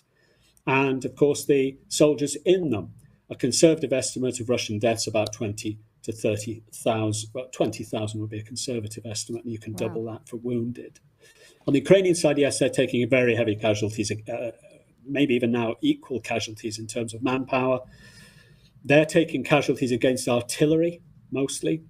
They are suffering from a lack of what's called battlefield mobility, which is armour, so that if you're struck with shell fire, you don't have an armoured vehicle, you're going to get, at the very least, and probably injured or worse. So they're taking heavy casualties from artillery. Of course, it's well known, is compromised by a lack of ammunition and is being reached in a reasonable scale now by Western equipment, what they need. Nowhere near what they need. And they're probably enough to hold the line at the moment, but no more than that, I would suggest, for the next week or next few weeks. Now, there's a lot of weapons questions. I would summarize them coming in. One of them being from Steve Real wants to know: there's a lot of talk of making the Ukrainian army NATO standard. That's a big ask. Obviously, how much NATO standard artillery pieces do they really need to hold the line? So just for the context, maybe a lot of the Ukrainian army used to be Soviet material, and the stuff that's coming from NATO is different material, so soldiers had to be trained on them. And this is also a big ask that Zelenskyy keeps asking, is basically, give us more, we need more. So getting the Ukrainian army on the NATO standard, how realistic is that in the next coming weeks or months? Well, not in the next coming weeks. The promised material amounts to about 200 artillery pieces. Now, it has to be said that those are all of them from the Norwegian M109 self-propelled artillery through the German Panzer howitzers, the French Césars, and above all, the HIMARS systems from the US. Can you maybe give us context? 200 pieces. Is that a lot? Is that a little? For someone who has no idea of war, how much is that? Yeah. Well, to put it in context, the Russians have about 2,700 pieces. Most of those, though, are not precision artillery. And what the advantage that the NATO standards material gives you is that it delivers precision strikes.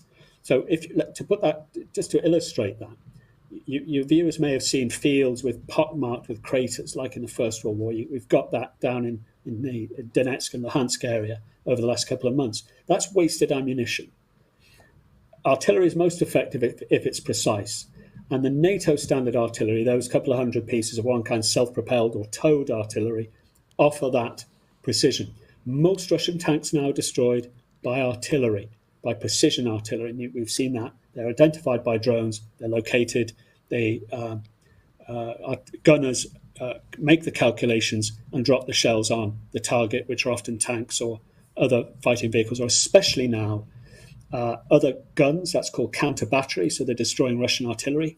They'll not do that in the quantity required. Most importantly now, we see the HIMARS systems, that relatively long-range rocket systems, which the Ukrainians have just maybe less than a dozen, anyway, something like that.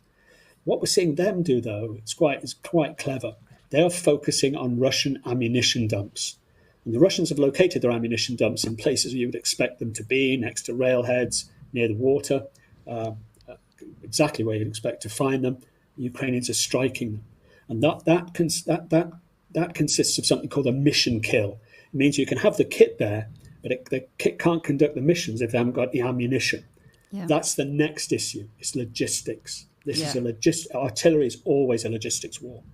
Now, I just want to name a special shout out to Dark Brother and Steve Reel for asking these very specific questions. There's another one from Steely, this user's called, and he's asking if Ukraine continues to destroy Russian munition depots at the rate they have recently. That we're going to watch a video of that, right? Say, we've got some footage of that.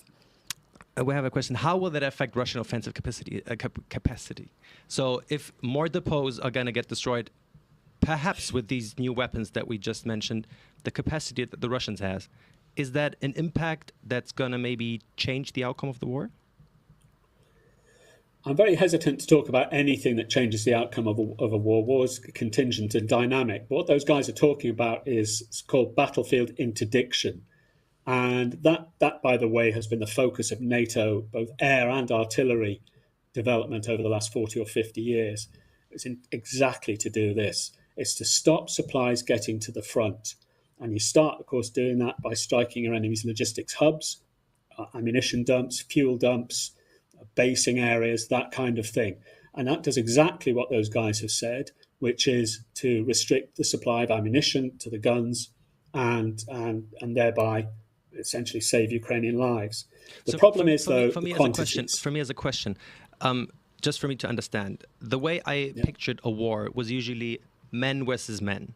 And what you're now explaining is it's much more strategic than that. It's actually that you're targeting the infrastructure, basically, to not have it men versus men anymore. It's more so if I get you rid of your depots, you don't have any capacity and ammunition. You don't have the capacity to wage war against me. Is that what you're saying? Yeah, that's right. It's worth remembering that about 70% of casualties in most wars, in most situations, First World War, Second World War, even more recent campaigns, have been dished out by artillery, not by men with guns or tanks. So if you can stop the supply of that feed of shells to the guns, you're doing yourself a very big favour. The challenge, though, from the Ukrainian perspective is the sheer quantities the Russians have. Millions and millions of shells stored over dozens of years that they can bring forward in huge quantities. So they can destroy dumps. They've made some really impressive strikes, which look a bit like nuclear strikes. And in fact, there are probably hundreds or thousands of tons of ammunition going up.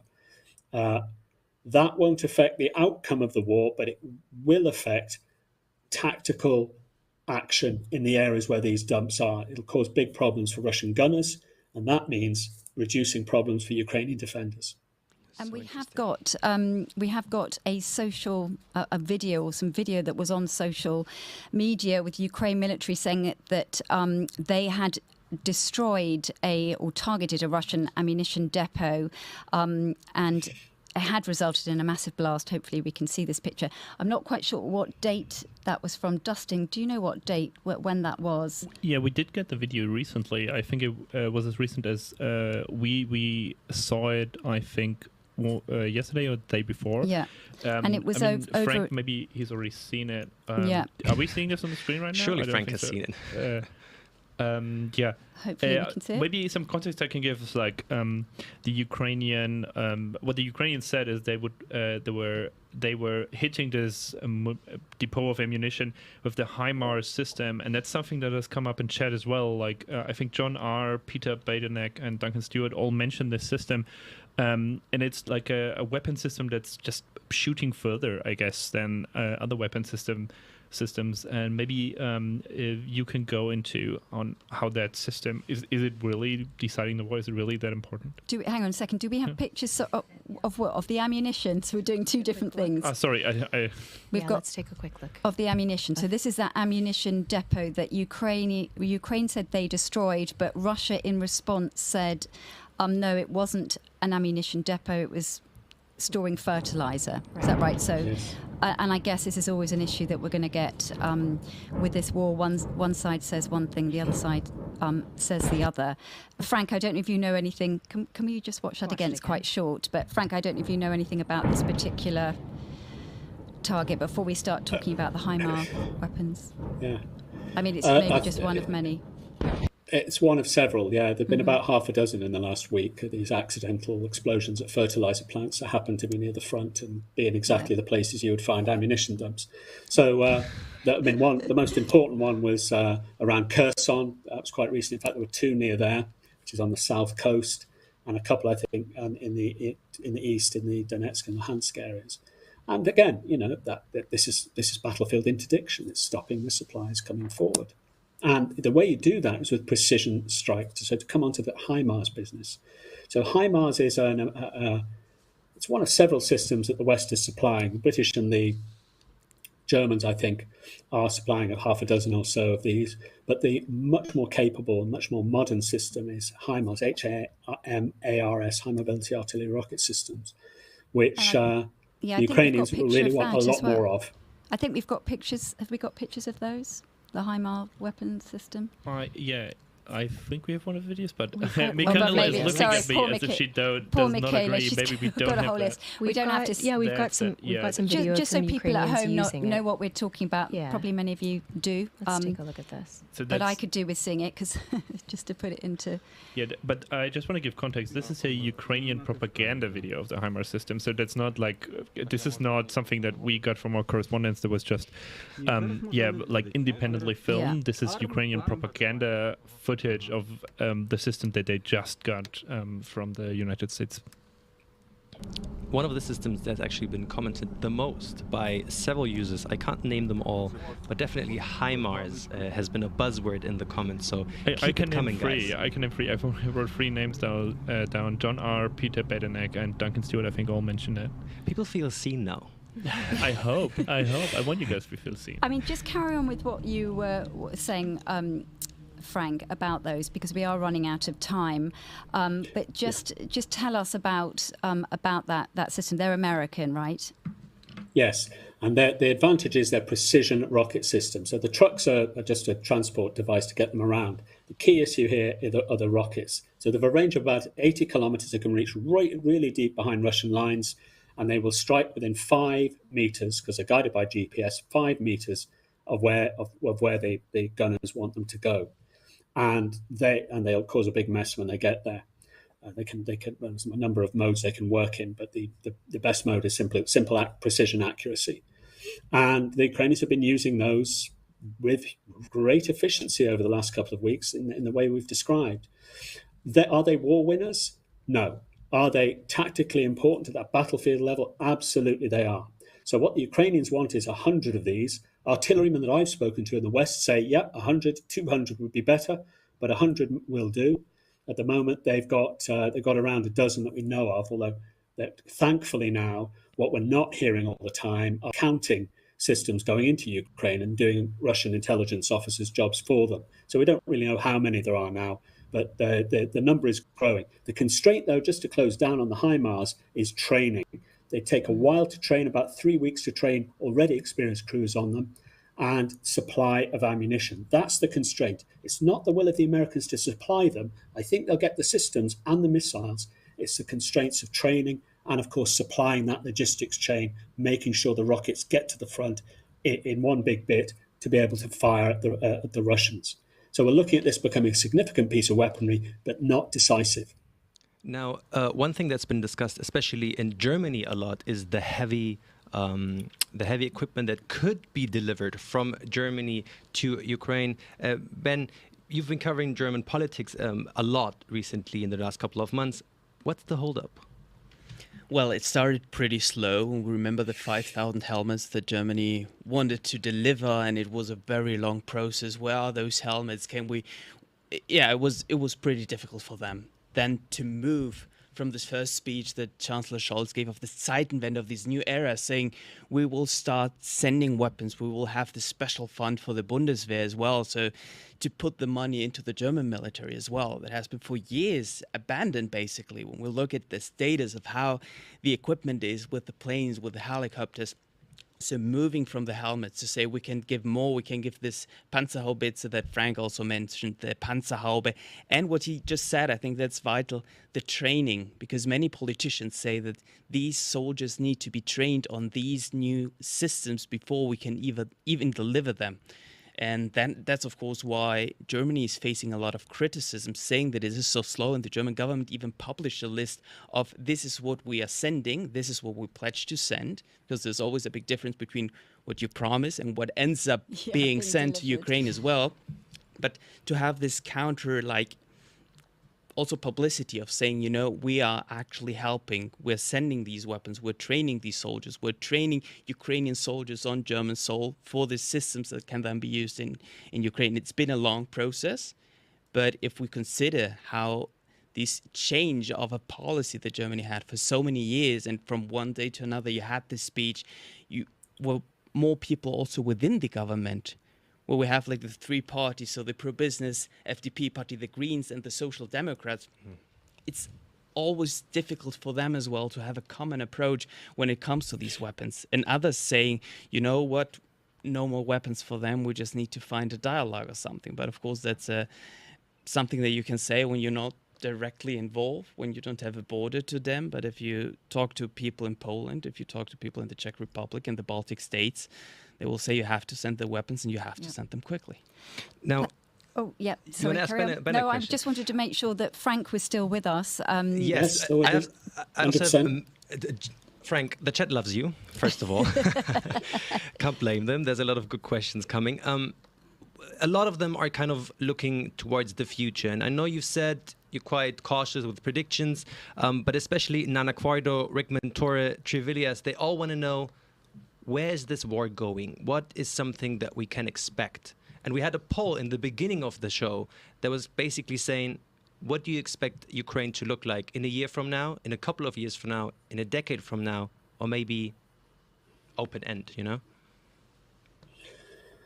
War, as I said, is entirely contingent. There are billions of variables. However, we can be certain of one thing, that Ukraine is determined to retake the land that it has lost. And this is not just a matter of principle. Right now, strategically, Russia has the edge. There's no question about that.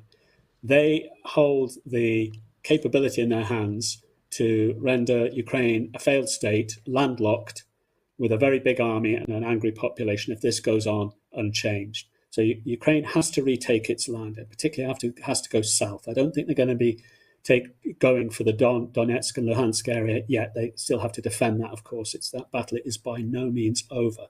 In the medium term, we are going to see, the government have announced it, a counterattack to the south. Now, whether that's towards Kherson, they've been making progress down there already, or into Zaporizhia towards Mariupol and Berdyansk, no one knows. There's deception involved, information operations, propaganda. But above all, there's the sheer capability of being able to do that. Now, right now, it would be a real gamble for Ukraine to try that. I don't think they've got the materiel to be able to be sure to break through and hold territory, notwithstanding the wreck that the Russian armed forces are in. I mean, we heard reports last week they're now recruiting prisoners into their ranks, which seems to me to be a continuation of an old trope for them, given the mayhem that they caused in the north up here and certainly caused down in Donetsk and Luhansk. But anyway, so they've got manning problems, the Russians. The problem from the Ukrainian perspective is, can they be sure that those offensives will succeed? I suspect they can't be sure of that now. It's a big, big risk. However, if they take Kherson, which is to the west, just to the northwest of Crimea, the way to Crimea lays open if they break through Russian lines there. But they'll want to be sure to be able to do that. And that means they're going to have to wait, or should wait, for new Western tanks, new Western artillery systems, and those brigades to get trained up to replace the losses they've taken. So I think in the medium term, we'll see that offensive from Ukraine, and one hopes it will succeed. How long will it last? It will certainly go on into next year. I don't see any way out of that. Ukraine can't afford to allow a status quo to develop where lines go firm and you have a landlocked, failing state. There's economic imperatives there as well as national ones. So they're going to have to retake that ground. So that's going into next year. I think the Donetsk and Luhansk battle, whilst not decisive, shows the way this is going. If the Russians prevail in that over the next 2 months, and going back to the start of the show, when we looked at those two towns, there is going to be huge fighting in over the next couple of months, and that's Slovyansk and Kramatorsk, which are very heavily defended. If that goes the Ukrainian way, I think that'll tell us the way things are going. The Ukrainians will be able to hold those, they'll hold their line, and that will be as far as the Russians get. If they lose those, the way is open then for Russia to go deeper into Ukraine. And that would be very unfortunate for the country. So in answer to the question that we asked at the beginning here on News Desk, we're talking about Ukraine in quite some depth, and we've got Frank Ledwidge. He's just about to, sadly, I think, have to disappear off, but he's a military strategist. In answer to our question, who has the strategic edge? Who has the strategic edge at the moment, do you think, Frank? At the moment, the strategic edges is Russia in the medium to long term, I think, with Ukraine, provided and only provided that the West does what President Zelenskyy asks and gives them the tools to do the job. If we give them the tools to do the job, they will win this war tactically, and they will provide dish out a strategic defeat to Putin, from which he, I suspect, will not recover. But that's conditional on that flow of weapons not continuing, but ramping up, and a step change in that to allow the Ukrainians to retake their land and dish out a strategic defeat, as opposed to the tactical setbacks they've imposed so far. Frank, thank you so much, Frank, for joining us and for talking to us for so long, in so much detail, so much depth. Clearly very much appreciated in the chat, with people asking very, very specific questions. Many, many more that we can ask you, but we have literally run out of time with that. So, Frank, thank you again. And I'm sure that we will be speaking to you in the future. But for now, from Kyiv, thank you very much, Frank Ledwidge. Thank you. Thanks very much, Alex, and everyone. It's been great to talk to you. Remarkable, right? I think the last, almost towards the end, what he said was, I'm assuming he said that. Like, disagree with me in the chat if I'm misquoting. Didn't he say that there's a possibility of getting Crimea? Possibly in the future. In the future, but I mean, that has to be some way down. Some way down. For those who don't know, Crimea, taken by Russia in 2014, in where some might even say this war originally began. So it's not 2022, it's 2014, where large parts of eastern Ukraine and Crimea were taken by Russia. Crimea is certainly very interesting because of the Black Sea and the nearby ports that it has. So a lot of questions from the chat. People appreciate Frank a lot, so I think that's already great that the first guest online was that good. Well, yeah, second guest next to because the first one didn't work very sadly. But Ben, just with your political background, but also I know that you've been following all this very carefully, the strategic battles as well. What did you make from what Frank was saying there, and particularly about who has the strategic edge at the moment militarily? He seemed to be saying it's Russia at the moment, but could be reversed in the future if Ukraine gets the weapons? In a long term, and therefore the pledge that G7 countries did during this summit is so important. But if we cannot just look at the G7 as countries that can send weapons, we have to look at other players as well. And Germany hosting this venue, this summit, as Germany is currently having the G7 presidency, invited 4 other countries that could play a major role.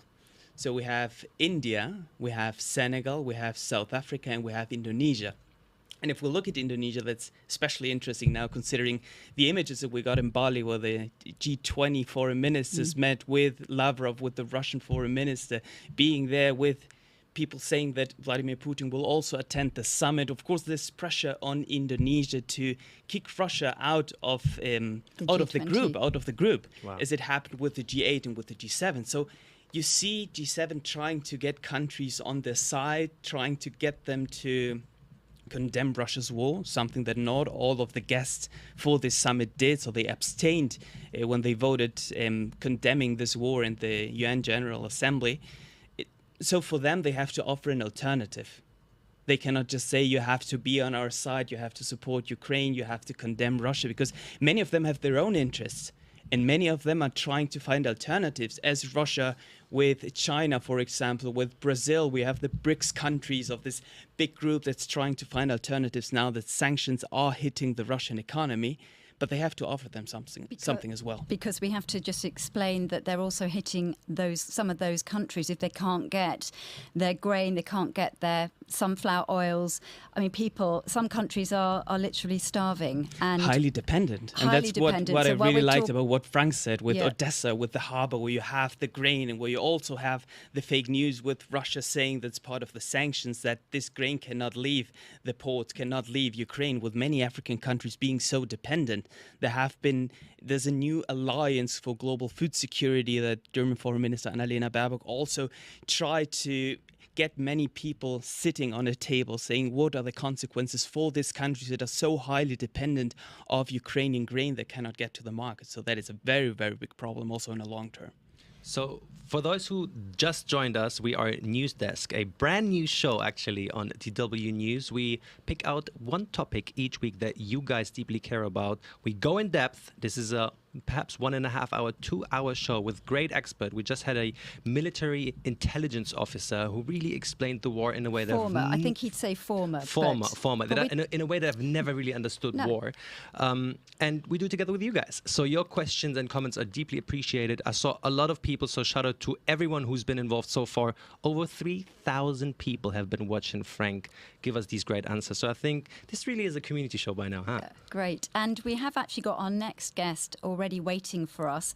And I want to talk to him because I don't want him to disappear, because he's going to be talking about another side of war, which is the emotional side and how important emotions are in international politics. Simon Koschut, hello. Thanks very much for waiting. I know we took a bit of time to get to you. Simon is a professor of international security at Zeppelin University in Germany, and has also been involved in a book called The Power of Emotions in World Politics. And let's just begin there, Simon, and talk about emotion, because this has been a very emotional war. Whatever side you're on, emotions appear to have played a very important role. Yes, thank you for having me on the show, actually. The emotions are quite crucial in this conflict, as in any violent conflict, indeed. And you can already tell that, even listening to the interviews before me, you can even hear some of that.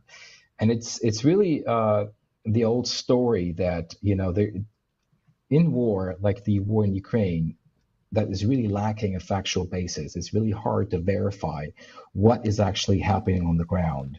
What we see is not necessarily what is happening. And so narratives are incredibly important because they compensate for the lack of information, for the lack of verification. And these political narratives that are very decisive over the outcome of the war are, of course, underpinned by emotions, because they need to be emotional in order to convince people to actually sign up to them.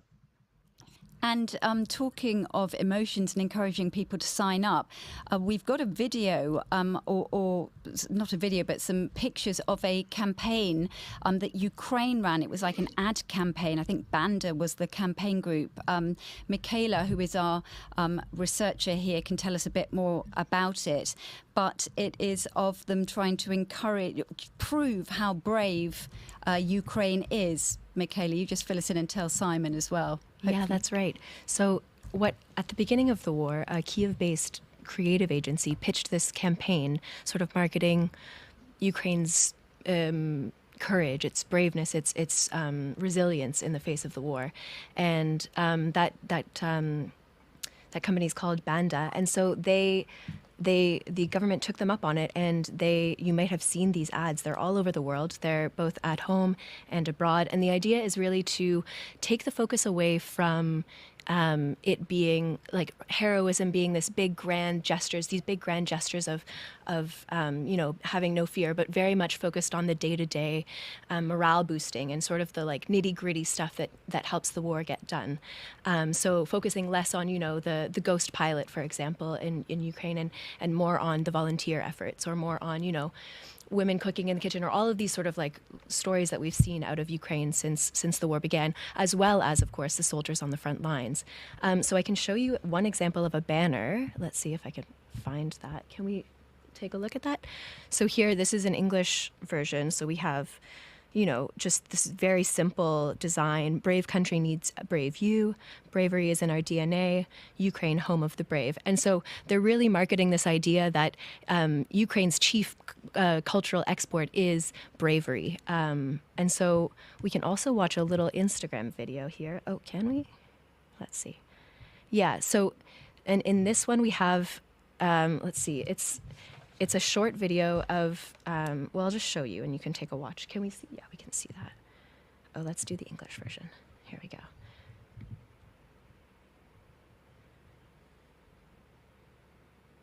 So here it's the campaign is saying, or the sort of tagline of this is, courage has no recipe except acetone, polystyrene, gasoline, and a rag. So referring to Molotov cocktails. So it's they have their own Instagram account. And we've also seen these not just in Ukraine, but also further afield. For example, in Times Square. So this really sort of echoes or sort of drives home this idea. This is in Sweden. In Grand Central Station in New York. All about bravery. All about bravery. And all over the world. So really sort of driving home this point of, Western support or support. It's not just, it's not just Ukraine's fight, I think is the point of this campaign. This is something we've just seen Twitter, we've seen Instagram. That's something that we might just ask Simon. Simon, Landon Hoppel asks, how does social media affect the emotions and beliefs people have on the war? We just saw different ad campaigns teaching people how to make Molotov cocktails on Instagram. What role does social media play here? Well, it's incredibly important. It's what has been used as propaganda in the past, with posters and leaflets that have been, thrown out of airplanes in the past, right? And now it's just thrown out of social media, basically. That's the equivalent, the modern equivalent of that. It's basically psychological warfare in a positive and negative sense. It's trying to create or mobilize your support for your home country, for your own cause, and at the same time legitimize and emphasize the moral righteousness of your cause. It's trying to rally around people to carry on and to continue to support the Ukrainian cause, not to grow fatigue of the war, not to grow tired of the war effort, but to continue to support Ukraine in its effort against Russian aggression. And we will talk to you, Simon, in a moment about this whole issue of war apathy. But sticking with what you're saying and talking about social media and the campaigns that Michaela was just talking us through, I guess Ukraine has got the perfect leader in President Zelenskyy. He's always in his military uniform. He's got that warlike presence. And when we had our chat earlier, as you reminded me, of course, he was an actor. That's right. He's a former actor, and he knows his stuff, right? He knows how to present himself in front of the television cameras and in front of media, and he knows how it works. So what he's trying to do, and he's actually quite successful in what he's doing, is trying to put up a Hollywood-like stunt here in order to to really rally around this cause. He's rallying around the street in Kiev, showing how he's still there and how he's engaging with soldiers, engaging with people, and so he's really marketing himself and at the same time Ukraine, which he represents in a very very good light, and that's really helping the Ukrainian cause a great deal. I don't imagine how the Ukrainian cause would have been helped by a less charismatic person, a less media experienced person as he is. We've got some footage of him actually, so we can just be reminded of what he currently looks like, or what he looked like before. Oh, here we are. Yeah, so there he is at the lectern, in his. So this is what he was like before, of course, when he was an actor, had everyone laughing, a comedian, the joker, the person who everyone just thought, he's just an actor who's somehow become president. And wow, what a transformation from this to this. There he is, in his military outfit, always taking the lead, solemn but in control, showing bravery throughout, I guess. Simon, that's the whole point of this. That's right. He's impersonating this bravery campaign as that you showed before, right? And you could see that really from day one when the Ukraine war started. He switched from his tie and suit to this olive war gear, right? And he kept going with it. It's really quite remarkable how successful he's been with that. Now, I want to throw a question to you, but maybe we can all try to answer that one, because I think it's quite difficult. We've been throwing this word propaganda around as if everyone understands what exactly propaganda is. And Ali Musafi is asking, what's the difference between propaganda and emotional narrative? And I think it's really difficult because sometimes we all get caught in a bit of propaganda and we simply don't know. Simon, maybe what's your best try at answering this question? Well, an emotional narrative is it can be anything, right? It can be a movie, it can be a good novel that you read. Without being emotional, you wouldn't read a novel, you wouldn't touch it. But in contrast to that, propaganda always includes an emotional narrative, but it's for a political purpose. Propaganda is always for and about a political purpose. It's trying to achieve a political goal. That's what it's for. And it's using emotional narratives to achieve that goal. Now, as journalists, we're oftentimes faced with propaganda because it's hard to, especially when it comes to states and wars, and there's a press release from a certain country, there's always a fine line between there's a press release and this is a state message. Yep. And if we give more platform to this message, we are part of the propaganda. Ben, you've been obviously covering this war extensively. You've seen so many press releases, videos. How hard is it for you to find this fine line in the middle? I think the most important part is judging politicians by their action, not by their words. Especially now, it's very easy to make promises and say, I'll do this and I'll do that and I can promise this. But a press release is something that they want you to read. And afterwards you have to check, was this true? Was everything that they promised? When we look back at weapons, for example, deliveries, is Germany actually delivering everything? Of course, there's a security aspect. You will not say we sent this on this train over this, platform. But still is holding them accountable for what they promise. And if they say it will be a long-term support for Ukraine, and you have some countries already saying, well, maybe not that much, maybe we have to change something here. And also when it comes to sanctions, I'm sure we'll speak about sanctions later on, where you say we have to sanction the economy, but then you have this turbine of this Nord Stream 1 pipeline, and it's now there's an annual maintenance, with Canada not being able, well, now it will be able for them, to get this turbine back to Russia, with Ukraine, of course, saying, how is it possible that you give them the money, that they get the income by the gas exports to Germany, because they're afraid, of course. And then on one side, you cannot promise we have this sanction, we will hurt the economy, but then it's like we will still make it possible for this turbine to be sent to Russia. And that's what politicians have to be held accountable, because otherwise you will just get the promises and then you have to see what are they actually doing? Are they following their promises or not? If you are just joining us, we are News Desk. We're a new show here on YouTube, and we are talking about Ukraine in quite some depth.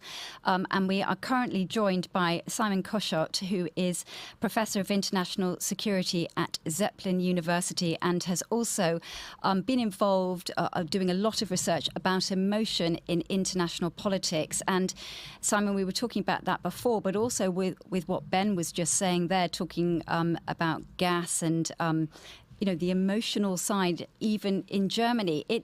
When you think about it, there is emotion all over this war, isn't there? Wherever you're looking, if it's the German side about what do we do with gas and do we take the hit, or whether it's the Ukrainian side with perhaps them, clearly needing the West, appealing to be the victim, and I guess the Russian side too.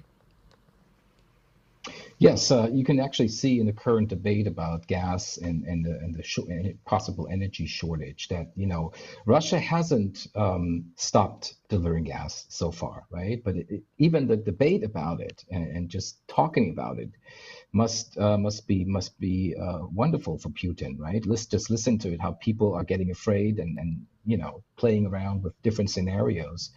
And that's what he's trying to do. He's trying to instill fear in Western population just by making people think about the worst case without not necessarily actually delivering that worst case, but at least, making people think about worst case scenarios like a nuclear attack, like energy shortage, and so on.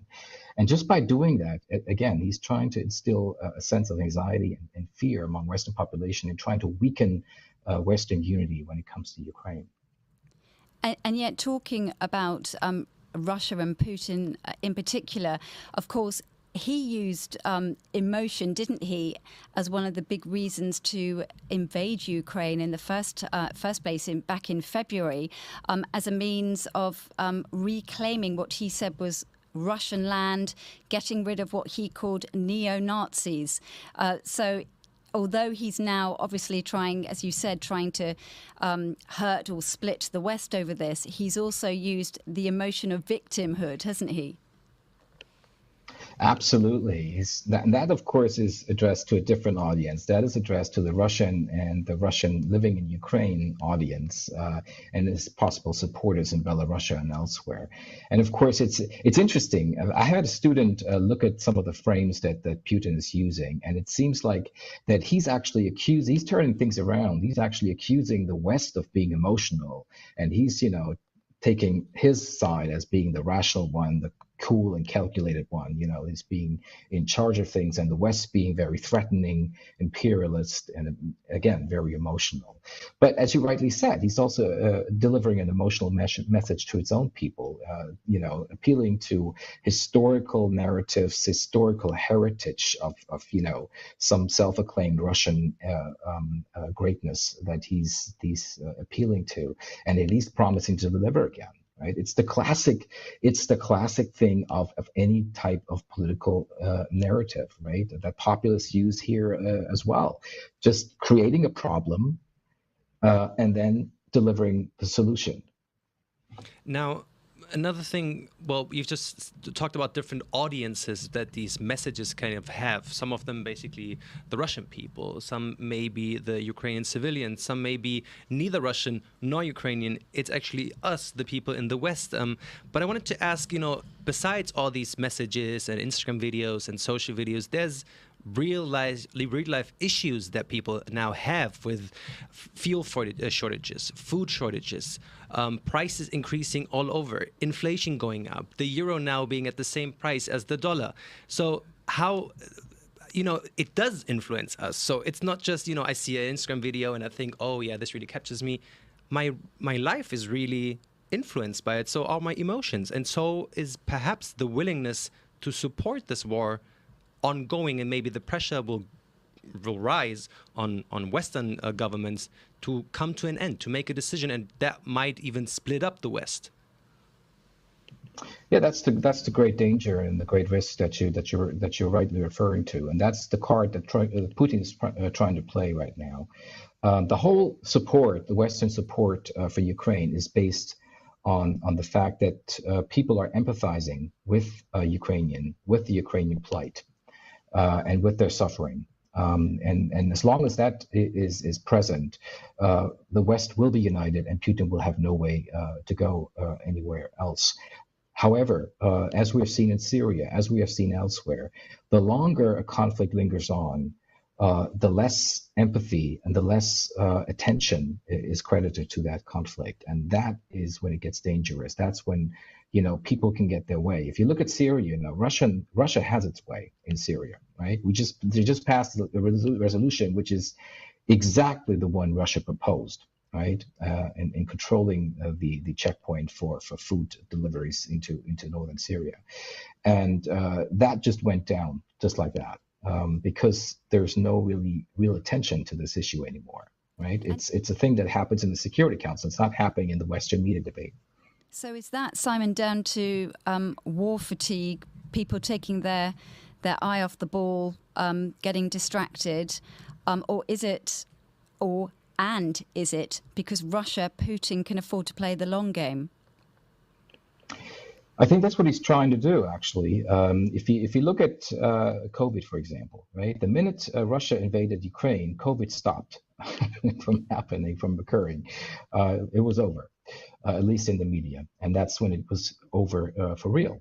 People didn't really pay attention to it anymore. And the same thing can happen to Ukraine as well. If something else happened in the world, some atrocity, some major issue that people will pay more attention to, the Ukrainian fate will fade in the background. And that would be really bad news for Ukrainians, because that way the Ukrainian conflict might, that way Putin might have his way. However, I do think that attention in the West, especially in NATO and EU circles, and not just in the public, is quite alert on this. And I think there's more to that. It's not just domestic constituencies. There's also very hardcore strategic issues at stake that will keep Western allies on alert, and hopefully also keep the unity within the West. But we already see in this, my last sentence here, we've already seen in the case of Sweden and Finland joining NATO, and the Turkish opposition to that unity is always very fragile.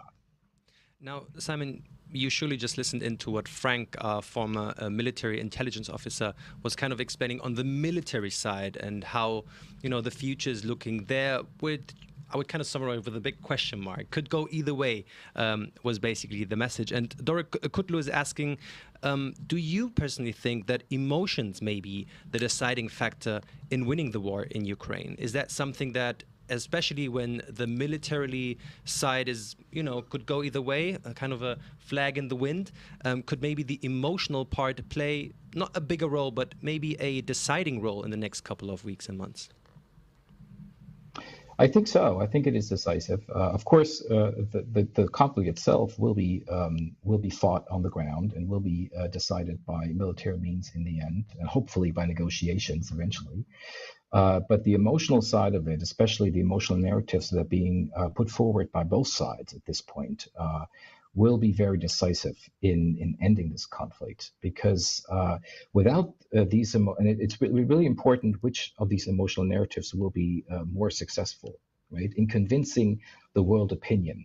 We've seen this on the Iraq War, for example. We've seen this elsewhere, how legitimacy and fighting for a just cause in the eyes of world opinion can go a long way, right? In mobilizing support. It's really hard to go against the world public, the world opinion for a long time, and Putin knows this. And so he's very glad that he still can still count on Chinese support, Indian support, Brazilian support, or at least not, open up opposition. But if the Western narrative can get those states and other people in the world on its side, and that's of course not just the narrative, but they can also will have to deliver real material benefits in terms of food, in terms of energy, etc.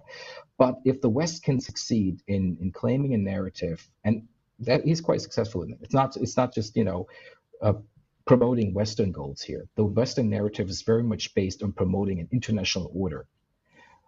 where right is not might, okay, where big states cannot annex and invade smaller states. And I think that's a pretty good narrative, and that can go a long way in convincing others, even Brazil, India, and others, of the right cause here.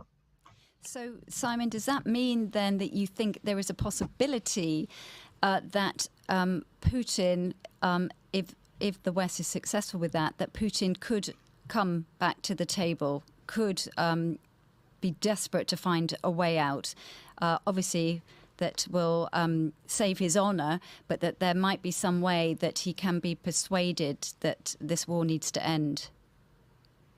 That's exactly what I'm hoping for, because on the battlefield, if you will, it very much looks like a stalemate right now, right? Putin can claim a certain amount of and can invade a certain amount of Ukrainian territory, especially in the east, but he has failed and probably will fail to conquer Ukraine proper, okay? Because Western support is so massive right now, and it's actually growing even more massive in the coming days and weeks. So it will depend on, there will be a point where Putin will have to think, do I want to go on with this conflict where I cannot really win anything, or do I want to go to the negotiation table and secure what I have? And that's, I think, one of the dangers that we will face at some point is the question, are we willing, or is the Ukraine willing to give up territory, Crimea, for example, the eastern territories, in exchange for peace? That is a crucial question, and that will be put on the table at some point for sure. We've seen it in the Balkans, we've seen it elsewhere. It's very unlikely that Putin will just give up territory where Russian troops are staying right now, okay? And there's no way of, removing those troops except for military force. And if the Ukrainians cannot do it, there will be the question at some point, whether it's acceptable to give up territory in order to attain peace. And that would be a way for Putin way out to save face, coming home with at least some type of victory. Although I have to say that would be a very, very unfavorable outcome in terms of international law, in terms of European security, and of course for the Ukraine. So in other words, you're saying it's not what Ukraine would want? It's certainly not what anyone would want, right? As a German, I wouldn't give up a chunk of land from Germany just for someone who just invaded me, right? I mean, it's completely understandable. It's just what we've seen in the past that once you have boots on the ground, and you're not willing or able to remove those boots from the ground, it's very hard to sort of remove them. And that's exactly what Milosevic, for example, did in Bosnia by securing territory for the Bosnian Serbs. He did it with ethnic cleansing. Well, hopefully that's not going to happen in the Ukraine, but that's the kind of, strategy that Putin is certainly doing, is trying to get as much territory as possible and then opt for negotiation for a very highly desirable outcome. Now, I do have a question, because it kind of leads us into the next sort of field that we're trying to get into, and that's the PR war. From your side, especially from an emotional side, because that's obviously where the PR war is targeted at, who's winning the PR war? Is it Ukraine or is it Russia? It depends on who you're asking, right? If you look at the Russian people right now, they seem to be still buying what Putin is telling them, at least to a large extent. And that is good news for Putin, of course, because it helps him garner support for his war effort. In the West, so far, he has succeeded only partially. There was this thing about, there is fear about, possible energy shortage, and there is talk about, why not negotiate with Russia? Why not give Putin what he wants and all that kind of stuff? And I've heard people say that. Quite astonishing too, but apparently those fake news that Russia is transporting and promoting in Germany and elsewhere is, sticking to some extent, is resonating with some audiences. But on the whole, I think the Western narrative is much stronger. The Western PR campaign, if you want to call it that, is much more convincing. And I said this before, because it doesn't appeal to national or Western interest, but it appeals to the interests of the world. that it's better to have a world based on international law and ruled by international law than it has a world where the mighty just take whatever they want. Simon, thank you so much, Simon, for joining us and for talking to us for a pretty long time, actually. We've really kept you chatting. But thank you. It's been absolutely fascinating. Simon Koschut there, Professor of International Security at Zeppelin University, and a big name when it comes down to the importance of emotion in international politics and, of course, in this war in Ukraine. Simon, many, many thanks. We'll let you get back to your evening, and we look forward to hearing from you again in the future. Thank you, Simon. Thank you so much. Benjamin, Zelenskyy being the actor that he is, certainly different to Olaf Scholz, right? Definitely different. And he really knows how important communication is, how important those pictures are. I really like what we just heard about this Hollywood stunt. I will not say it's always in Hollywood stunt, but he knows how important these symbols are, how important you have, if you have a European flag inside of the Ukrainian parliament, if you have all these leaders going to Kyiv. Well, you just mentioned Scholz, he was quite reluctant to go there. He said, I don't want to be one of those leaders who just goes in there for a photo opportunity and then goes back, so I need to offer them something. And one of them who knows that pretty well as well is Boris Johnson. He was not there just once, but walking around with Zelenskyy, with even meeting locals there, knowing how important it is for them. And he will definitely be remembered in Ukraine differently than in Great Britain and England. So to know how important these signs are, how important the communication is, to talk to people, to actually make them believe what you're saying and not just having a script or being afraid of saying too much or being angry or being arrogant what they push on you. So yeah, couldn't be a bigger difference if we compare both leaders. This is the news desk for anyone who has joined us after an hour and 40 minutes. But there's a lot of people still sticking with us, and we have more coming. So stay tuned. That's all right. Are we allowed to have more coming? Is that okay? Yes, we are allowed to. We're just checking with the boss. I'm not sure how I like this title, but I am sure that we are allowed to go longer if we want to. So if we keep it interesting. Actually, I know Michaela has... Interesting. If you keep it interesting. You too need to keep it interesting. No, actually, I know Michaela has prepared a couple of user questions that we didn't get to answer because the guests didn't fit or we just weren't able to fit them in. There's just so much activity in the chat. Yeah. Thank you guys for that. And I'm sorry for all the questions we can't answer. It's just so much. But we have tried to pick some of them up.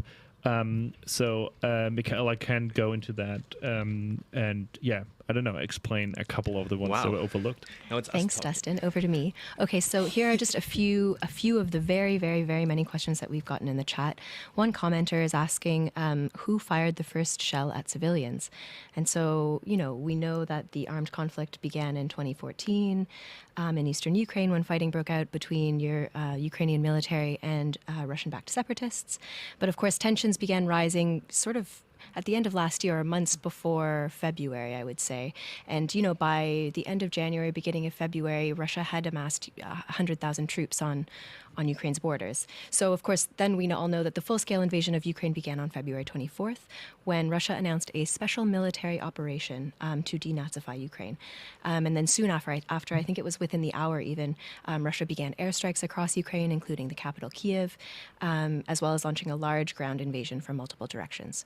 So I think that's a pretty safe bet on that. That it was Russia. That it was Russia. Pretty clear. Very clear. Yes, thank you. Yeah, Russia. Yes. But okay. one thing I just want to, before you get to the second question, what I found interesting when maybe the first day or first half day kind of went by, there was already videos flying around, and we'll get back into the importance of fake videos in a second, of Russian propaganda basically saying, no, it was our guys in the east getting attacked, so we had to get our people to defend your brothers and sisters in the east. So just kind of like a mental note that I just thought of. Yeah, that's a really important point. Yeah. So on to who are the winners from the war. So XNXO wants to know, out of all of this, who is making money? There's surely someone making money because weapons are not plucked from trees. That is very true.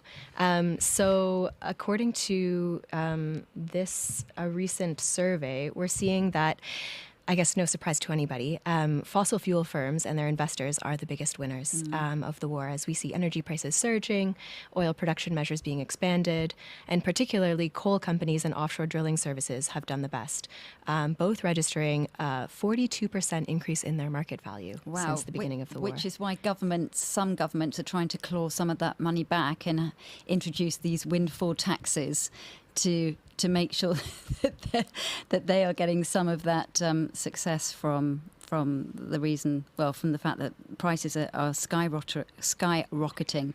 But that is, I suppose, inevitable, isn't it? Yeah. And, also, just while we're talking about that, and also you were talking about sanctions, Ben, earlier. I mean, we know that there are sanctions on Russian oil, and we've got this whole issue with Russian gas. But in May, for example, we know that Russia sold more oil to China for the first time, I think, in 18 months. And even Saudi Arabia had. So Saudi Arabia had always been up there, and suddenly Russia got back in. Now, I don't know if they'd had to drop their price, possibly, but Russia has not done badly with some of this, despite sanctions, despite what's been talked about. They haven't been the complete losers in this at all, have they? Mm-hmm. Yeah, I mean, I guess as long as Europe is sort of within their clutches, or oil, gas-wise, it doesn't seem like... Trying to find other partners as well that can help you. Today it was announced that Moscow, so the Russian president, will meet with Iran and with Turkey next week. We have Latin America as well playing an important role. We mentioned Brazil several times, Argentina as well.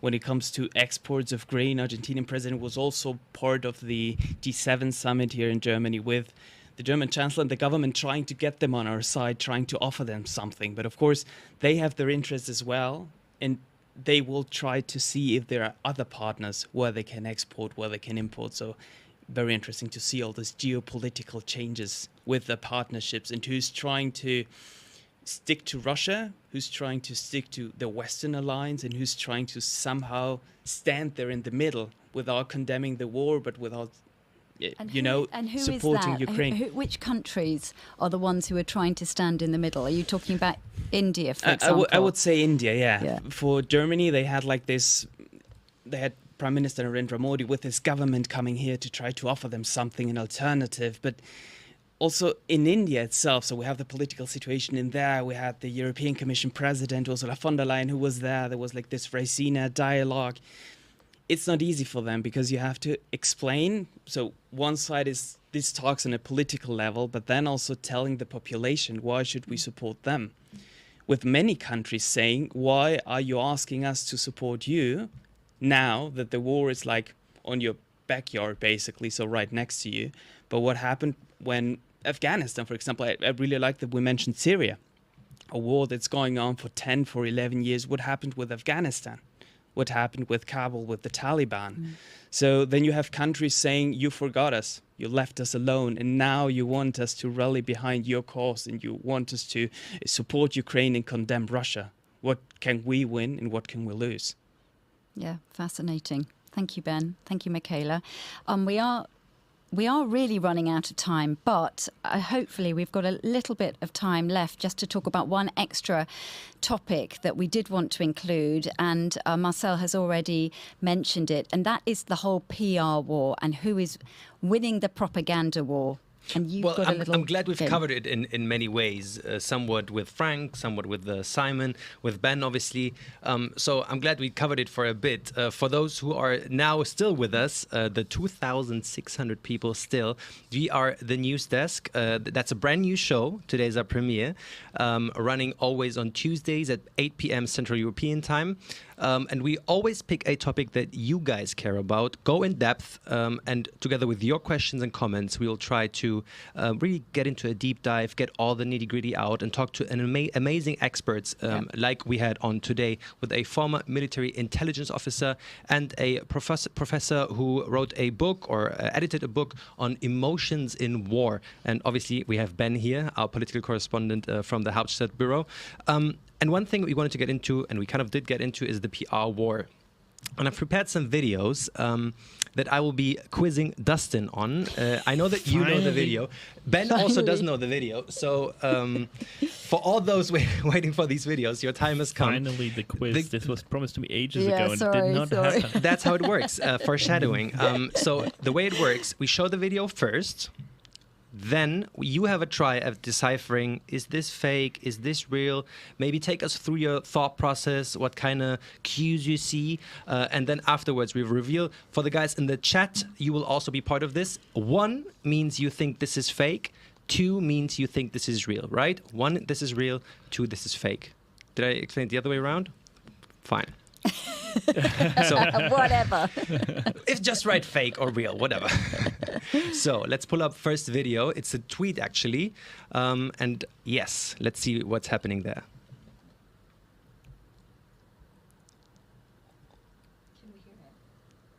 I think the sound is pulled down on your end, Michaela. But it's dancing. The sound is less relevant, obviously, for this video. I'll tell you that much. So what you're seeing, Dustin, maybe take us through. Explain what you're seeing. I see dancing people. They have uniforms on. That's one of the first things I would check. I don't recognize them off the bat. And I think they're standing in like a hall, in like a big area with like a round roof. That might be a hangar of sorts. That's what I'm thinking, but I'm not entirely sure. Can't be entirely sure. Look what's on the left-hand side. On the left-hand side, a reporter made No, further in the back. Maybe that's driving there. You see that? Oh, it's train. Oh, sorry. Oh, okay, I have it really small. To me, the video is really small. It's a train, so it's like a subway station. Okay, get it. Okay, well, it actually... What does the tweet say? That would be my first question. Yes, we can pull that up in a second. It says... It's very small. Russians dance in preparation for... Let me go with the audio. Yeah, maybe play the video again, because the audio actually plays a big role in maybe judging where this is. Okay. Yeah, there we go.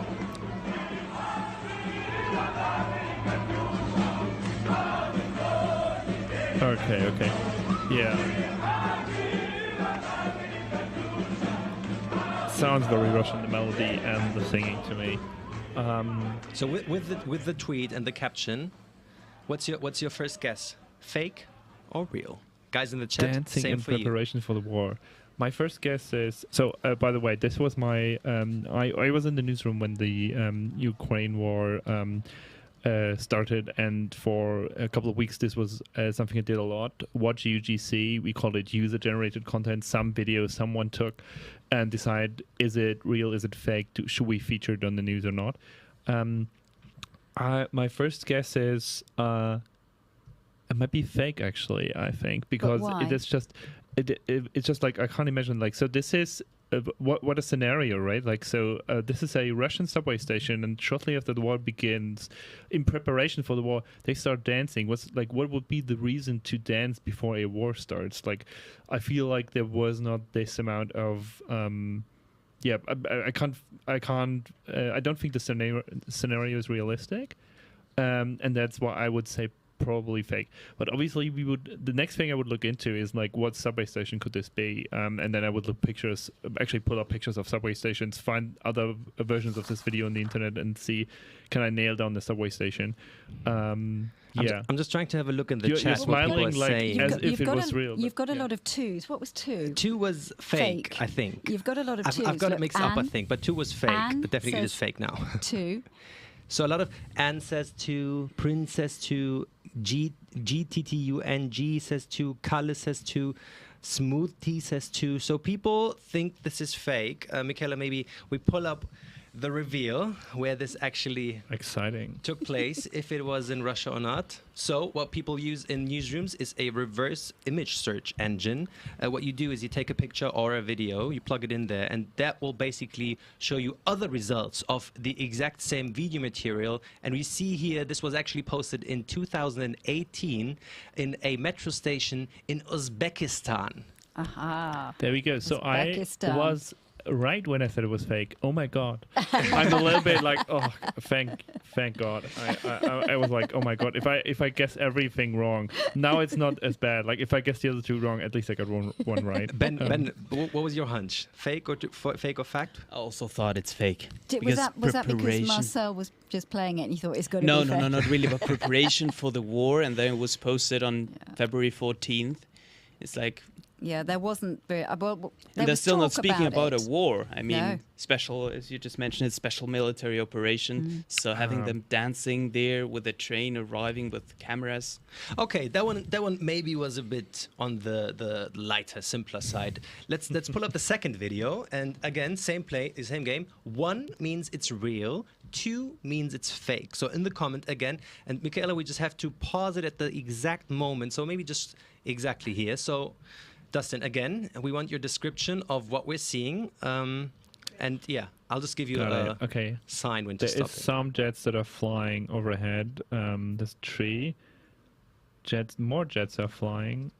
And then live broadcast of the war in Ukraine. Hope for world peace is what the account is saying. What the tweet, I think it's a tweet says. Yeah. Can we go back, Michaela, to the jets and what they look like? This would be a question for Frank, for a military expert, because my first intention is like, I mean, we could now look up what the shapes of planes look like. There is like places to look this stuff up. That's what I would do now.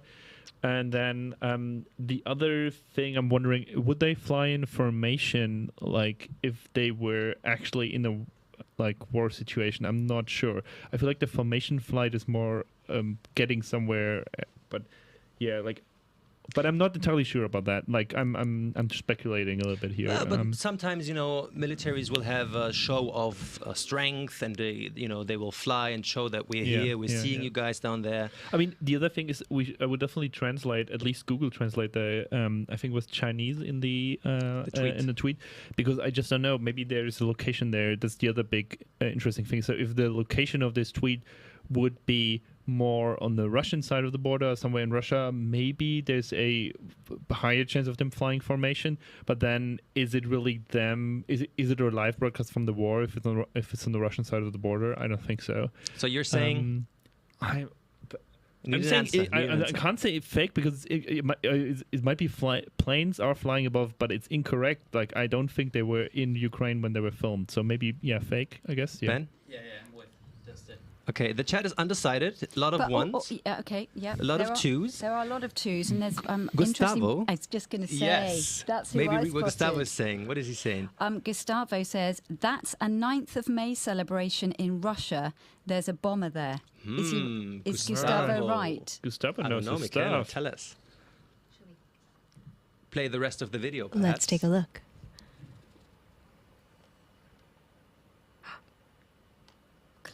Close, Gustavo. 4th.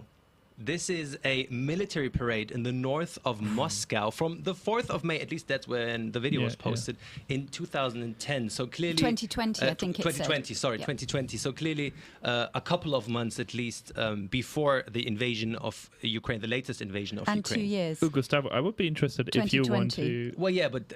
There was an invasion in 2014, so that's why. If Gustavo wants to share in the chat what kind of bomber he spotted, I would be interested in that. I would want to know, like, is he? Can you do that, Gustavo? Yeah, if he wants to share it, like, if he knows what types of.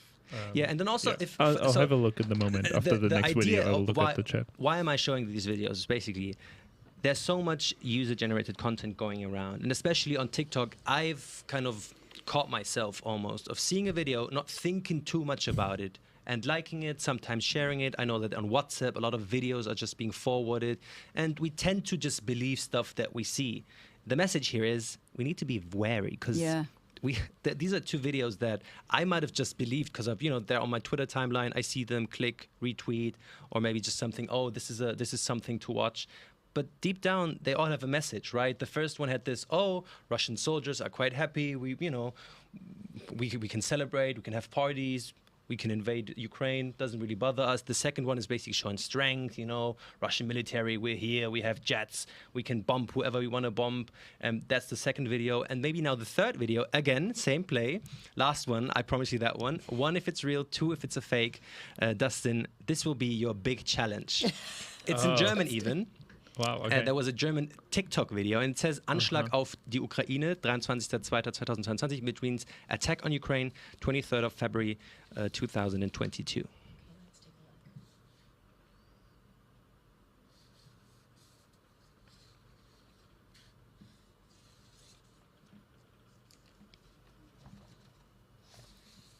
Yes, let's pause the video here.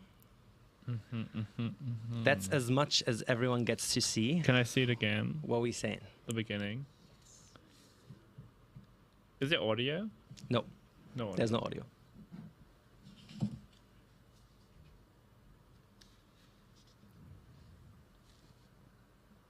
Lots of ones.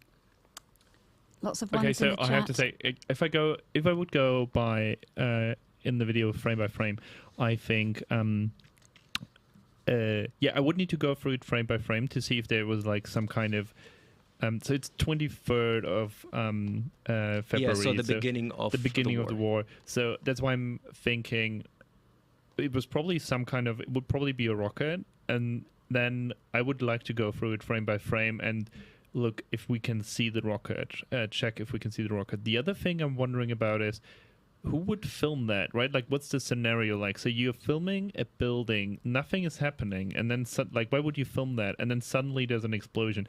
Can we go to the beginning of the video again, like the first frame? Dustin's really getting into this. I love it. But the chat is as well. The chat is as well. There's already super smoke. into this. There's already smoke coming from that building. Okay, well then you might film it. Actually, I see that. Okay. Okay, but maybe let's stay in that frame because I think it's quite interesting. Yeah. What else can we see? Maybe just. I mean, the other thing the first thing I would check is, because that's a big. So if you want to check if these videos are false or correct, a big thing you can check in the beginning is quite easy to check. That is the weather. Was it sunny on the 23rd? Like, if it wasn't sunny in Ukraine on the 23rd, you know it's fake. And that's like a quick, easy thing to check. That's a very good. I'm wondering if we can. He's close, He's isn't good. he? He's good. He's not bad. Because just go back to that. Sorry, just go back to check that, please. Go back. Oh no, she needs to show the video. But also, you said. I mean, yeah, I have. Don't seen spoil this. it too much. I'm not. Okay, I won't say. Zip. But that's a good point. It's a good point. I'd just say it's a good point that Dustin makes. Ben? Look at the weather. Try to go to the number plates. There are 2 cars down there. The other ones are too far away to zoom in. But I would definitely also do that. And okay, number plates, good cue. Always helps to kind of take location tags, anything you or find. The advertisement or something, a bus driving by, and that's does the language seen somewhere displayed match where the audio is supposed to come from? The audio, that's why I took it out actually. The chat, very undecided. A lot of ones. A lot of people think this is real. A lot of people think this is fake. I'm really trying to be quick about the weather here. No, I'm sorry. Now I'm getting an ad on the website that I'm trying to pull up. Oh well, we'll make it short. Michaela, maybe show the rest of the video. This has been fun. So big explosion. I would have trusted that probably. If that would have been on my timeline, I would have liked it. Yeah, it's just. Yeah. So weather was a good cue. Basically, what the video is saying, we need to check if in the midst of February in Ukraine, in deepest winter, there's greenery like this. And then the video was taken from our DW fact-checker team, actually, put in a reverse image search and turned out to be a Siberian gas station we saw last summer that went up in the air. So you definitely see very difficult to decipher, especially the last one. Very hard to maybe make sense of these videos, right? Although in a way, the last one, now we're thinking about the weather.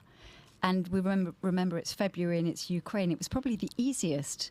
But it's like, you've got to think in that way, haven't you? That's what Rick Mentor says. 2 green for 23rd of February 2022. Yeah. Exactly. So very much makes a lot of sense. I want to actually try for the community for us as journalists, Dustin, you've spent a lot of time on this, to maybe formulate 3 tips we could give them. When they stumble across videos online, how how should they go about these things? I'll give each of you a turn. We do have to be quick. Yeah, we're gonna do it quick. Dustin, what's your one tip for the community? Oh, the biggest one, the source. Check who posted it. Like if it's someone like random account, lots of numbers and like random flags in there. Maybe try searching for one of the things in there and like find out if the video comes up somewhere else. But if it doesn't come up with any good source, don't trust it, is what I would say. I mean, this is what we are for, guys, right? Like that's why we are journalists. Like we try to find this stuff out and then post about it. And if you can find it in any outlet that you trust, check that outlet. If they have the video, it's probably true, or at least they can give you some context on it. Ben? I think emotions are really important. We spoke about them with the expert. That's what the videos are there for. You have 20, 15 seconds. You have an instant reaction. If it's anger, if it's fear, if you're really happy about it, that you share it. So be really careful about that. Try to, if you see a video in a rational way, pause before you tweet. Be sure, as Dustin said, the source, and then share it or continue. There are many fact page, also web page, that just fact information, fact it, and look at videos, look at pictures, and maybe they already fact checked it. So check those pages again. That's really interesting that you bring up emotions, because that's completely right. And that's how it works. That make you share it. And if you Yeah. feel something, and it's like feeling it instantly, and you see the video, and it doesn't matter what happens inside you, you just share it because you want other people to have similar emotions as well and then react to it. That's how social media works. My greatest tip that I truly didn't know about, because I did, at the time wasn't in journalism, was there's a thing called reverse image engines, a reverse image search. So I just posted that in the chat. One of them is Google Images. One of them is actually called Tin Eye. So what you can do is just you take a screenshot of a video, of a picture, whatever, you upload it there, and that will show you other results of that picture or video. And there you can oftentimes actually find videos that have been posted years ago, and they just pull them up. They put them up for different wars. You know, that stuff that we've seen. We've seen stuff from Crimea, from Chechnya war, from the Syrian war. And it still works. And it still You works. can post it again Exactly. with any conflict. That's incredible about it. And so easy. That's the problem with fake news. You It can is. share it, and when you have millions of people seeing a video, then doing a fact check and saying that's not true, and then actually sending something out. And just very quickly, because we do have to end soon, we did ask Gustavo Palos how he knew in your second video about the jets. Why did he think that it was to do with the parade? And he has replied, and he said, I'm going to get this wrong, 160 or 222, it's the one in the middle with four jets surrounding it wouldn't be flying in formation on enemy territory. That was the key bit. So he obviously knows his stuff. Thanks very much for that, Gustavo. Thanks very much for answering. Thank you, everyone. It's been brilliant. It's gone so quickly, I can't believe it's 2 hours. We said we'll get to 1.5 and we could still keep talking, but don't worry, we won't. We won't keep talking. Thank you very, very much. This has been News Desk. It's been our first show, and we've been talking about Ukraine, and we've been digging deep into Ukraine and asking who has the strategic edge there. So we've talked about the military, and we spoke to our expert who's actually in Kyiv at the moment, and he was talking about the situation on the ground there and where he sees that war going.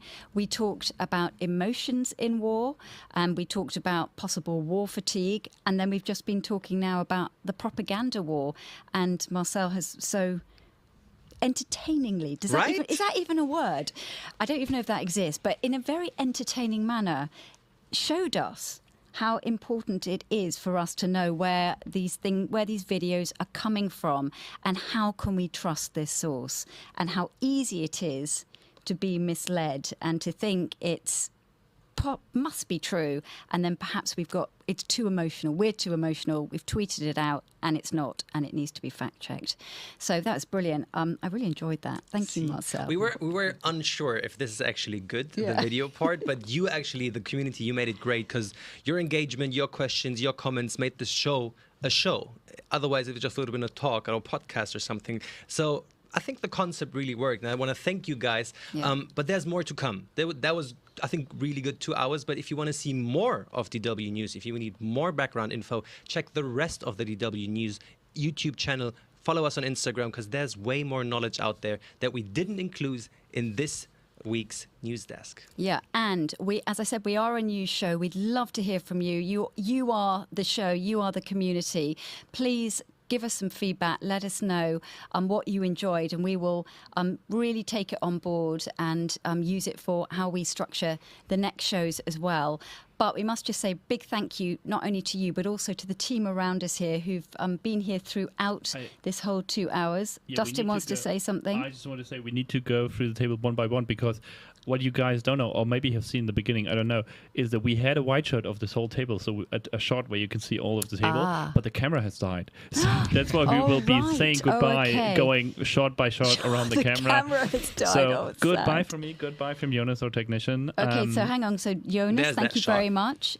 And Dustin, yeah, he's the boss, as we keep telling you. Then thanks to Michaela and Ben, Michaela, our research producer, and Ben, our political correspondent. Thank you so much. Thank you, guys. That was amazing. Thanks for the And invitation. then, obviously, thanks, Alex, for having time. And thanks, Marcel. And what a team. And thank you. It's been brilliant. And News Desk will be back at the same time next week. I will see you next week, actually. And look, there are the times, because I was going to say at 100 hours Berlin time. Oh, it's gone again. It's too quick. I really want to be able to learn what the times are at 8 o'clock in Berlin. What is it in the rest of the world? Can we get it back?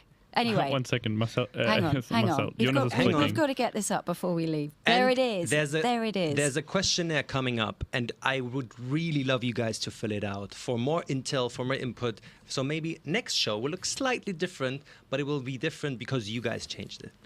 Thank you. See you soon.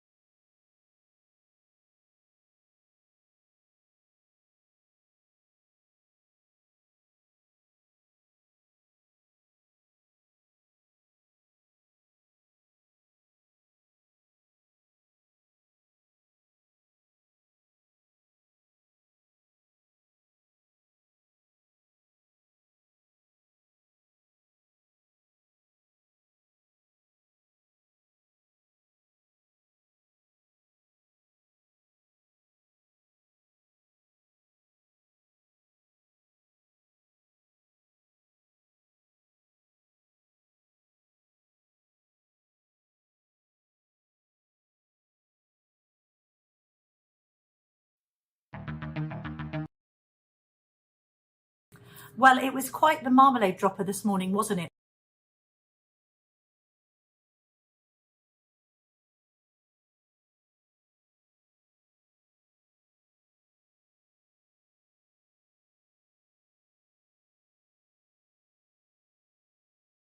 с дружественными странами в поддержании регионального мира. Российской Федерации. Докладывает командир фрегата «Адмирал» готов к выполнению задач боевой службы. Очень рад.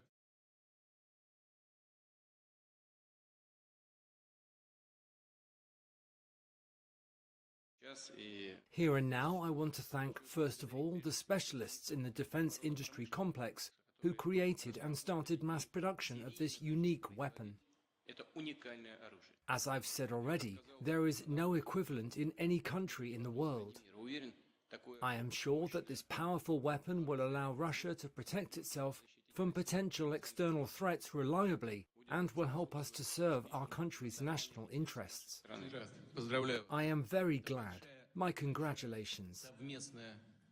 This is a very big collective piece of work which ended up with a good result as expected.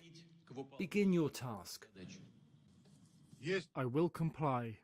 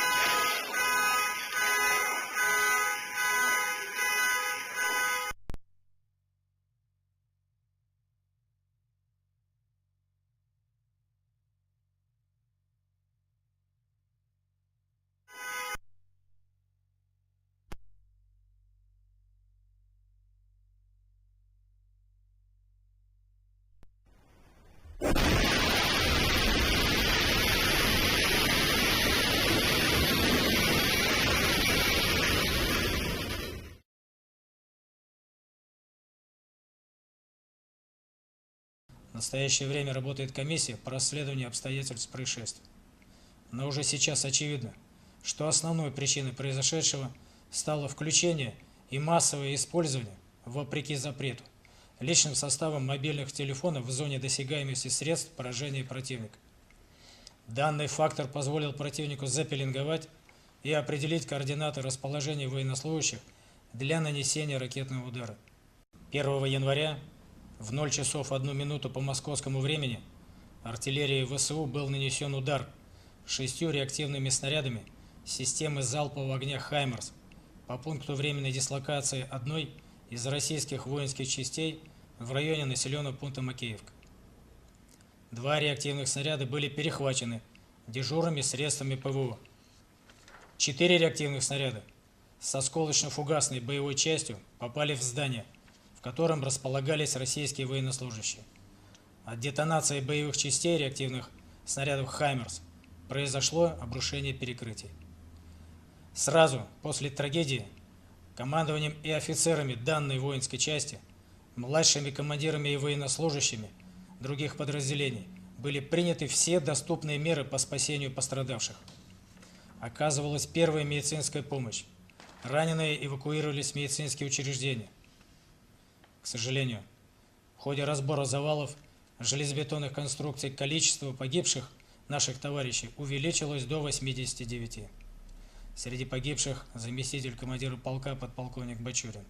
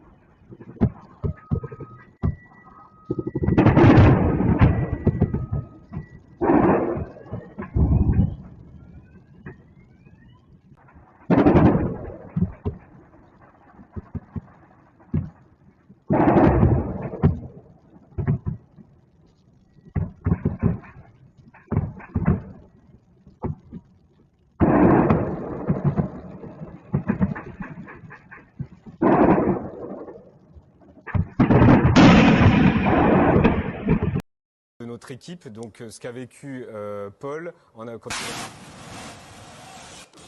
équipe, donc ce qu'a vécu Paul en a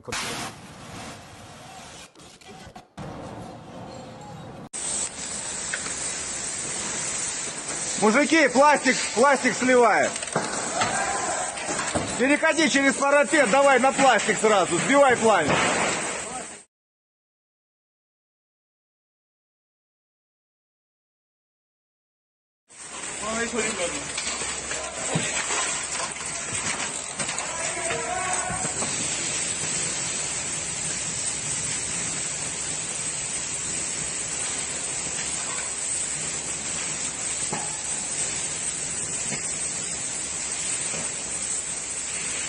Подствольчик, помоги ему. Не-не-не, так не пойдет, ближе подходи к очагу.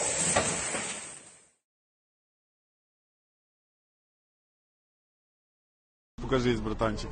Це вхід, їбать, це вихід, нахуй. І, блядь, візьми. І нахуй, сука. Єбать, блядь. Да.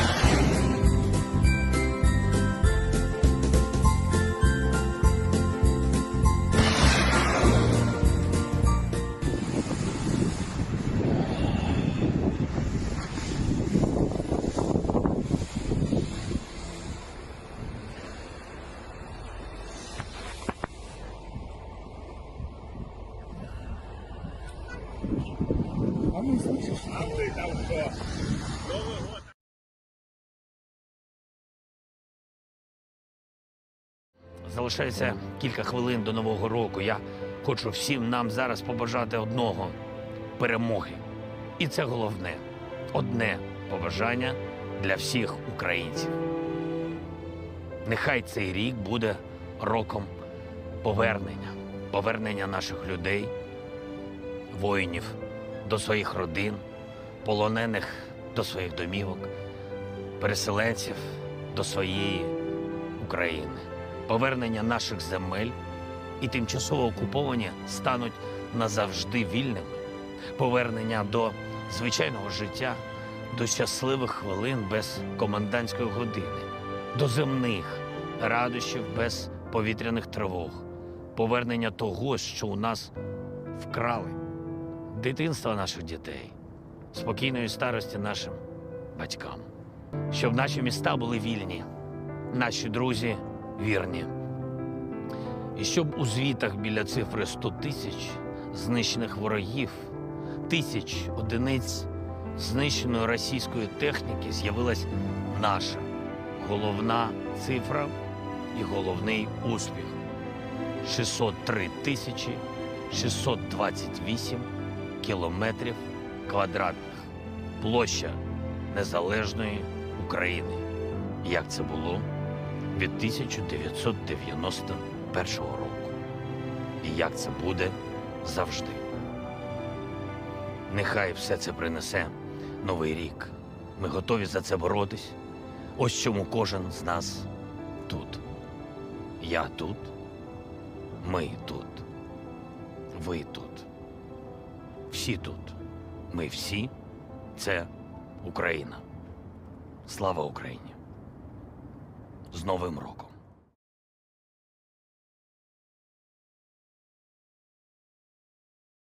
So the monastery at Sviatohirsk is one of the holiest, most important monasteries in Ukraine. It's a place of pilgrimage. And during the war, in the height of summer, it was right on the front line. This side of the river was in Ukrainian hands. The Siversky Donets is right there. And if you just look, that's Sviatohirsk itself. That was all in Russian hands. You can see what happened to the bridge. Whole place is destroyed. we've just had a very nice conversation with one of the priests here, who kindly showed us around. We weren't allowed to film inside. The thing with this monastery is that it is under the Moscow Patriarchate. So technically that leaves it still kind of tied to the Russian Orthodox Church rather than the autonomous Ukrainian branch. And that brings with it all kinds of awkward political questions. Now the priests here say, look, we're caught between two sides. We look after refugees. We had shells coming from either direction. They don't really want to get drawn into that question. And they're kind of used to these questions. The priest who showed us around said, look, you know, we had this in 2014, people saying, oh, you're pro-Russian, and we've had searches here and they've never found anything. We're not interested in that. What is interesting, of course, is churches, you know, are meant to be places of sanctuary, and it's naturally become one. There's about 200 refugees from the local area living in there now. The towns around here are completely devastated. So it's providing now a pretty essential service for those people, a base where they can have some kind of food, some kind of shelter as we move into winter.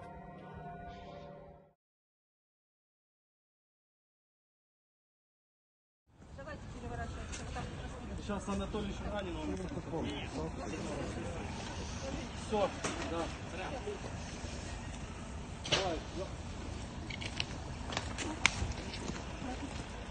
Давай. Развернулась. Давай.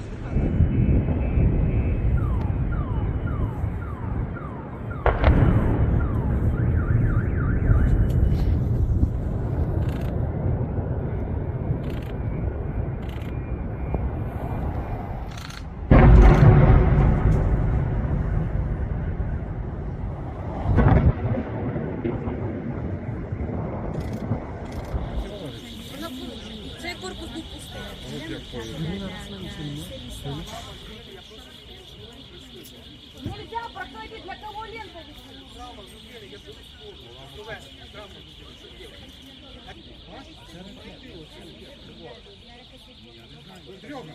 Серега!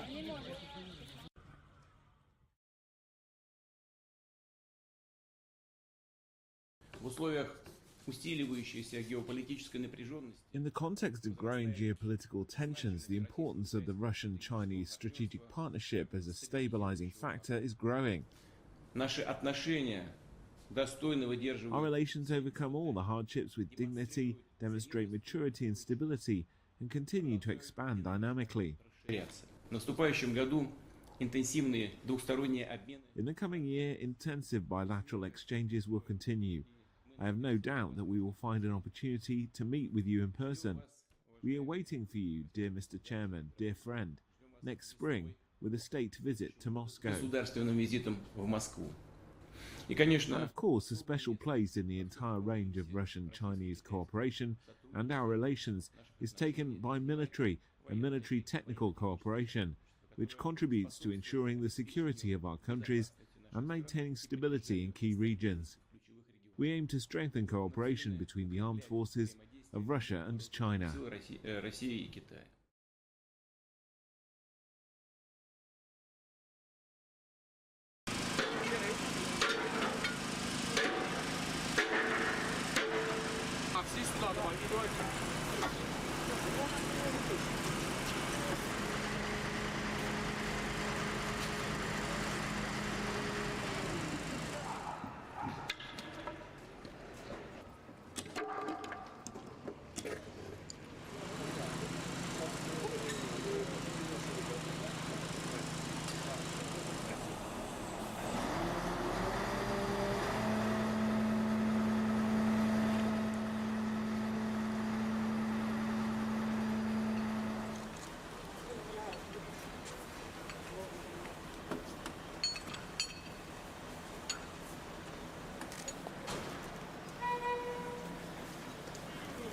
Так, смотри, чтобы не пошла в ту сторону.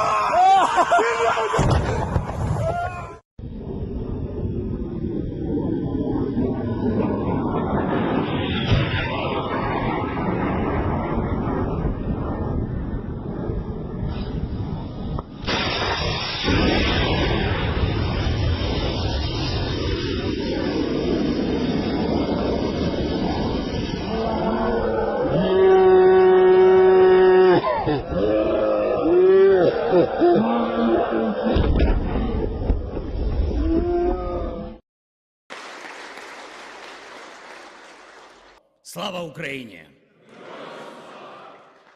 Майже ніхто, окрім нас.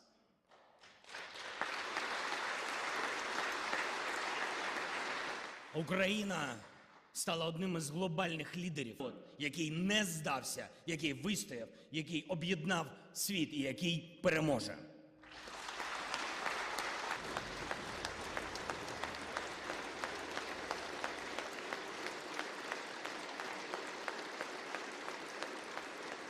Здобутками на полі бою і всім нашим військовим.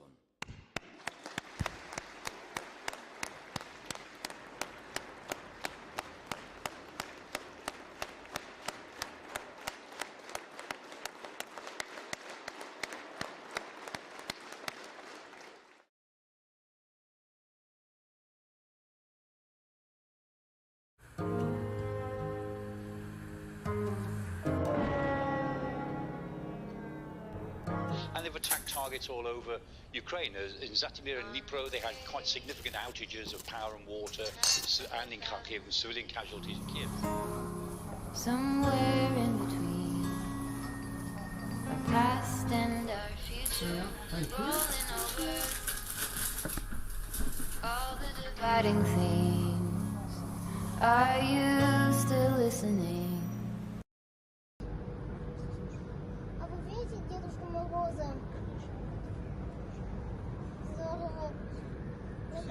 Все нормальные, приличные люди должны верить в Дедушку Мороза. Так что мы с тобой едином.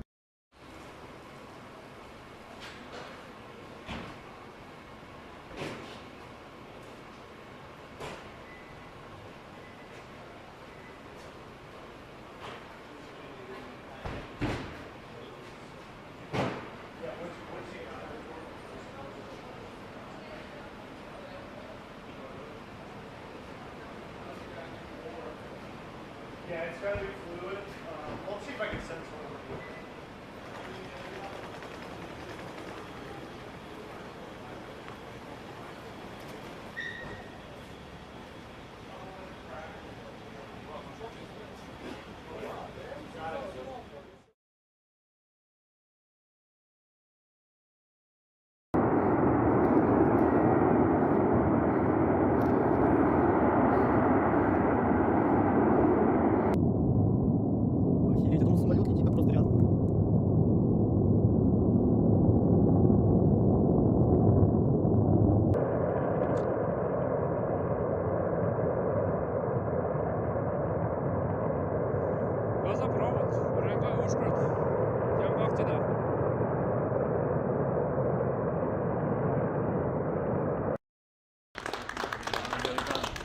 Дякую вам за службу.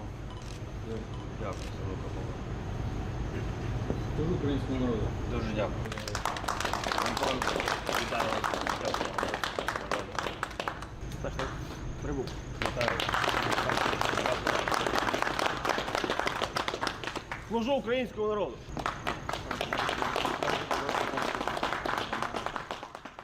Питання не в Донбасі. Тому я хочу вам сказати, тут на Донбасі ви захищаєте всю Україну. Тому що після Донбасу вони все це зроблять і на інших містечках, в інших містечках нашої держави, бо вони не хочуть нічого українського. Я впевнений в цьому 100%. І тому на ваших плечах захист не Донбасу, а захист всієї України. За зброю. За зброю.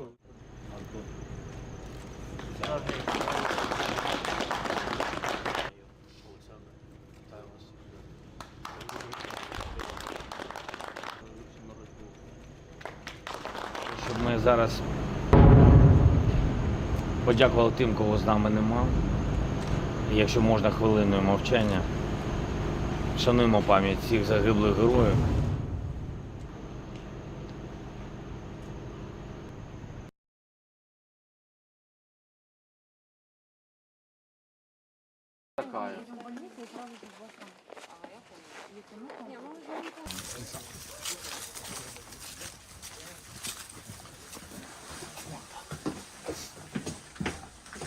подушки.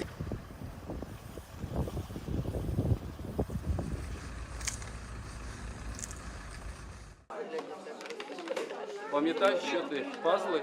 Поліція постійно з населенням, і ми хочемо, щоб діти не відчували війну, і щоб вони раділи. І, як я вже казав, діти – це наше майбутнє. Мальчики, що? Лошадка. Вітаємо вас зі святом День Святого Миколая. Хлопці. Спасибо.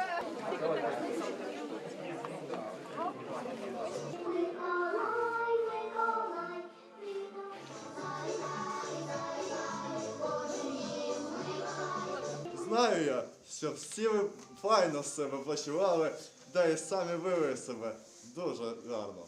Тож побажаю вам робити добро, а я заміну від зла оберігати буду. Ялинонька, світи!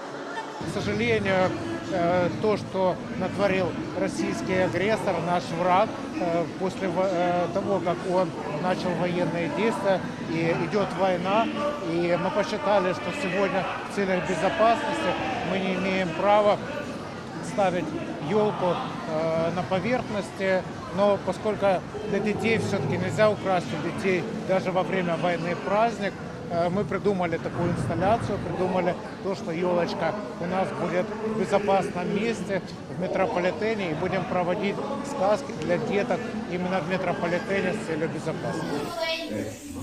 Підготували такі подарункові карти, потім Пола роздасть,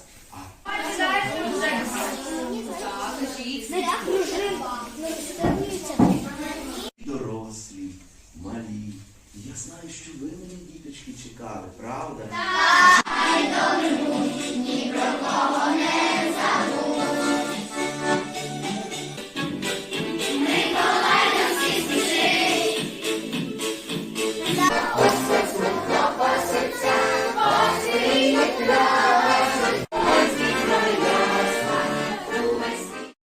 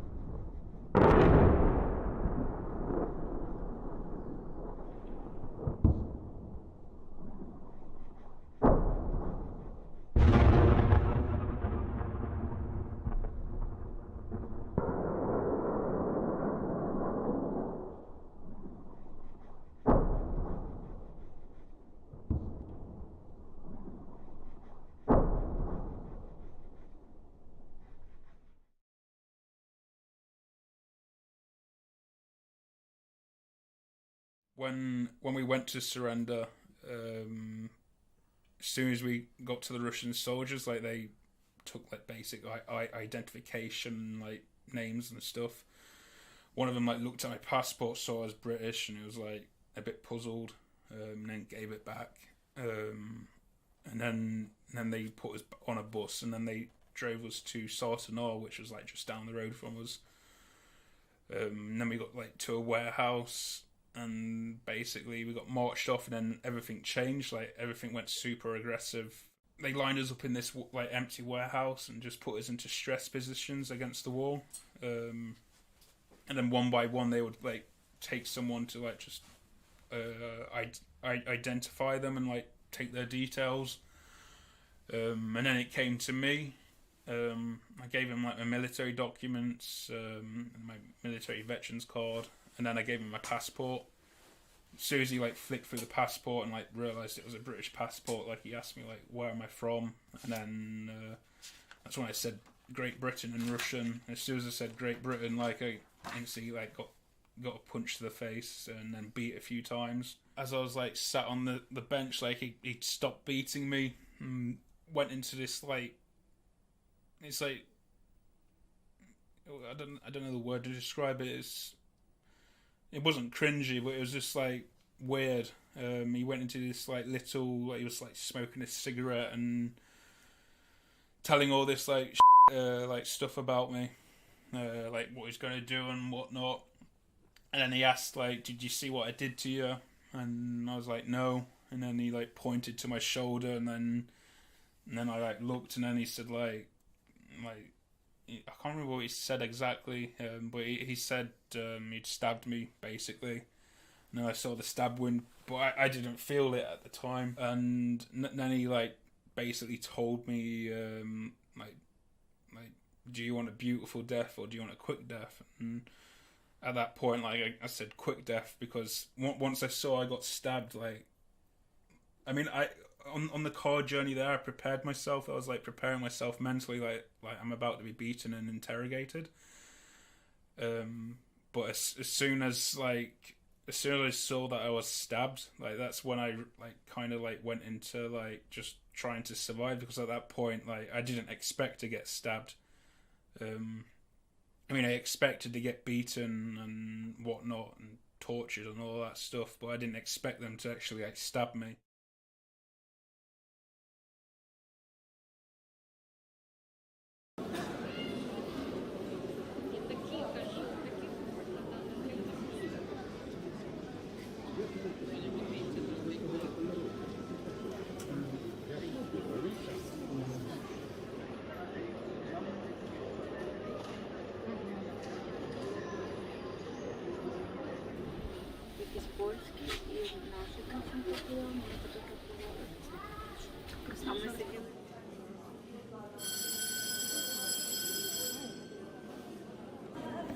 Проминуло тепле літо. Слава Україні! Героям слава!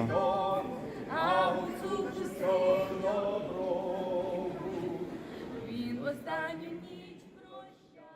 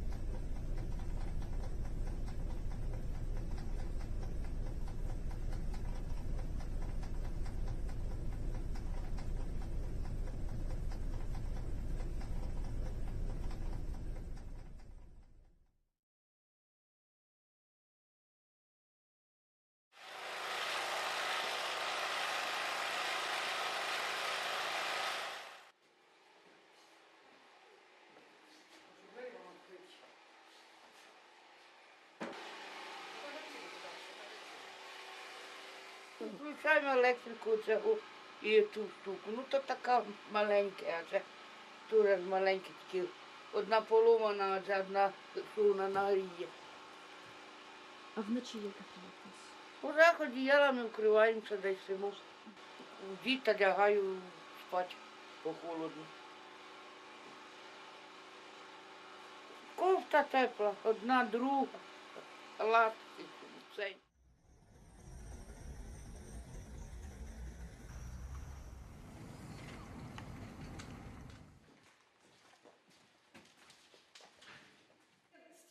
Стін перегородок кімнатних вже немає, ви ж самі розумієте. Допомогти може гуманітарним коридорам привезти якісь продукти питання, допомогти речам, які вони можуть собі не ходити там вибивати, де не треба, а щоб їм привезли сюди.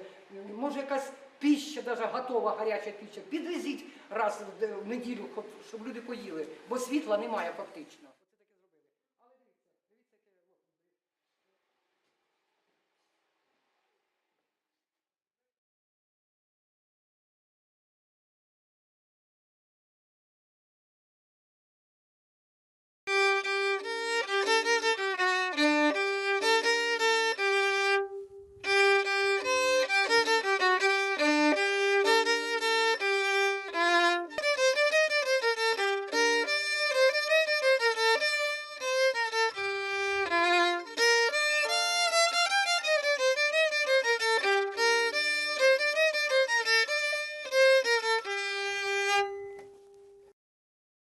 Что-то горит. Смотрите, страдор горит. Офигеть. Я думаю, что такая дымка над лесом. Блин.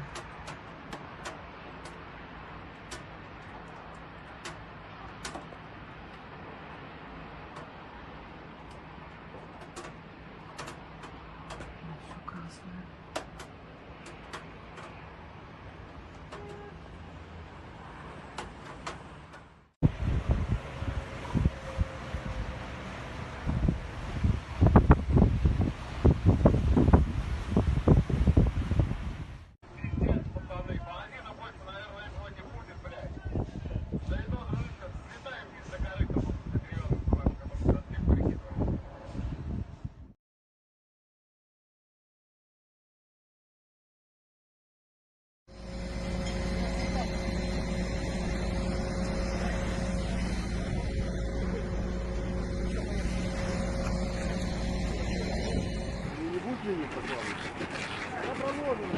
Она подключена? Да.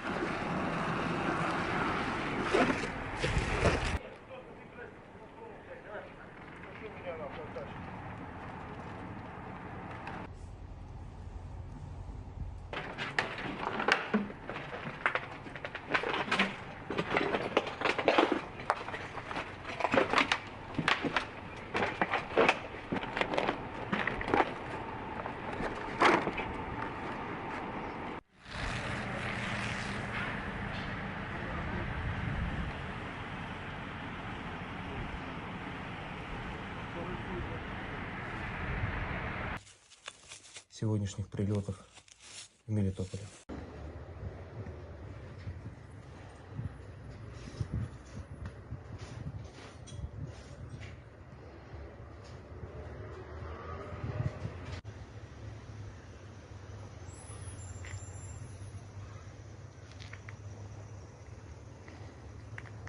Что это?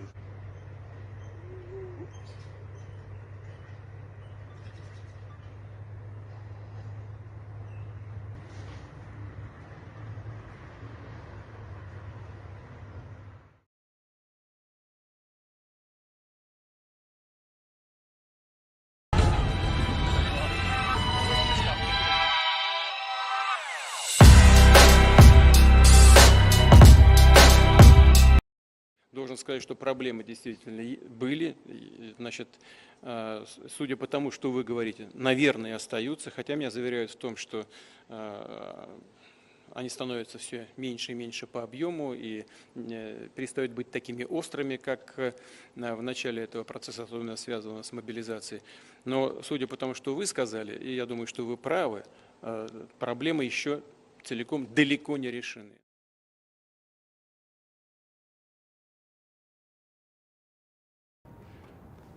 Всего доброго. До свидания. Спасибо. Вот сейчас много шума по поводу наших ударов по энергетической инфраструктуре соседней страны. Да, мы делаем это. Но кто начал? Кто ударил по мосту, по Крымскому? кто подорвал линии электропередач с атомной электростанции Курска, кто не подает воду в Донецк. Неподача воды в миллионный город – это акт геноцида. Никто, нигде словом об этом не обмолвился. Вообще. Молчок полный. Стоит нам только пошевелиться, что-то сделать в ответ. Шум, гам, треск на всю Вселенную. Это не будет нам мешать выполнять боевые задачи. И я хочу вас поблагодарить, что вы и ваши товарищи делаете это самым достойным образом. Спасибо вам большое. Еще раз поздравляю вас с высокой наградой Родины.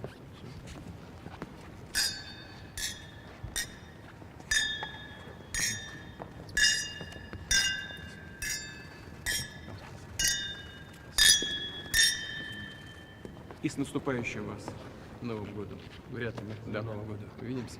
Всем вашим коллегам, товарищам боевым самый наилучший привет. Всего доброго, ребята. До свидания. Спасибо.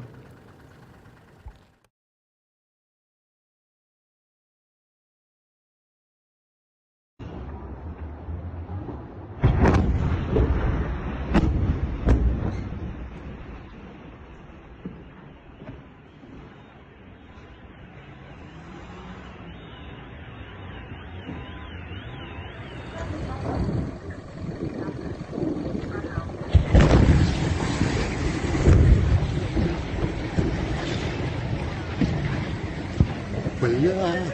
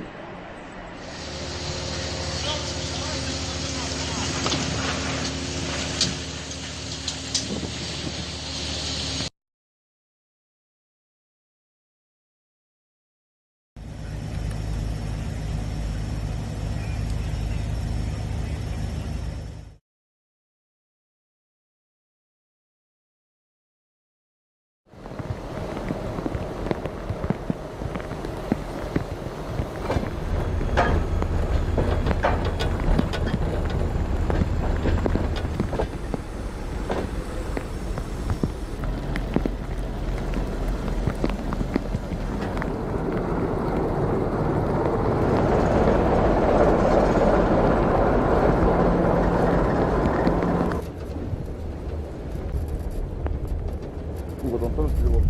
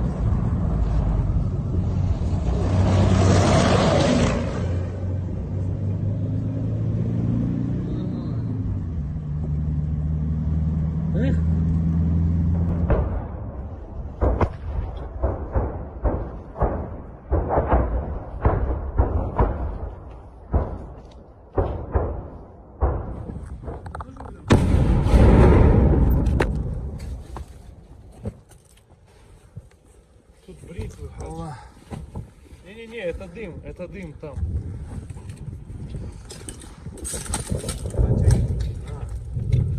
Бритвы вот это берем, да?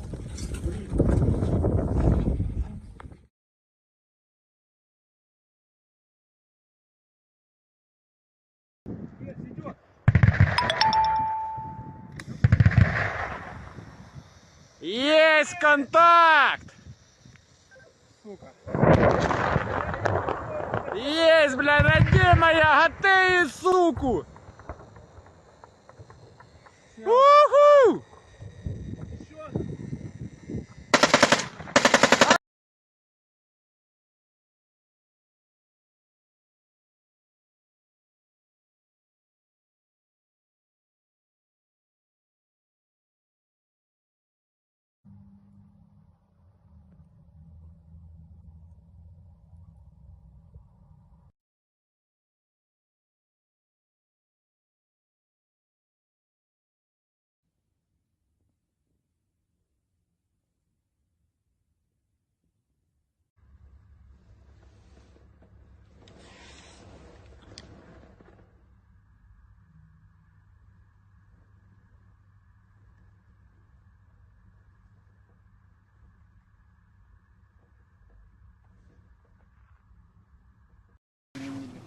мы с 3 заводов крупнейших металлопроизводителей. Да, в Сибири в том числе, да? Да, мы привезли с Тюмени 1214 тонн.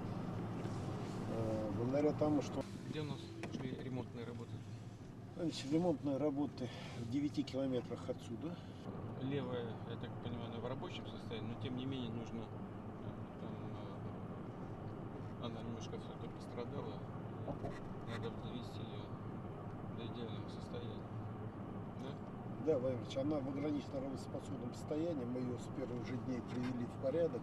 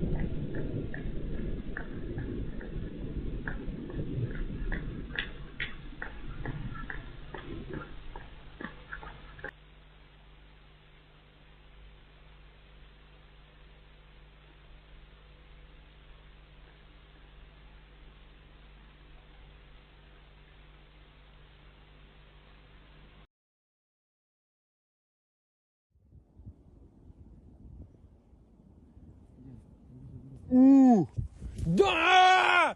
Да, сбили!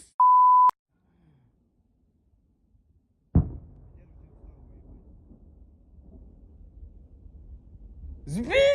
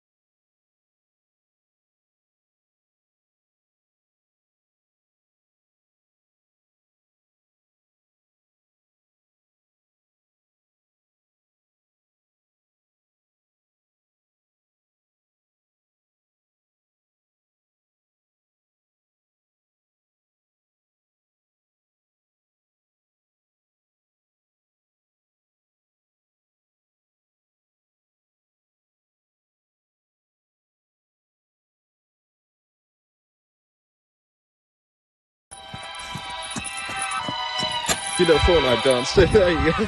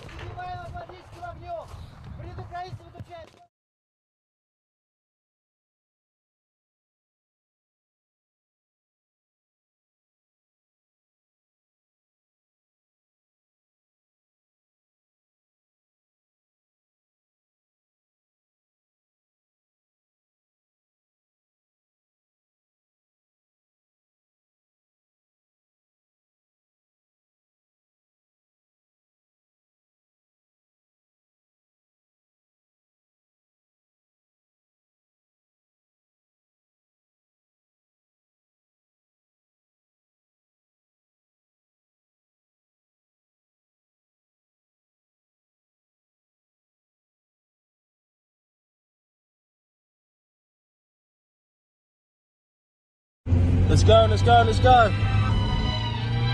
Которые на данный...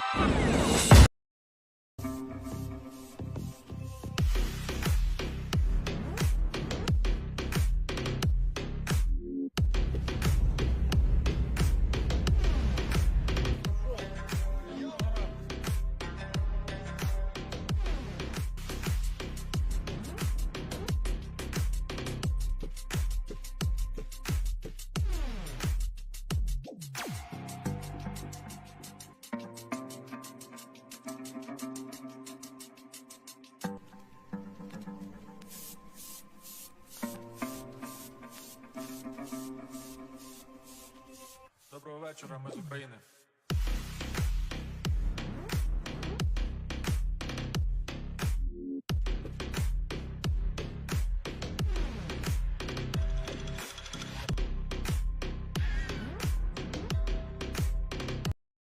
Когда я с ними иногда говорю, я по телефону с некоторыми, и по телефону говорил напрямую, с ребятами прям. Но, во всяком случае, я говорил с теми, кто меня даже удивлял своим настроением, своим отношением к делу. Они не ожидали этих звонков от меня. Тоже через маму, кстати говоря, эти звонки были. Вот. Дает мне полное основание говорить о том, что они герои. Это правда.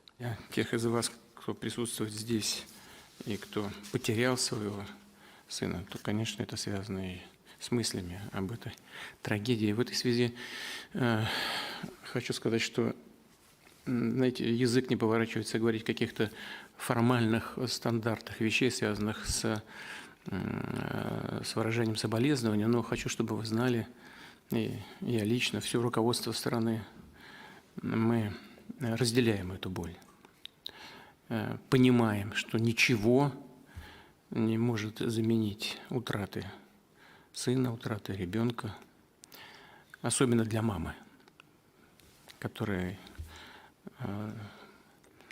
мы обязаны все появлением на свет, которая вынашивала его, выкармливала.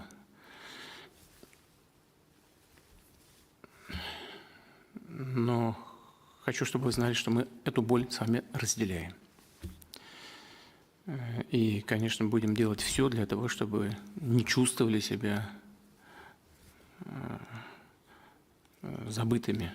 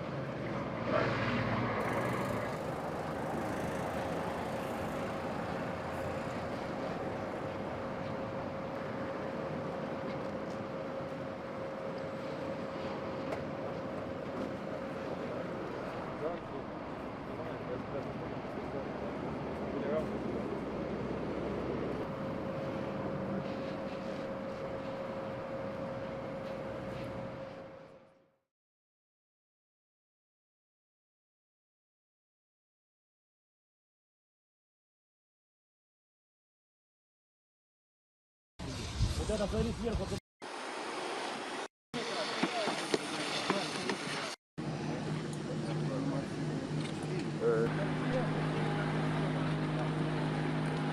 Мы должны освободить вот эту сторону.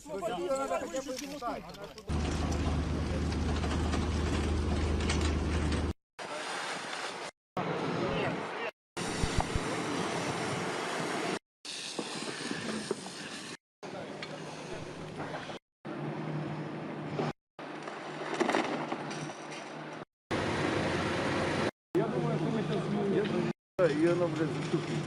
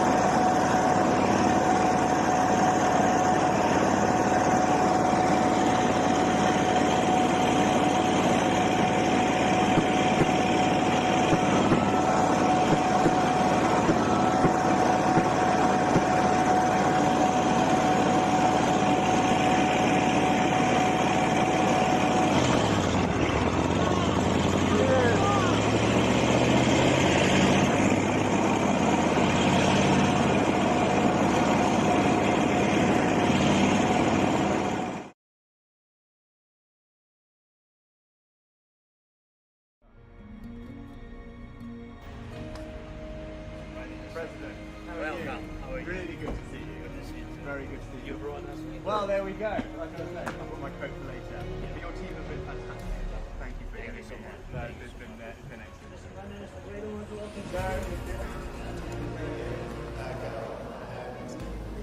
We came here, sent my wife and I came several years. Yeah, it was very nice.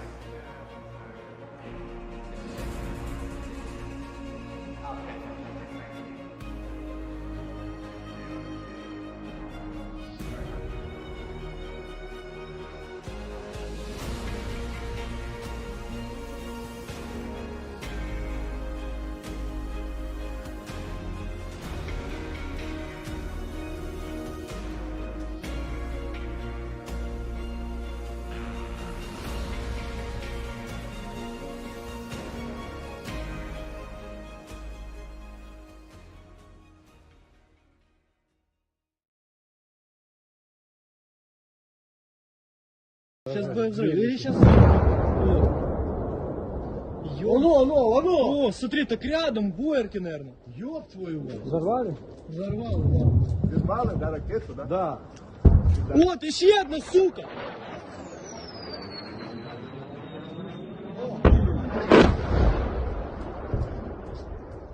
Пизда, нахуй! Я хуею! Ебать! Мы даже не видим, чем сбивает.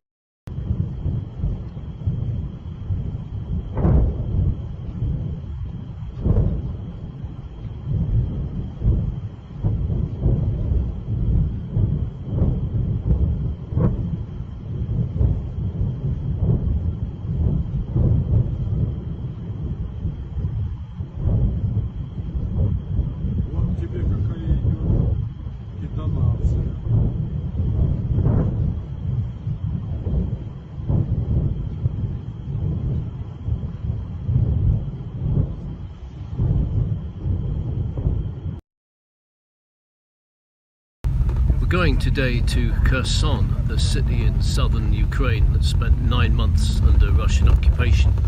Russian troops pulled out last weekend. Today we're hoping to see a Russian detention facility in the city that was used to interrogate local Ukrainians. This is one of the detention centres used by the Russians to question Ukrainians who'd been arrested in Kherson, mainly people who were suspected of passing information to the Ukrainian Army about the Russian positions here. This building is a former pre-trial detention centre, as we understand it. It was used for holding Ukrainian prisoners. In here you can also see graffiti. This bit here says Russia forever, I think. And that over there says Zelenskyy, we are coming. Деокуповані території, так і на ті, що ще підконтрольна уряду. Разом з тим відомо про звільнення 480 осіб. Тобто ми розуміємо, що інші або ще в полоні, або вже їх, на жаль, немає. They apply various ways to torture people. They use wires, cables, metal sticks, wooden sticks, other sticks, shockers. They can apply physical strength on people, so to bend their hands and their legs in various ways. We understand there are some rooms where there are torture implements that have been found. We've not been allowed access to that, but there's a large-scale investigation now being carried out by the Ukrainian prosecutors. I know this is difficult for him, but can he describe in any more detail how the torture was carried out? Where was he tortured and what implement was used, that kind of thing? В червні сюди завезли один прилад, так званий ПР, який чіпляли до вух людей, катували через вуха струмом. Here a special device, electrical device was brought. With the clings, they were applied for ears. So they put these like earrings, clings on ears, and with the shock hit people, and we could hear the shoutings and the suffering of people. So it's not good to talk about this, and for you to understand, if a person can get used to one method of torture, these aggressors, they constantly made up and make up something new to harm people. These are some of the rooms in the detention centre. It's not clear whether they were used for detaining prisoners at the moment or whether these were used as living quarters for the troops. I would love to specify that it is already known that 869 people have been detained and tortured and only 480 people released. And does he know where the others are? Чи знаєте ви, де інші зараз утримуються? Unfortunately, no.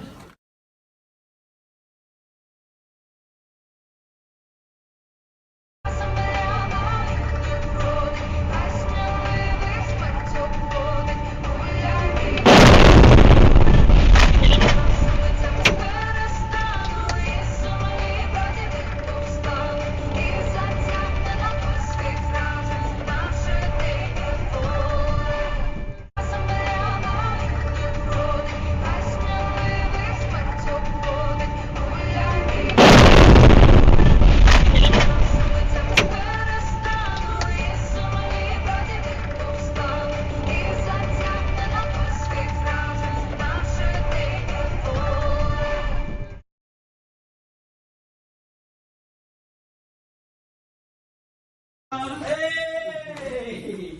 How are you? Good to meet you, alright? Look who this is. Привіт! Святик дуже чекав, щоб ти його потримала на руках. Привіт. Привіт, на руках? Good?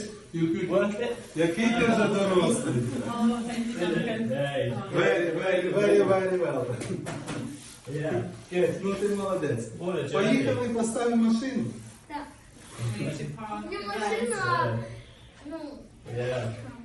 Microphone. We did it. We got here. Oh. It's been terrible. Як дорога? It was very stressful since like the Polish border. 1,500 miles. No one let us through the border. It was hard. We got here. Дуже радий бачити вас в Україні. Yeah, so pleased to welcome you in Ukraine. You too.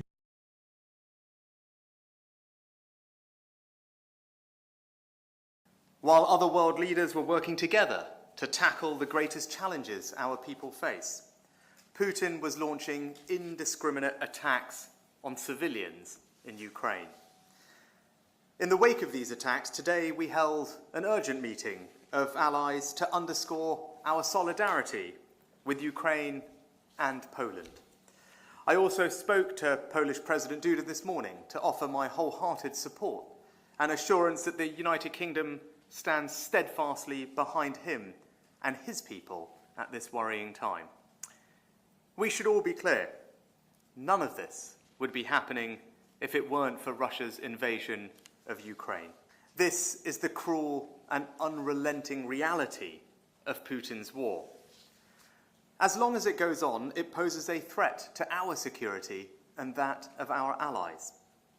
And as long as it goes on, it will continue to devastate the global economy. 2/3 of G20 members are currently experiencing inflation rates over 7%. And the IMF predicts 1/3 of the world's economy will be in recession this year or next. We have come together over the years, despite our political differences, in recognition of the economic importance of this forum. But this year in particular, as last night's events laid bare, the challenges we face are utterly political. The persistent threat to our security and global economic asphyxiation has been driven by the actions of the one man unwilling to be at this summit, Vladimir Putin.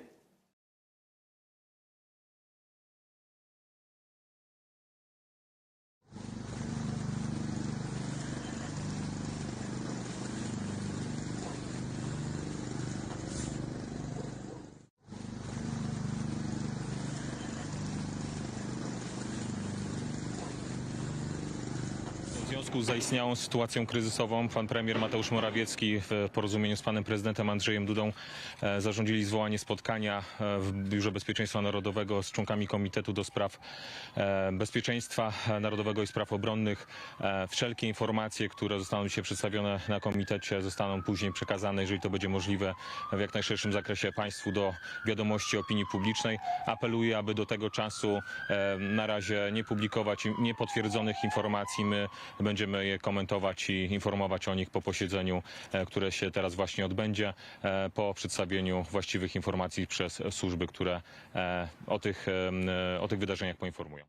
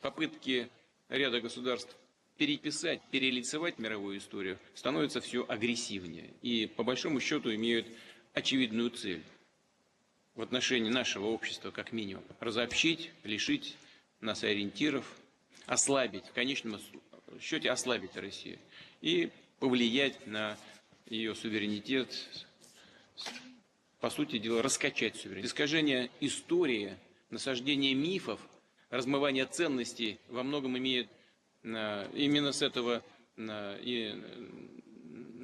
вот с этих мифов и начинается раскачка государства и народов. Такой сценарий, как мы видим, был обкатан и на некоторых странах уже, в том числе и на Украине, да и в ряде других государств. Попытки поступить также и с нашей страной, с Россией. Но, как уже говорил, мы вовремя и достаточно твердо для того, чтобы отстоять свои интересы, поставили им заслон.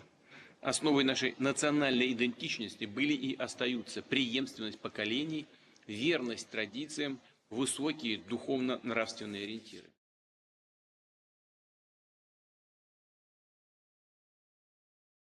Well, this morning at the G20, we saw international condemnation of Russia's war in Ukraine. And with Russia's foreign minister sitting there, we highlighted both the illegality and barbaric nature of Russia's war, and also the devastating impact it is having on people around the world through higher food and energy prices. We have a responsibility to work with our G20 allies to fix the global economy, to grip inflation, but also to safeguard and preserve the international order, and that's what we're going to do.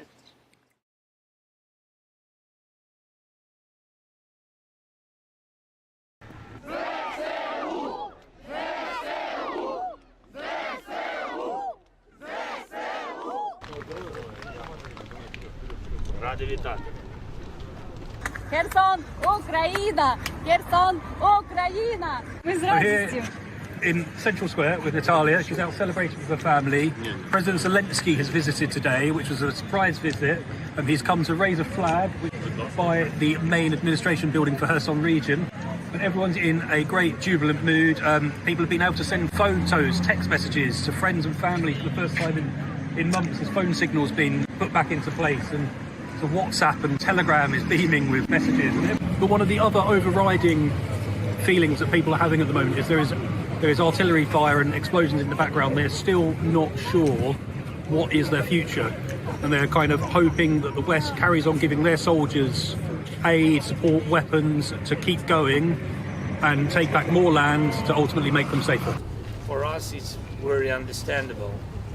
We don't believe Russia, yes, and they're tricking with all the world. That's why we are going forward. We're ready for peace, but our peace for our country is all our country, all our territory. The HIMARS, you know, that is high level of the level what we have from our partners, and we are really thankful for Joe Biden and for Congress and for all support. Not only USA, you understand that all Europe help us too very much, so thank you very much.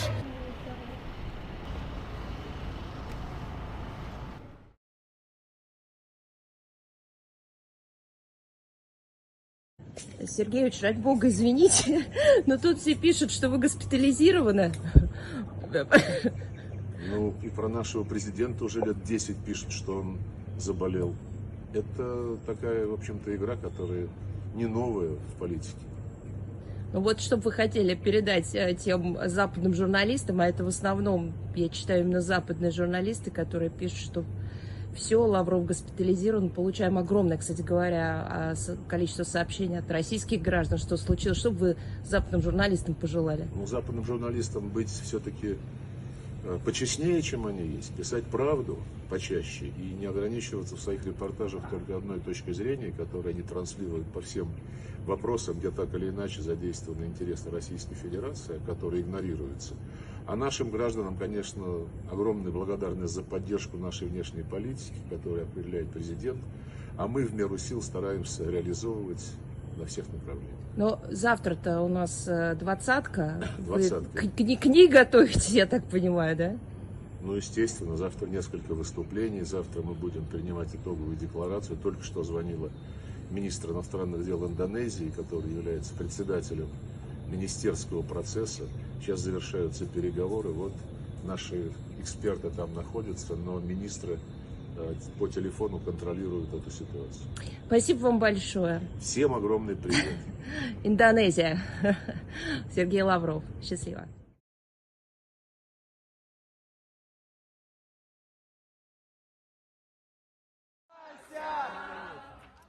Чомусь наша славна Україна зажурилася, а ми тую червону калину підіймемо, а ми нашу славну Україну гей, гей, розвеселимо.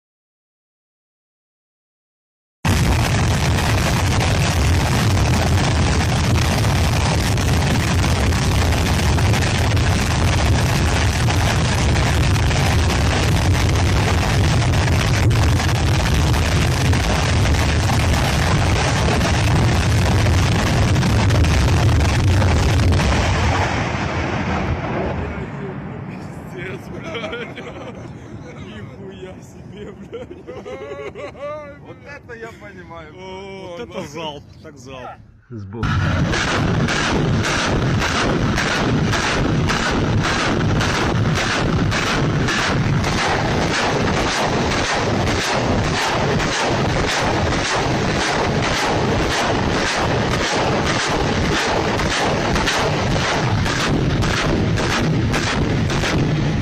На колесную технику и вообще на технику. Да ну я вижу, ну что сделать. Пусть хоть как-то туда уходит. Наші мальчишки. Продовжуємо звільняти Херсон. Заходимо на чергову ворожу позицію, з якої вибили піхоту.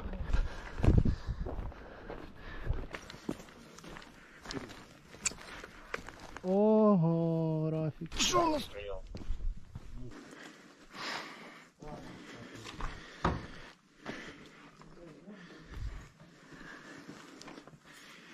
Тут же, правда, використовується кухня, але нічого. Бачите, живуть як свині.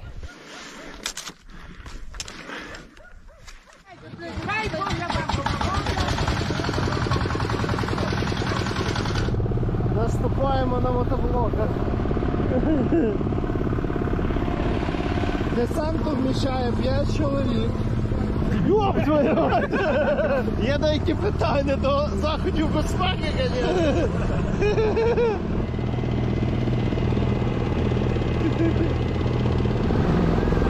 Ей!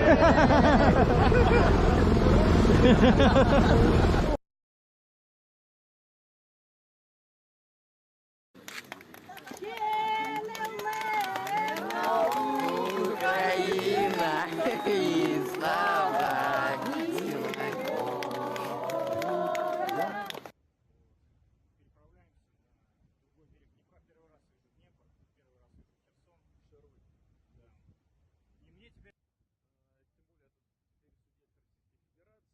Силами 131-го окремого розвідувального батальйону. Слава Україні! Героям слава!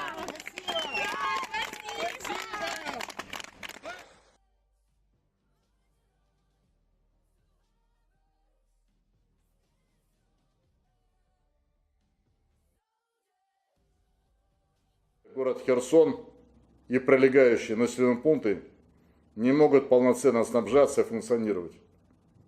Жизни людей из-за обстрелов постоянно подвергаются опасности. Противник ведет неизбирательную стрельбу по городу, возможно применение запрещенных методов ведения боевых действий. Товарищ министр обороны, всесторонне оценив сложившуюся ситуацию, предлагается занять оборону по левому берегу реки Днепр. Сергей Владимирович, согласен с вашими выводами и предложениями. Для нас жизнь и здоровье российских военнослужащих всегда является приоритетом. Мы должны принимать во внимание и угрозу для гражданского населения. Убедитесь, что все желающие из числа гражданского населения смогли выехать. Надеемся, что все-таки как-то... Приступайте к отводу войск и примите все меры, чтобы обеспечить безопасную переброску личного состава, вооружения и техники за реку Днепр. Дорогі українці, ми просуваємося вперед. Херсонський напрямок. Слава Україні!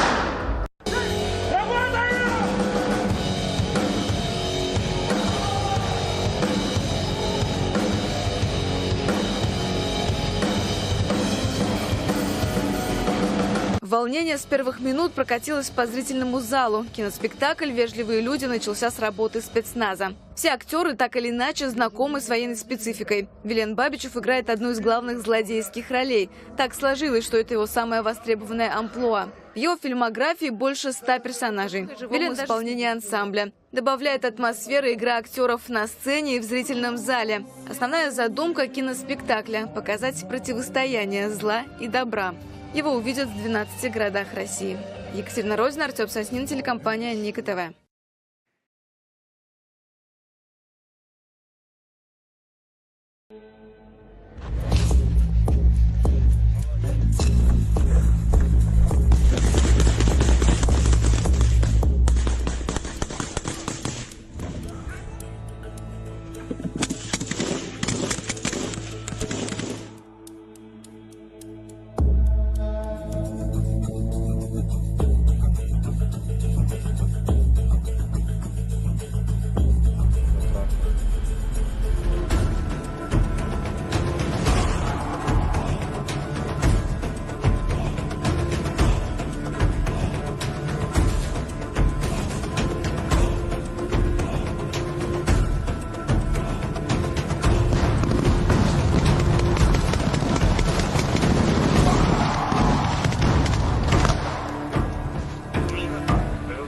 А ну, гранату я сейчас.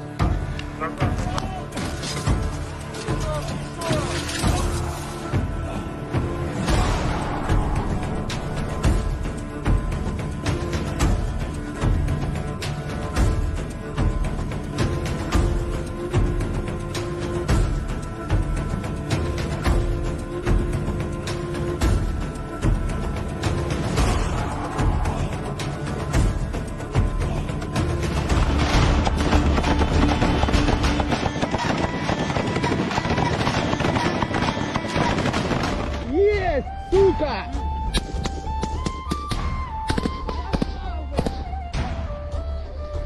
БК! БК! Ходим!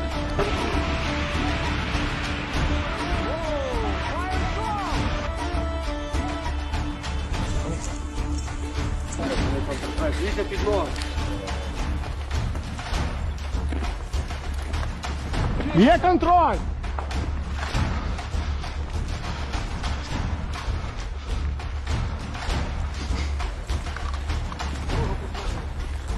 Підтягуємося, чисто підтягуємося.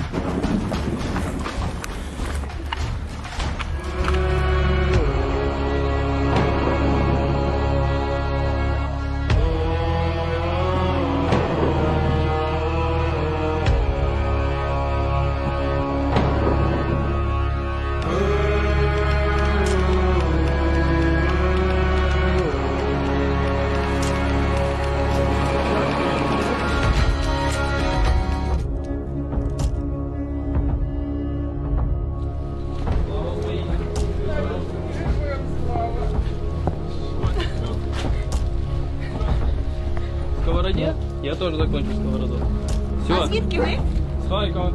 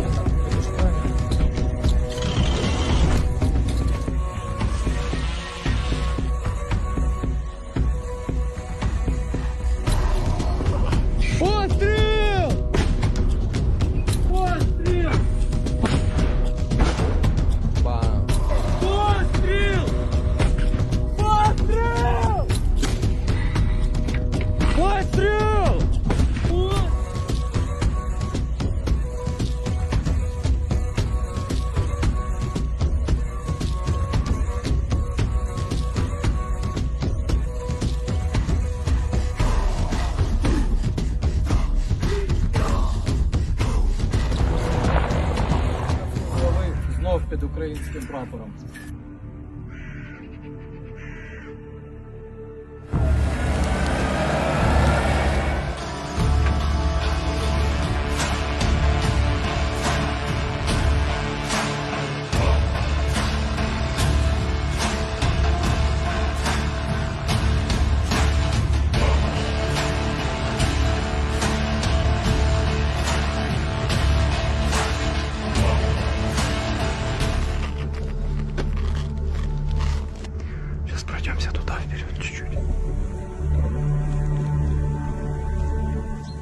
Доброго дня! Ми вас так чекали, ми вас так чекали. Все хорошо, не переживайте. Уже. Все, спасибо.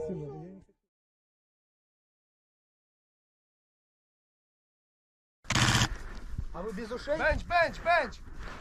Гармата!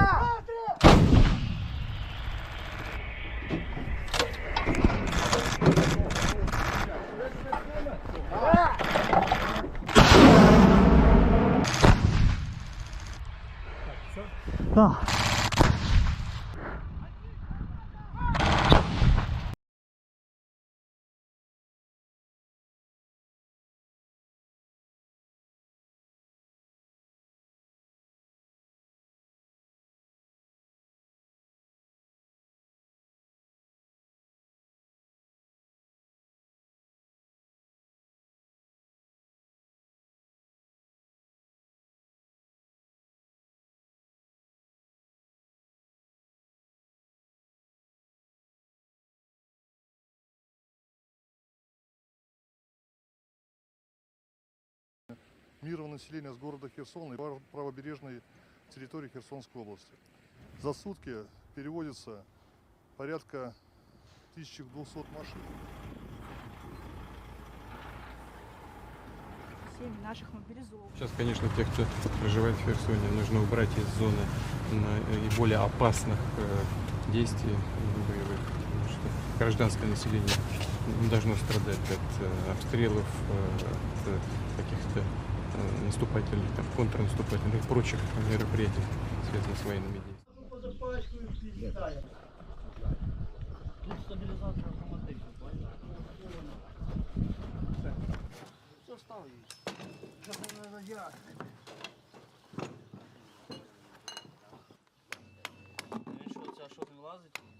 Отвертка? Да. Наш тобі пробочок, якщо упорається. Вот.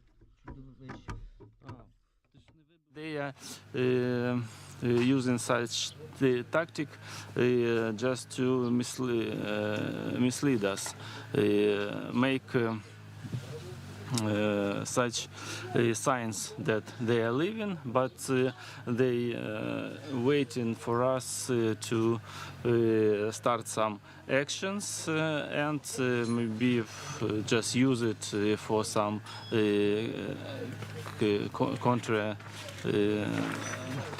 counter actions. Yeah, so I guess it's some trick. А чому всі такі грустні? У нас перед переднім краєм по обстановочці, яка в нас тут в батальйоні, то противник навпаки посилює свій передній край, посилює він його за допомогою мобілізованих. своїх військовослужбовців, вони відчувають різницю, бо вони ведуть себе зовсім по-іншому. Вони ще трошки не освоїлись до обстановки. Видно різницю, бо кажу, вони там, наприклад, не бояться коптера, який летить, вони не ховаються.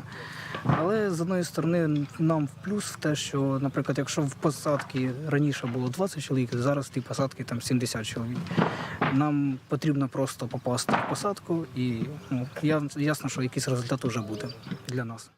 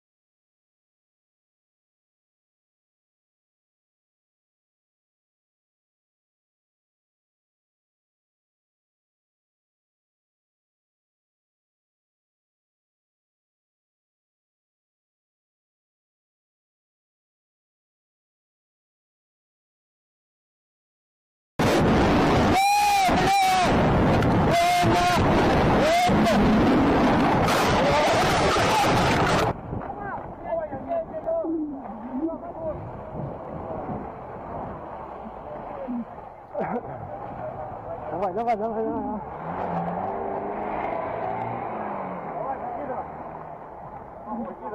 Прям так, на. Где костер, блядь? Все, нормально, братан, все?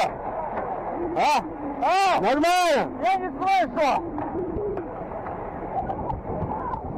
Брат, я не слышу, у меня контузия вот сейчас. Я понял. Блядь! Ё-моё, нахуй, блядь! Ехать, блядь!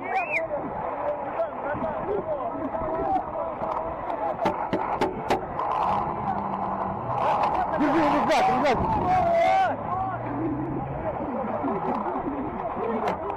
Быстрее! Быстрее, давай, быстрее, блядь!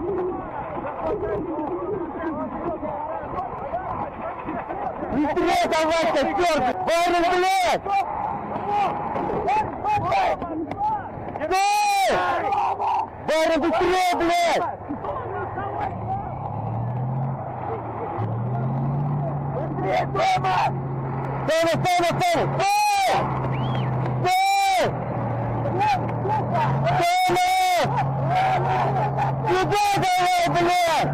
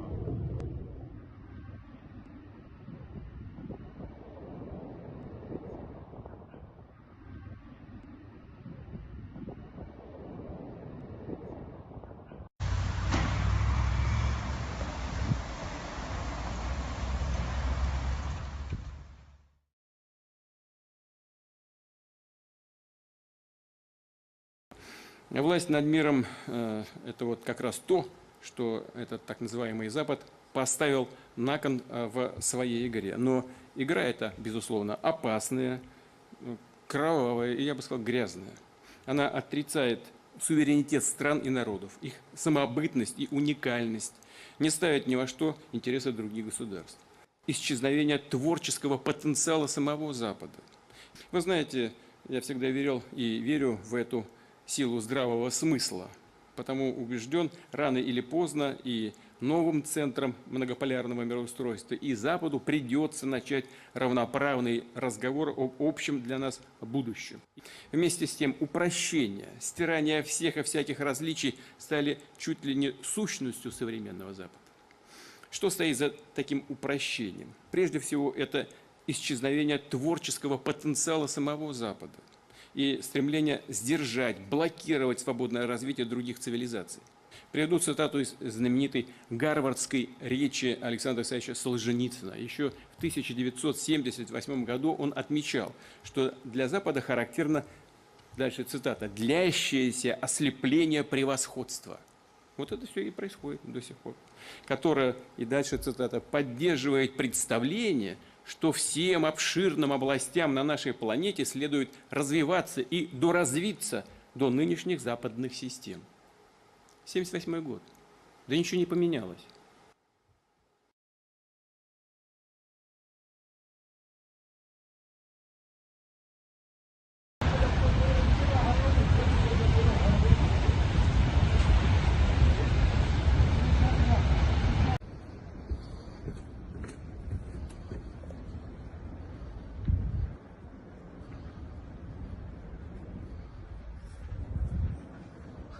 Коть, все нормально.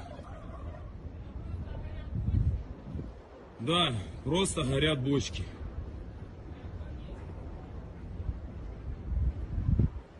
Но они еще сейчас ебанут.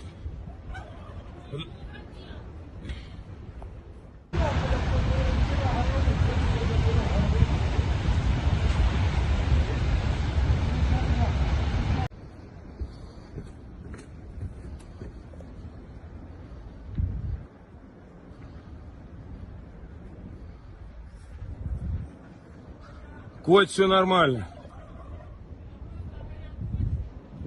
Да, просто горят бочки.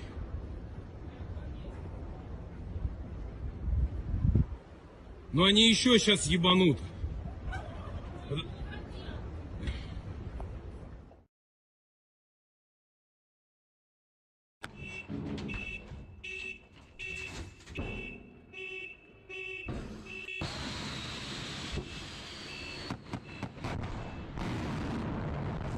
Подвижный грунтовый ракетный комплекс ракетных войск стратегического значения.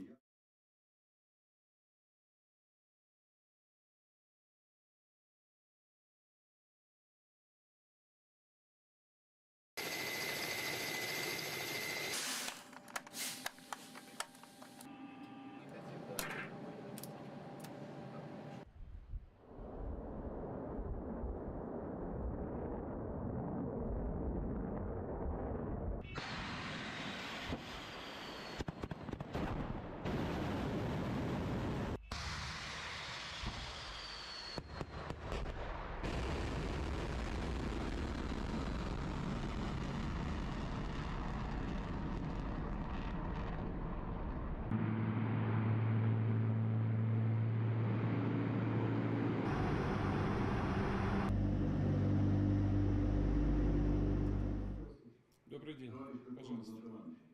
Тренировки привлекающие.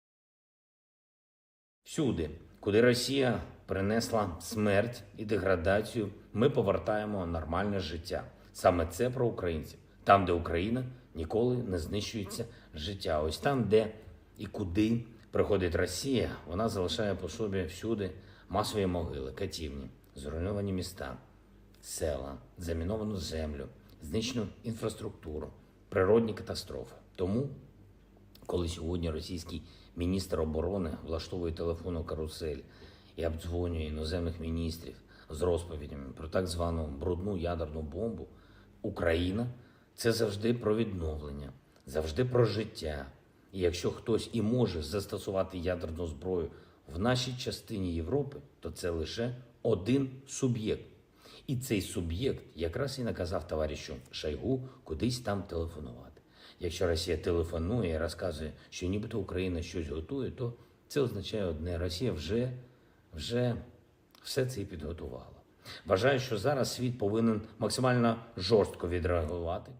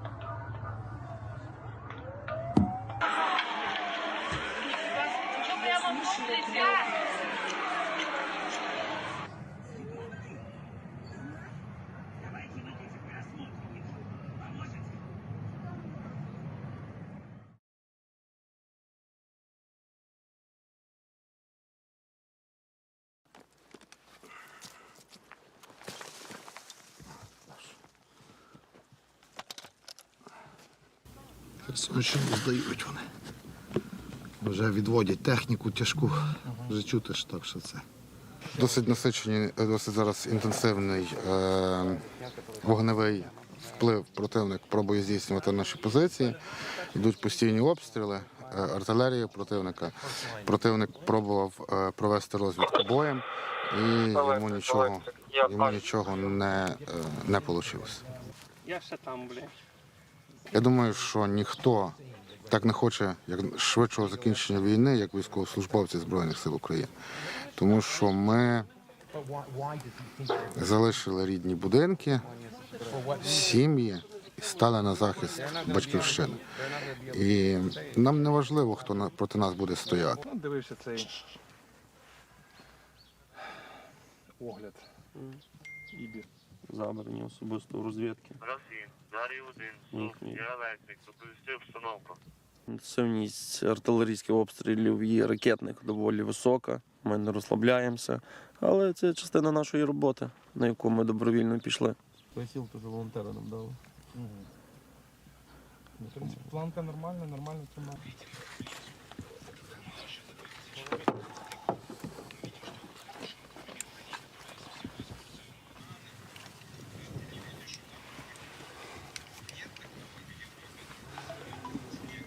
Там ще є, там вишеньки купають. Я знаю. Чуєш, що каже, що наші не повезені штурм? Наші тут є. Що зробиш? Війна, блядь. Все добре, Юрій. З Богом. Це Господь. А де Юр, я? Юр, що ти, Лев? Командира, вон він з тої сторони по дорозі пішов. Так, зваюється по дорозі.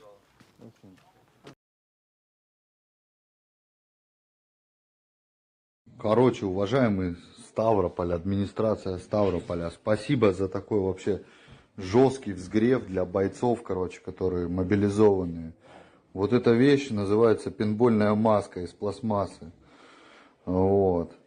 Такая вот фигня, короче, они думают, что мы как эти Звездные войны будем ходить вот в этом говне, которое вообще не имеет никакого смысла и цели.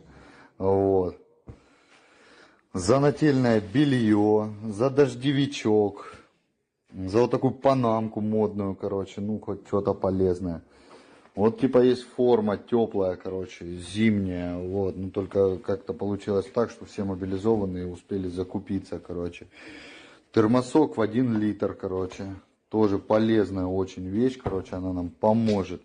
Но самое топчик, который есть, это тактические перчатки на ребенка, короче, потому что на мою руку они, ну, вообще как бы не подойдут. И ни одному бойцу они, короче, не подошли. Вот. А также еще, короче, самый топчик, что есть, это берцы. Берцы выполнены из натуральной резины, короче. Купленные, я не знаю, во имя чего и для чего. Потому что такими берцами, вот они к зиме нас подготовили, короче, вот от всей души нам дали, короче, резиночки такой. Вот. Вот такие берцы, которые мы благополучно выкинем. Так что, короче, уважаемая администрация Ставрополя, низкий поклон вообще, респект, мы всегда рады служить.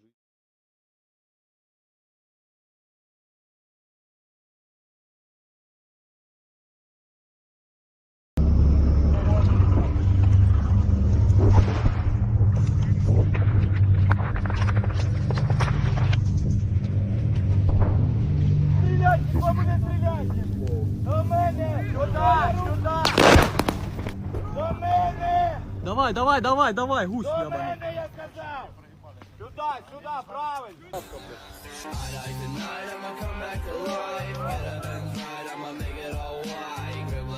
Сука, когда ты...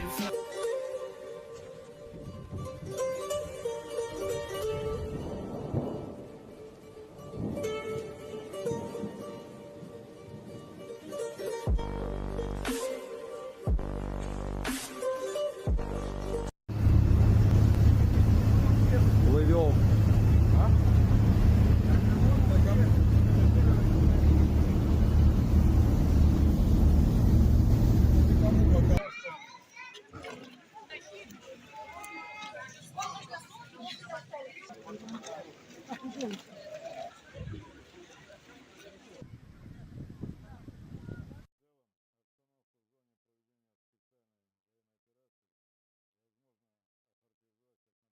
На данном направлении сложилась непростая ситуация. Противник целенаправленно наносит удары по объектам инфраструктуры и жилым домам Херсона.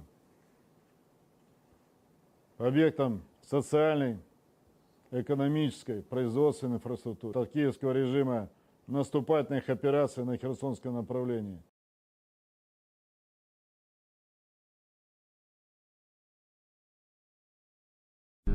Ну, то, звісно, додому свідку машину не візьму, але добре. Зараз подивимося, що вони ще тут. Де? О, не знаю, треба в інтернеті потім полазити. Який то регіон, що за напрямок. А где работал? Инспектор города. У тебя патронник это? Так точно.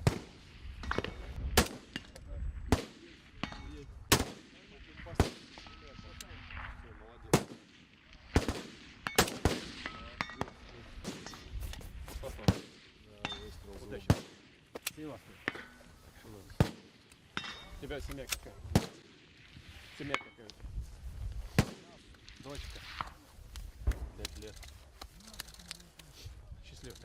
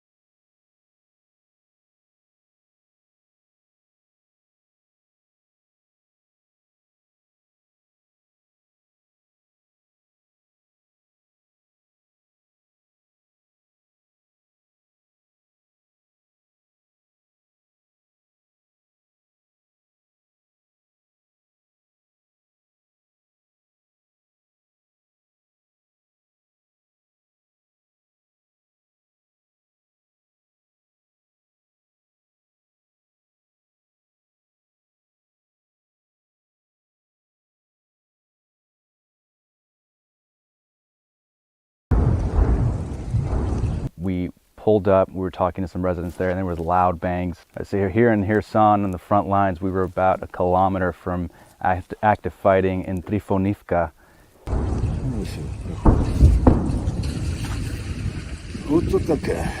Artillery mostly, most of it outgoing, but some of it was unfamiliar to us, and a unit pulled up. They had a tablet, they were looking at drone footage, and asked, you know, is most of this outgoing? They said, yeah, but some of it's incoming. And they said, like, that's a tank firing. So we were a kilometer from contact. Trifonivka has been liberated, but it's right there on the gray zone. It's you don't go a minute without hearing some kind of bang. We saw trenches that could have been dug in World War I. I mean, these were Russian dug trenches that were in a straight line, not zigzagged. You go in there and it's a tin pan of some kind of stew that's still left there with a spoon in it. One of the Humvees that Ukrainians were using was blown up by a Shahed Iranian drone a week ago. We saw its carcass. But another thing we're seeing is some of the villages, especially those further from contact, the people are quite open, they're quite happy to talk. And Путін хуйло, і хай, сука, блядь, прийде, людей мирних не вбиває, скотина, животна. Щоб він здох, блядь, прости мене, Господі. Closer to contact, people don't want to be filmed, they don't really want to open up as much, and they're still afraid of Russians. I think that's one thing, that the outcome is not determined. There is a lot of fear that Russians will come back in certain places.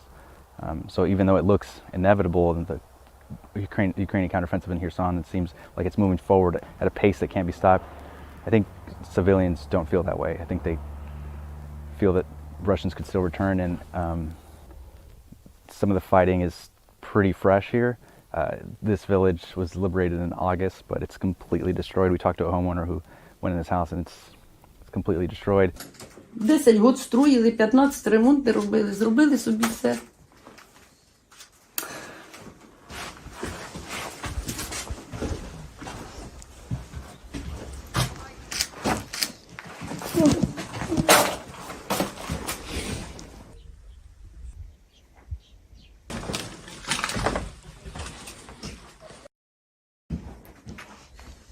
Ой, Господи. Тепер бомжі. The funny thing though, he had cows that when he came back to visit, the cows were wandering all over the town, but they would go back and sleep at night at the house. So they would kind of find food wherever they could in the town and then wander back into the home.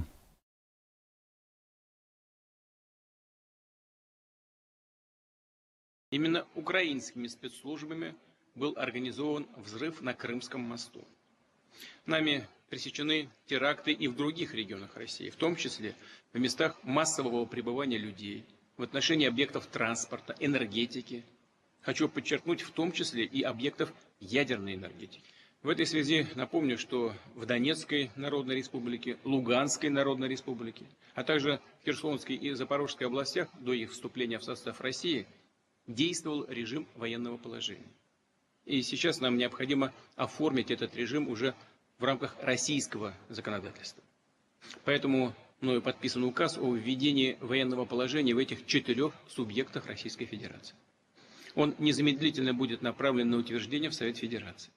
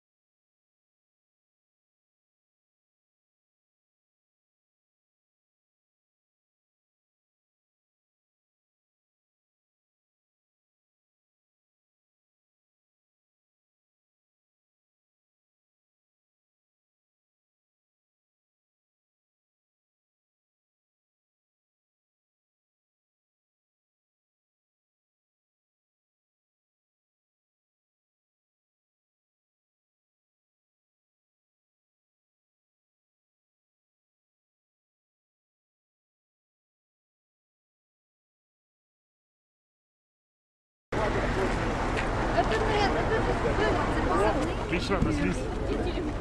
Все хорошо.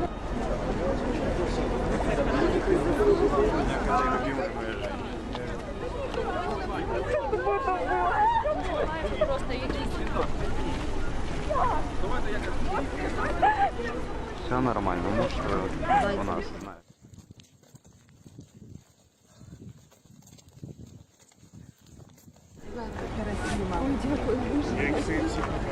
Я просто вас знаю. Кучеренко, да? Да, есть. Кучеренко есть. Да. Еще раз, девчонки.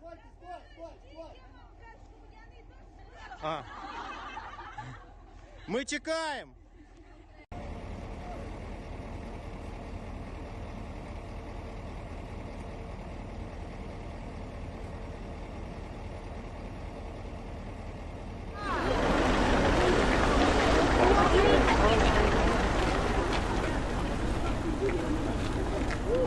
Давай.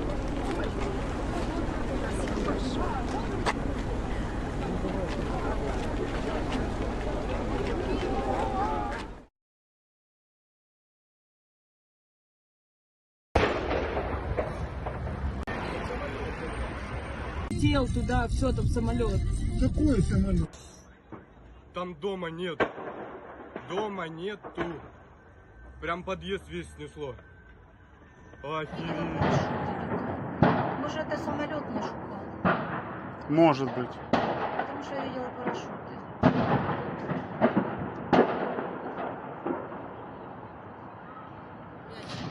Девятиэтажка горит, где Миотида. Вон все взрывается, полыхает. Глянь. Пипец.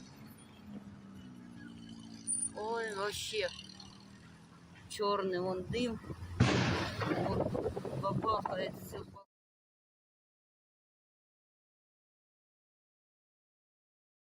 Давай, доставай. 906.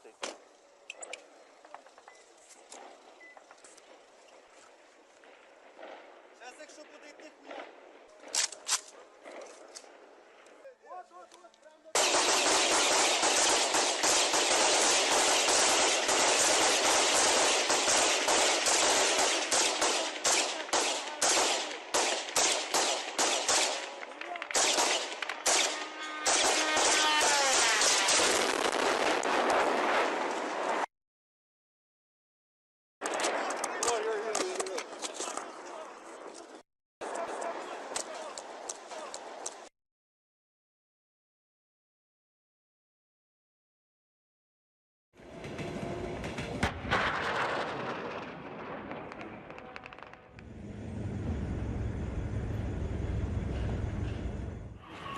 على محطة الكهرباء أو بالقرب من محطة الكهرباء في العاصمة الأوكرانية كييف.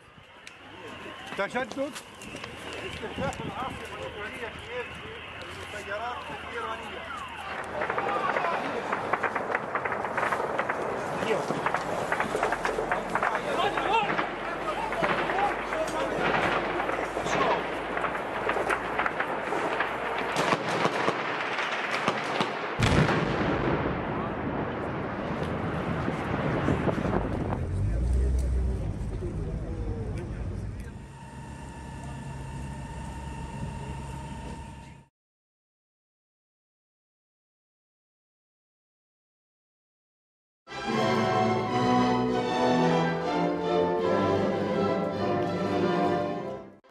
По закону брак регистрируют не раньше места.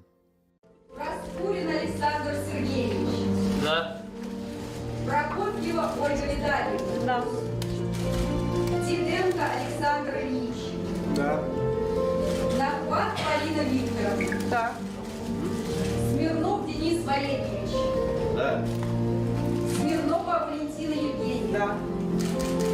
По вашему взаимному желанию и согласию брак регистрируется. Прошу вас подписями скрепить семейный союз.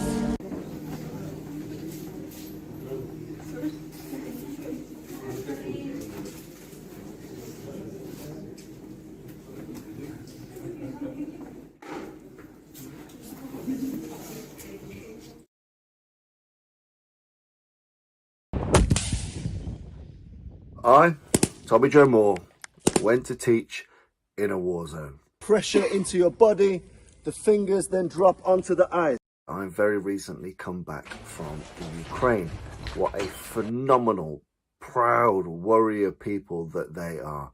And it was absolutely my honour and my privilege to help do what little I can to make their lives a little bit easier by providing some training.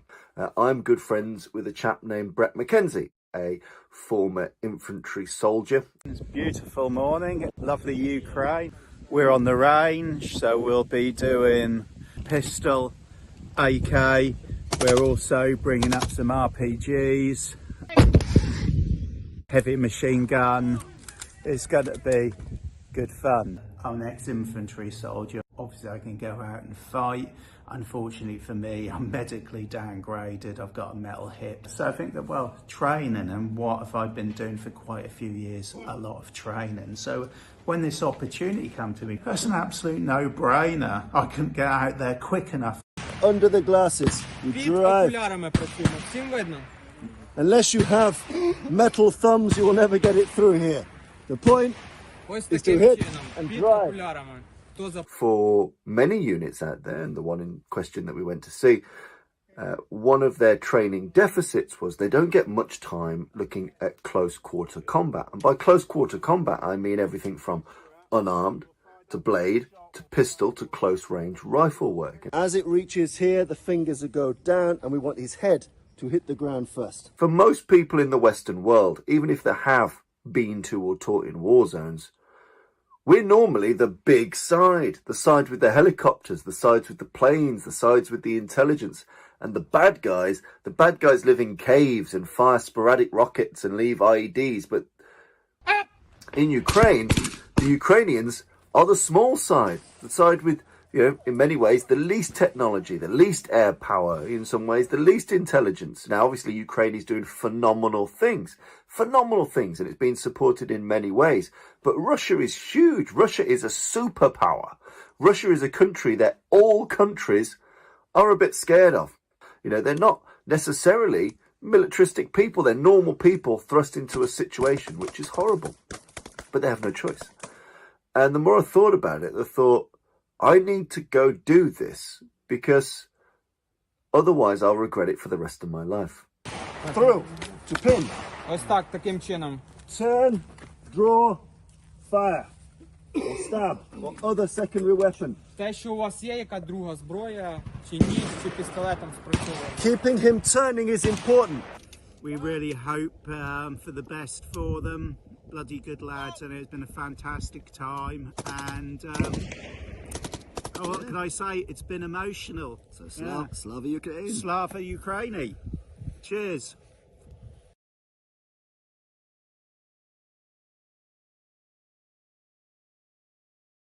Соприкосновение непросто, но тем не менее, мне кажется, нам удалось это сделать во всяком случае. Прямо говорят о том, что поражение Украины станет поражением. Переговоры между Москвой и западными странами США. На такие массированные удары еще придется наносить. Ну, сейчас нет необходимости массированных ударов. Сейчас другие задачи стоят, потому что из, по-моему, 29 объектов, 7 не было поражено так, как это планировало Министерство обороны.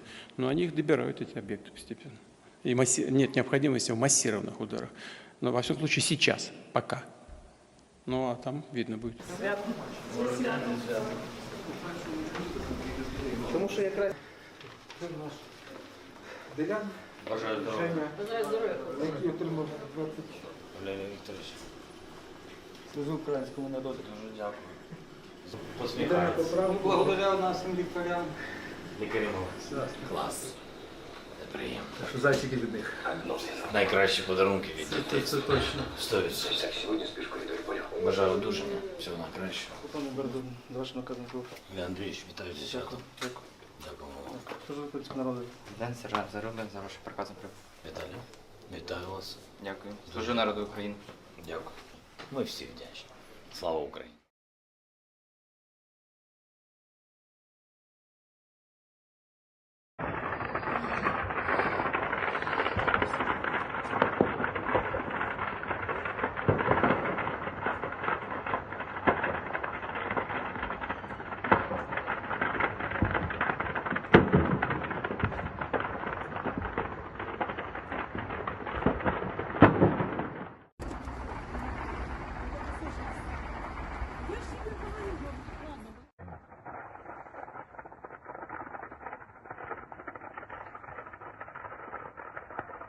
Запрошуємо на склад.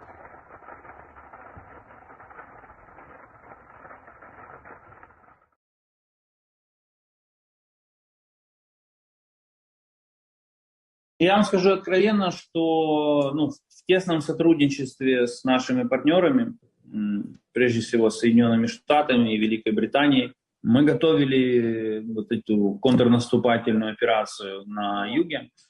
Если, например, вы меня спросите, кто взрывает в Крыму или в Белгороде что-то, то в приватном общении, насколько оно в Зуме может быть приватным, я вам скажу, что да, это мы. Во-первых, Крым — это источник боеприпасов для российской армии в Украине и авиабаза для их самолетов, с которых они наносят удары. Соответственно, уничтожение складов боеприпасов и авиации в Крыму это имеет прямой эффект на боеготовность, боеспособность России на материковой территории Украины.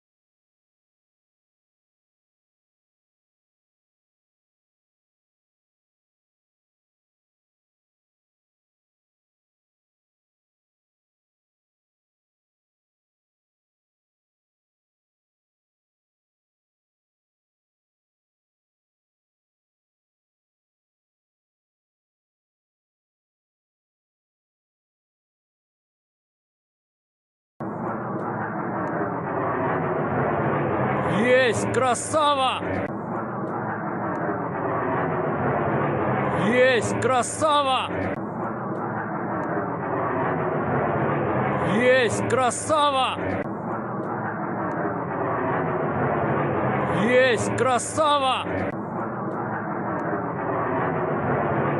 Есть, красава!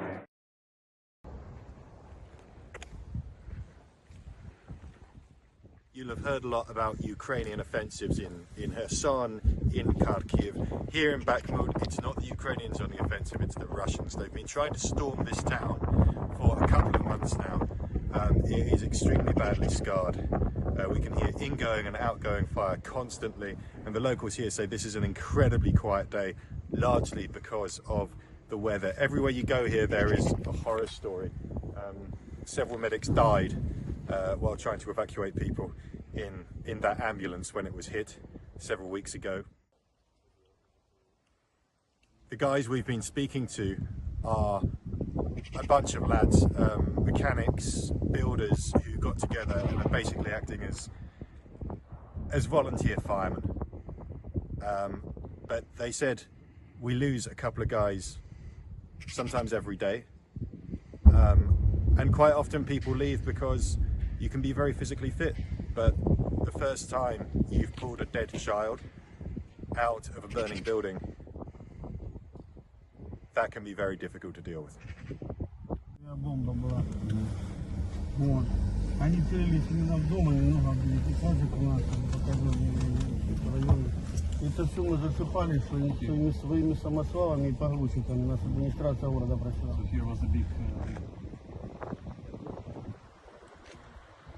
As usual, all about rivers in this war. This is the Bakhmut River in the middle of Bakhmut. The bridge was destroyed, depending on who you talk to, either by the Ukrainians to prevent the Russians using it to enter the central part of the city, or by the Russians themselves. This kind of defines the entrance to what you'd call the grey zone. The Russians don't control that bank, but it is where they are. So the worst fighting is happening along the other side of those trees.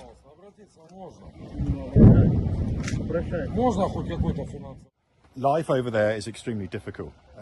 So they've been without electricity and without water for at least 2 months. Still a large number of people crossing the bridge.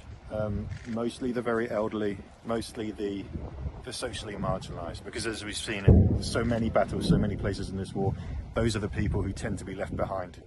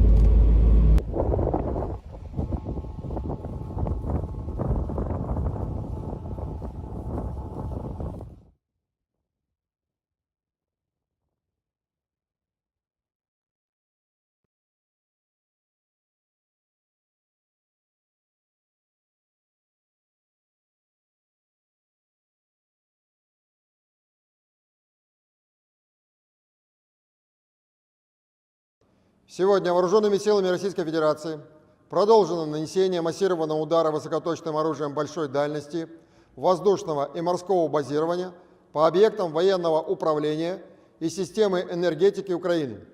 Цель удара достигнута. Все назначенные объекты поражены.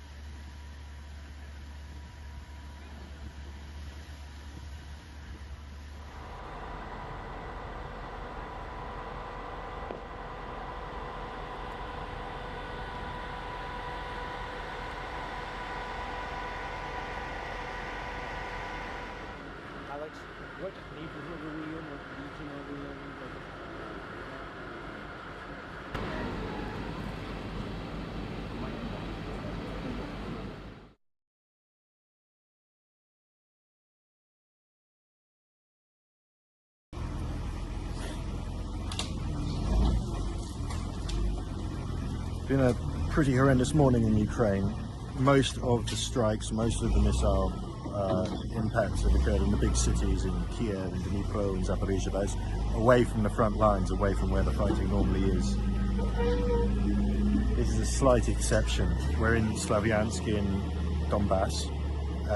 About 2 minutes past 1, what looks like a cruise missile hit the house, or what's left of the house behind me. We know of 4 civilians killed.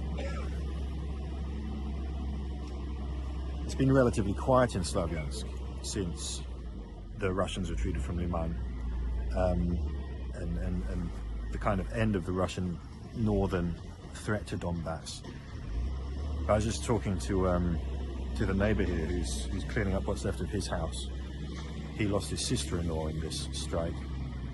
I asked him if he'd leave, and he said, well, the missiles are falling everywhere now. Where am I going to go in Ukraine that's safe?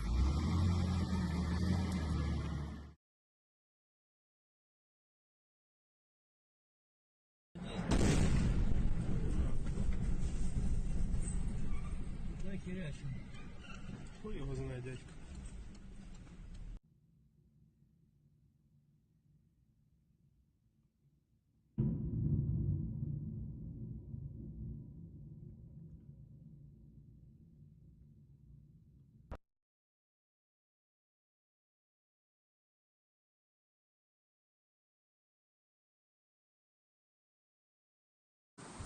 У мене трясуться руки, тому що я щойно побачила, як летить ракета. І я почула це.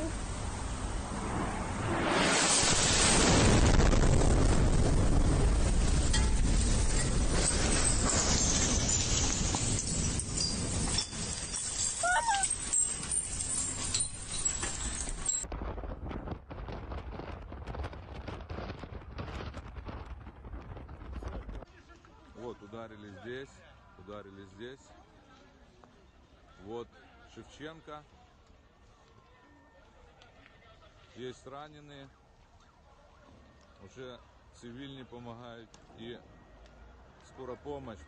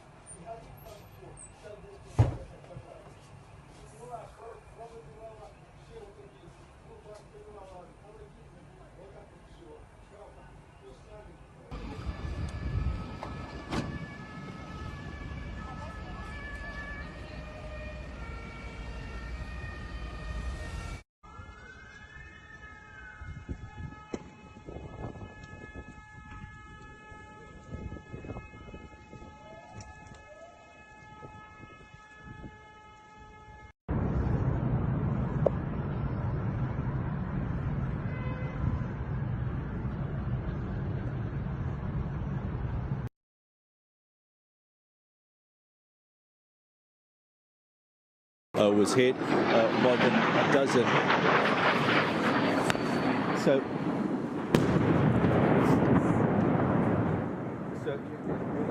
Okay, Hugo Bashega there, our correspondent in Kyiv, obviously for obvious.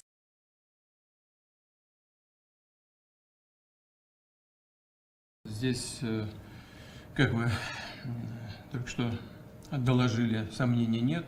Это теракт, направленный на разрушение критически важной гражданской инфраструктуры Российской Федерации. Совершенно верно. И авторы, исполнители, заказчики спецслужбы Украины. Спецслужбы Украины и граждане России и зарубежных государств, которые помогали им в подготовке этого теракта. Спасибо.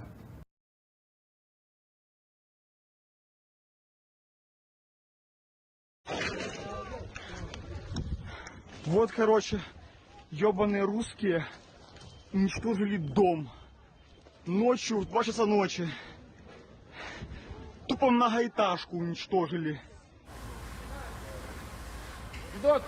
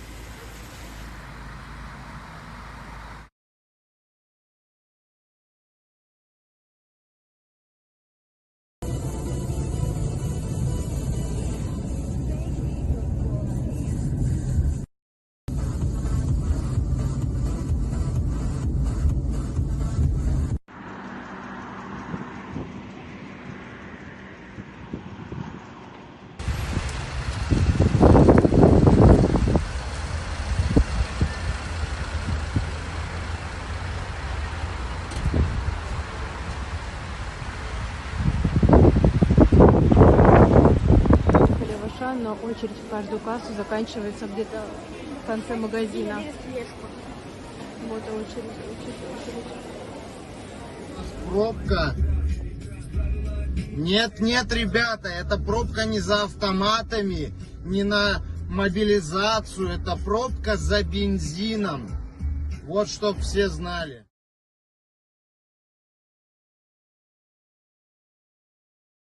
Просто посмотрите, горит Крымский мост. Только что бахнуло 2 минуты назад. Ровно в 6 хернули. Ровно. Ау. Ну взорвали мост, да. Мост.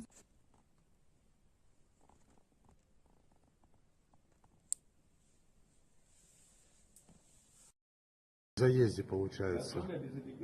Да. На сторону Керчи. Сторону Керчи.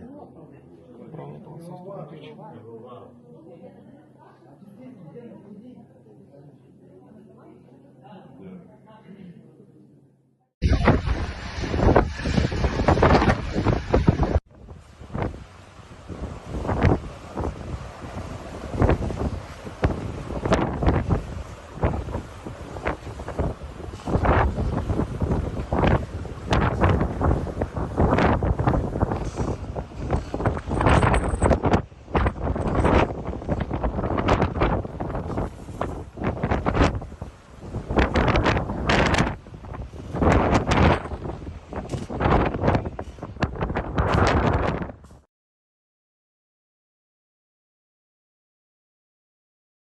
No worries, man. Bagging up all the food. It's pretty much all bombs. Бог здоровьячка, давай. The little dummies. Yeah, mate, it's nice and neat. Smash through it. Cheers. So currently we're 4 miles from Russia getting out humanitarian aid. That is exactly the same car that we have over here. As much as Russia rattles the battle drum, they know full well if they used one of those, it would be their end. So we were driving in a part of Ukraine, unfortunately I can't reveal right now. I was messaging Nugs to try and find out some intel about what's going on in the east of the country, especially with the planned Russian offensive. And he mentioned to us that he was actually in the same area we were in at that time. There are numerous threats from the Russians about the use of low-yield nuclear weapons, and the term low-yield, it has nothing to do with small explosions. So they can say it all they want in terms of the promotion of fear. It won't happen. They would be destroyed before they even got anywhere near their target. It was great to catch up. He gave us some really good intel about what we should potentially be thinking about doing next and where it's safe to go. And he also very kindly agreed to an interview and really shed some light on some important issues from his perspective as a military advisor in Ukraine.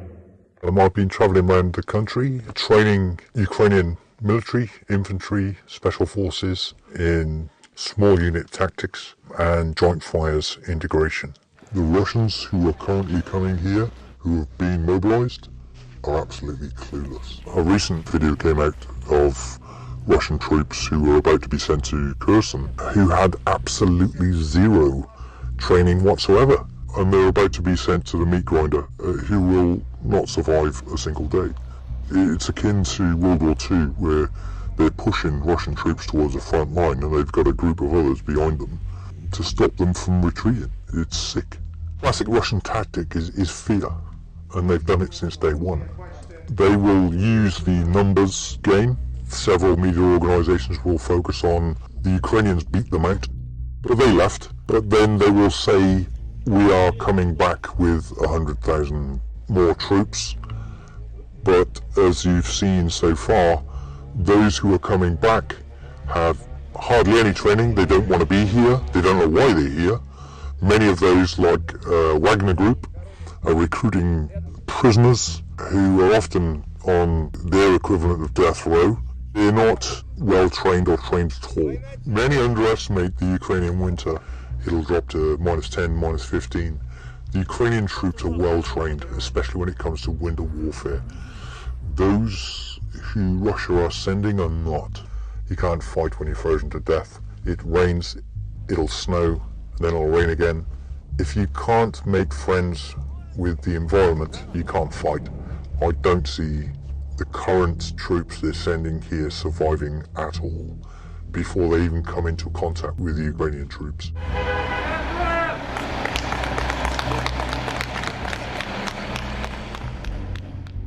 So you've got the low-yield tactical nuclear weapons. Their delivery systems would be the caliber Islander Grad submarine ship. Unfortunately for the Russians, the Ukrainians now have NASAMS, without doubt the most advanced anti-aircraft system on the planet. And it will be absolutely devastating for Russia if they were knocked out of the sky. Our aim is to get as close to the front as possible, to utilise our contacts to make sure we help the people who have been very recently liberated. Thanks to the people we're teamed up with several army regiments, and they'll be able to tell us where they've directly liberated, and we're able to go in and help. Everyone's seen the atrocities on the news, everyone's seen the videos on social media of Russians abusing civilians. Seeing the videos was absolutely heartbreaking, and you feel very helpless when you're watching from another country. For me, one of my biggest motivations to go out and do something meaningful with my life and make a difference. So we've just left Kramatorsk because it wasn't safe to come to Dnipro, but it seems nowhere in Ukraine right now is particularly safe. So our area is now having sirens, and I've heard some booms in the background. So this was the area we were in and we had to get evacuated out of. This is 2 days since we left. As you can see, it's pretty much on this map of updates of what's happening in Ukraine. It's pretty much all bombs there, so it's a good shout to get out there quite quickly. This is short notice. It'd just be me going from Vans Without Borders because everyone's working and has commitments in the UK. So Edward is a Ukrainian Army veteran. He's very kindly joined the team, driven me around in Ukraine and helped take us to some very interesting places. So also on our team we have Justin from Justin's Ukraine Aid. He's a fantastic guy, a local in Ukraine, originally from Britain, but moved to the country a while back. So this is one of the reasons I love Ukraine. So we've got a lamp in our hostel. And plug socket. And there's nowhere to plug it in at all. Fantastic. Thank you. So this is literally just around the corner from where we're staying on the outskirts of Kiev. We thought it was quite a safe area, but this is about 500 metres down the road, and again we didn't realise this area had been hit. But you can see over here that building's just smashed to pieces. But over here, this must have been a direct impact, because that's just being demolished. So we're now bagging up all the food we get ready to take to the front tomorrow, so we can have a quick distribution and get in and out quickly as hostilities intensify across the area. So we're now on the road to Sumy. It's not a place that very many humanitarian groups go to, despite it being under very heavy fire at the start of the war.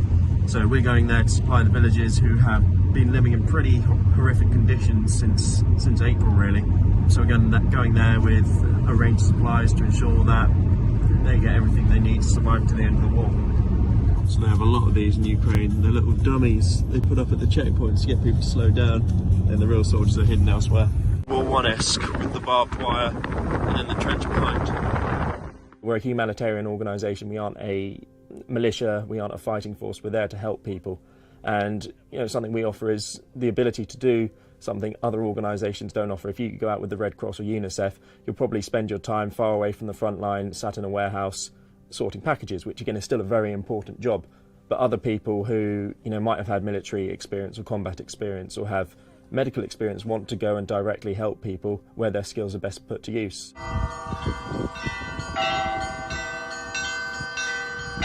So currently we're driving just east of the city of Sumy in eastern Ukraine. We're about 20 miles from the Russian border in areas which have just been liberated. So we've been told that these roads have been demined. They've only been very, very recently liberated, talking in the last couple of weeks.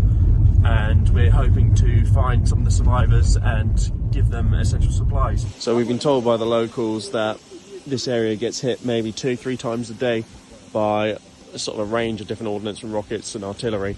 The owner thinks that residents are too elderly to be able to leave their homes and walk to the town centre, or it will take them too long to do and make the area more of a target. So we're now going to drive house to house giving out packages to people. Little old lady running after us there. Oh, it's heartbreaking. Here you are. Здрасте, хай Бог здоров'ячка давай, Господи, ой.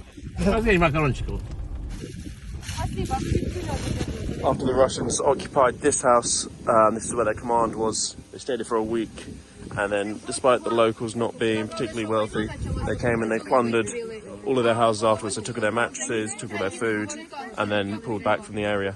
So they're telling us that the only jobs here used to be working in the sugar factory, but the sugar factory was blown up in a rocket attack, so it means all the people in this area are now unemployed. So mission success, we've just unloaded 60 packages and then some extra food we had to people in Mezanevka. As you can see, they were mainly elderly people who lived in the village, and they're only 4 miles from Russia. They lived under Russian occupation for a week before the Ukrainian army pushed them back, but there's been very few humanitarian efforts who've come out to see them. So they said the last group that came out a month ago. So it's really good that we managed to get there and got the supplies we had to the people who most needed it. We asked people, because we all had the bulletproof vests and ballistic helmets. We asked locals, why don't you wear the vests and helmets? And they got quite upset and basically said it's because we can't afford them. We could if we would, but we don't really have a choice, so we just have to kind of get on with life and hope for the best, which was quite sad to see. Things are starting to get a little bit more serious as we go into the recently liberated area. We got advised at the last checkpoint to put body armour on, which I've never actually experienced before in Ukraine, so it's always interesting. So got it on now. Ed said he doesn't need any. Good Ukrainians. And then Justin's stuck his on as well. Okay, why you not have? I told them because for me not very important. It's very easy for young people to sit in Britain and just stay at home playing video games, working, and living a safe, quite mundane life. And I think it's perfectly acceptable to do. But all throughout history, you look at World War I, World War II, it's been the younger generations who've stood up to defend Britain and defend the world against evil. Why is my life any more important than anyone in Ukraine who has to put up with this every day? I'm very fortunate that I can go to the front, I can stay at the front for 3-4 days. We could be bombed to pieces, but manage to leave unscathed. Other people aren't as lucky. Multiple people who we've met up with at the front have either been injured or have some of their fellow soldiers injured, and they're the real brave ones because they don't have that opportunity to leave like we do.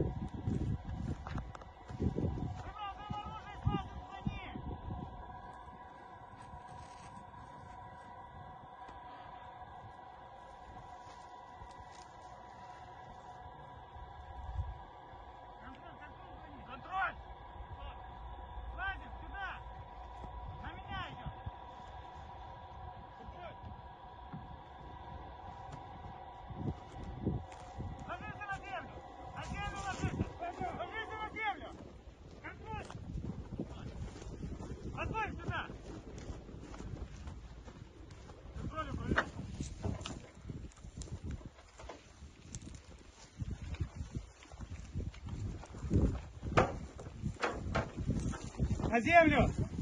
Морда в землю! В броне что-то есть еще? Нет.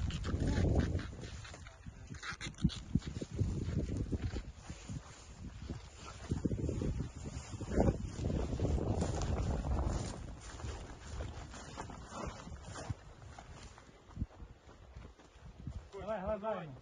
Подожди. Такие, что нахрен выкинь ее просто.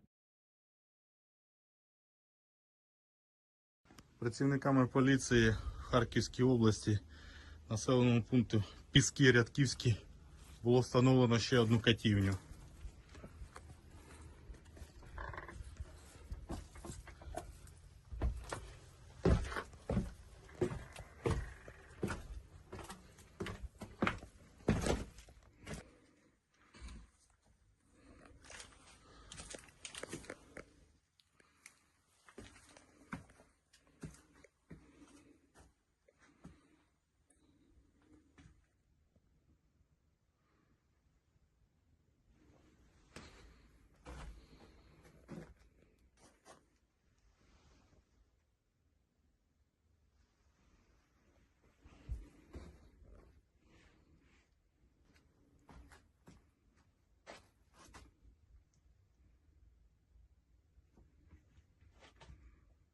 В таких умовах утримувалися громадяни даного села військовими Російської Федерації. Військові Російської Федерації заходили в село, займали хати місцевих мешканців, їх виганяли і проживали ось так. На дверях лише залишали потім після себе отакі так називаємо розтяжки.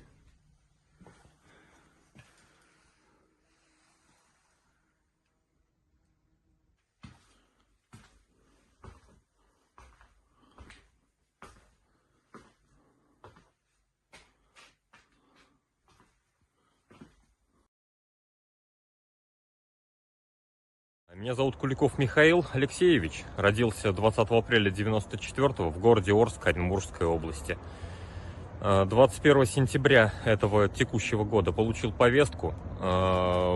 Медкомиссия, отправка в часть 25 числа. Я уже был в Украине.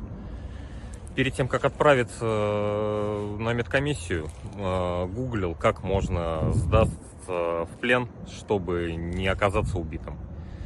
Нашел в Телеграме канал «Хочу жить». Это государственная программа Украины. Там нашел номер, позвонил по нему. Мне объяснили, что, как нужно сделать, куда выйти, что сказать, чтобы меня не убили.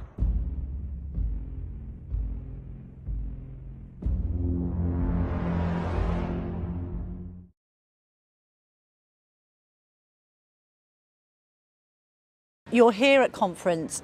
Who have you spoken to and what have you heard from the British government side with regard to support for Ukraine? Are you getting enough?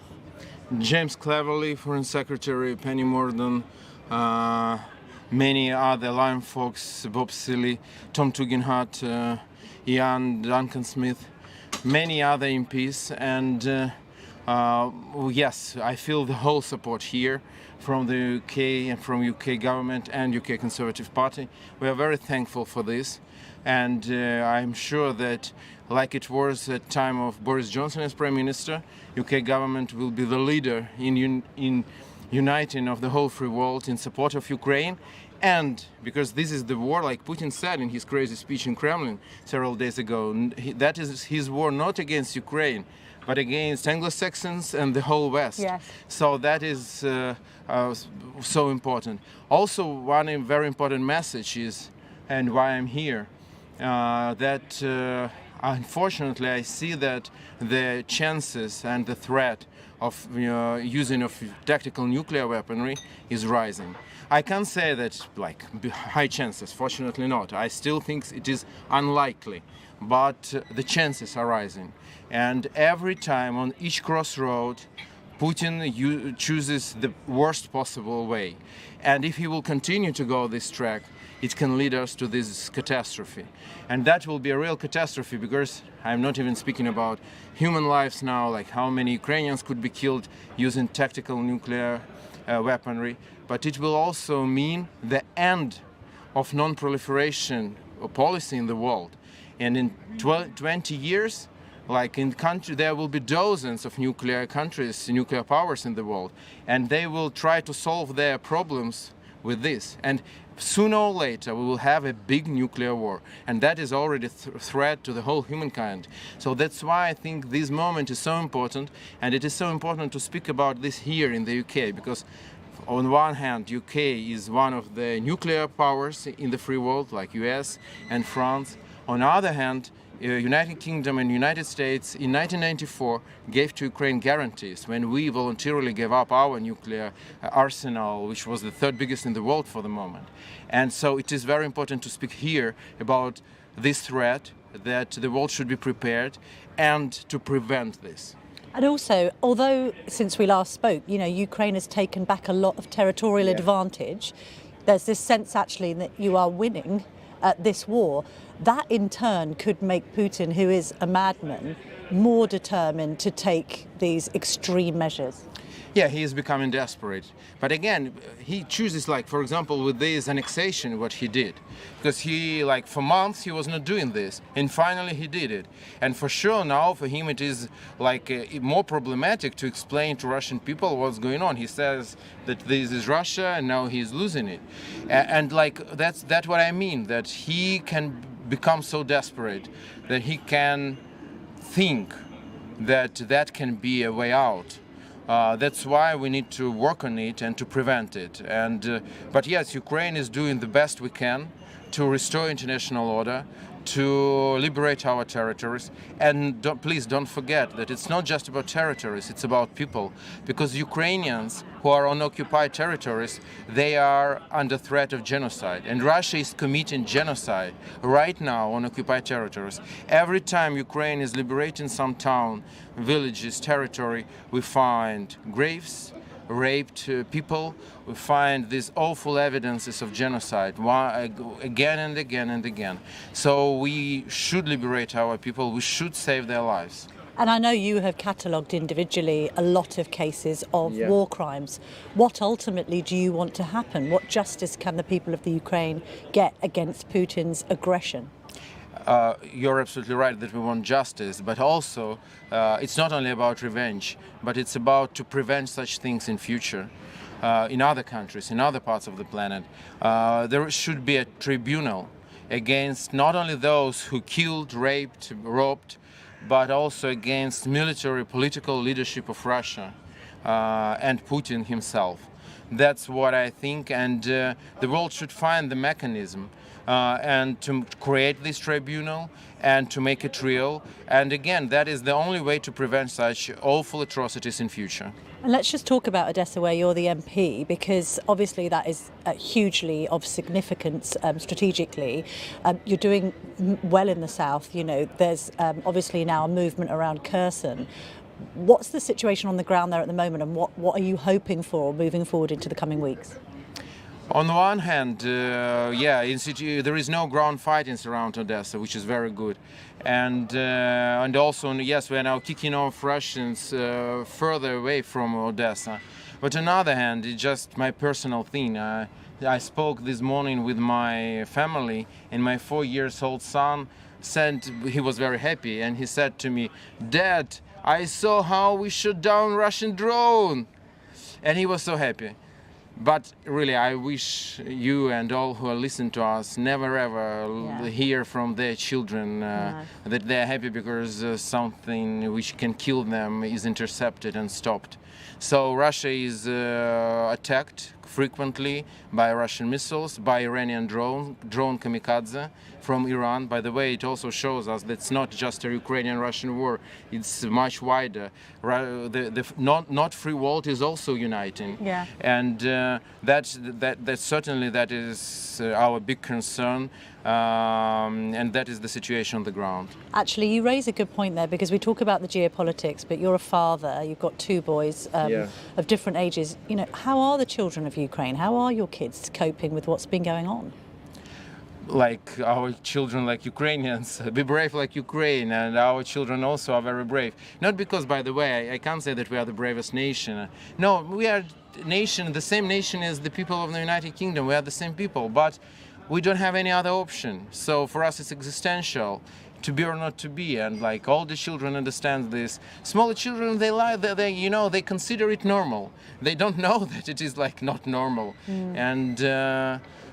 But sure, all of us, all Ukrainians, all millions of us, we are traumatized with this experience, and our children, first of all, that is sure. And finally, on peace, Zelenskyy has this week ruled out any talks while this annexation takes place. How do you see the coming months playing out here, Alexei? That's a very good question, because I think today we have a very unique opportunity, a window of opportunity. What I mean, if we would have, in the end of March, weaponry that we have today, HIMARSs, howitzers, artillery, and so on, we would finish everything in spring. When Russians were disorganized, when their blitzkrieg failed, they were retreating, but unfortunately we hadn't with what to purchase them. Now is the same moment. Before these newly mobilized Russian troops, thousands of them, would arrive, we have this moment when we can finish everything. I think 1-2 big defeats and Putin regime could collapse. That is absolutely possible. But for this we need more weaponry. We need long-range missiles and we need tanks. That is two things and that can be provided right now. It doesn't need months of training. We already know what to do. It can be done now.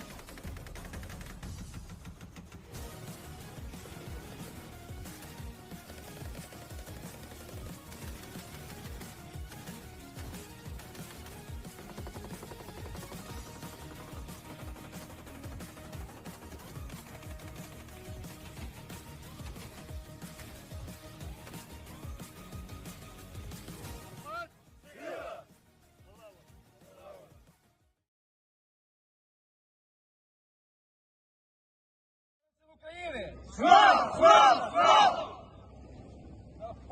Давай! Все, становим прапор України. Давай.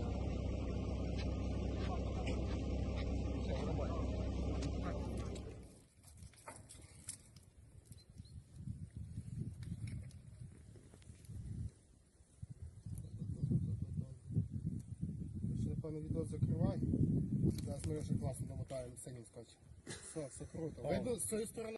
Я почую його, буду з ним у скорботі, визволю його і прославлю його. Довгим життям обдарую його і дам йому спасіння моє. Во ім'я Отця і Сина.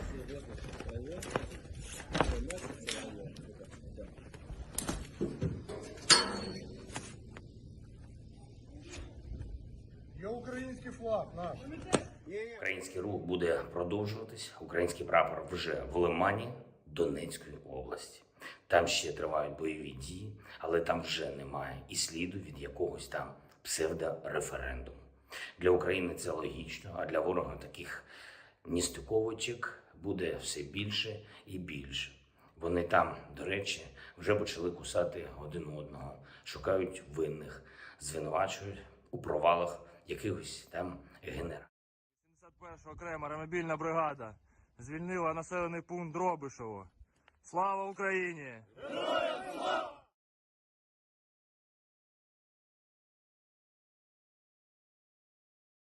You know, America and its allies are not going, let me emphasize, are not going to be intimidated,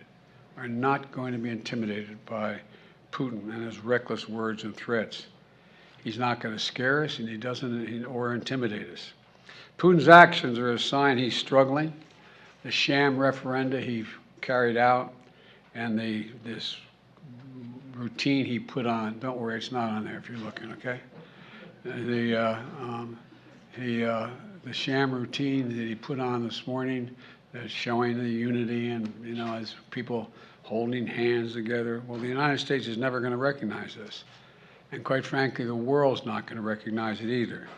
He can't seize his neighbor's territory and get away with it. It's as simple as that.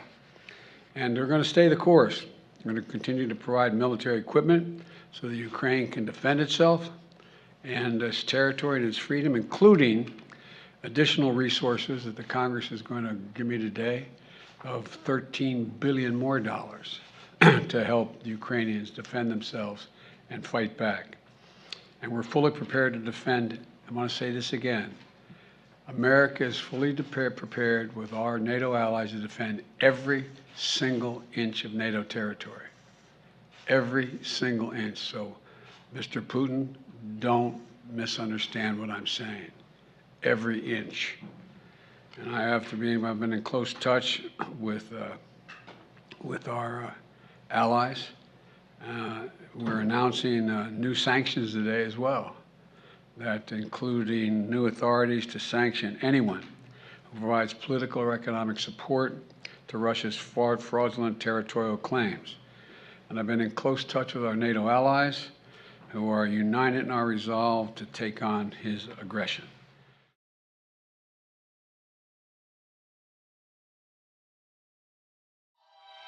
So we're now entering Donetsk region. Completely scorched.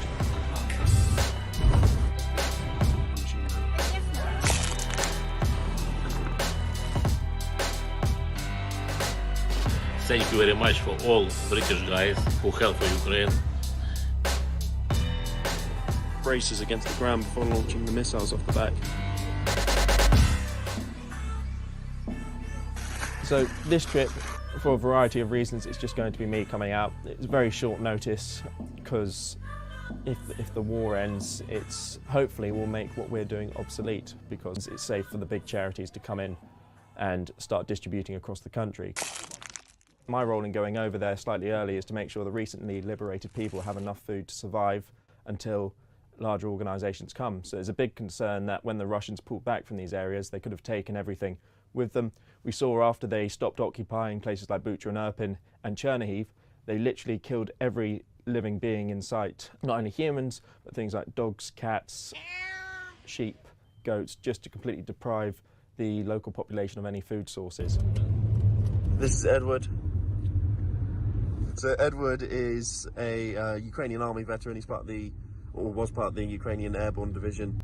We got in contact with Edward and he's very kindly joined the team and driven me around in Ukraine and helped take us to some very interesting places.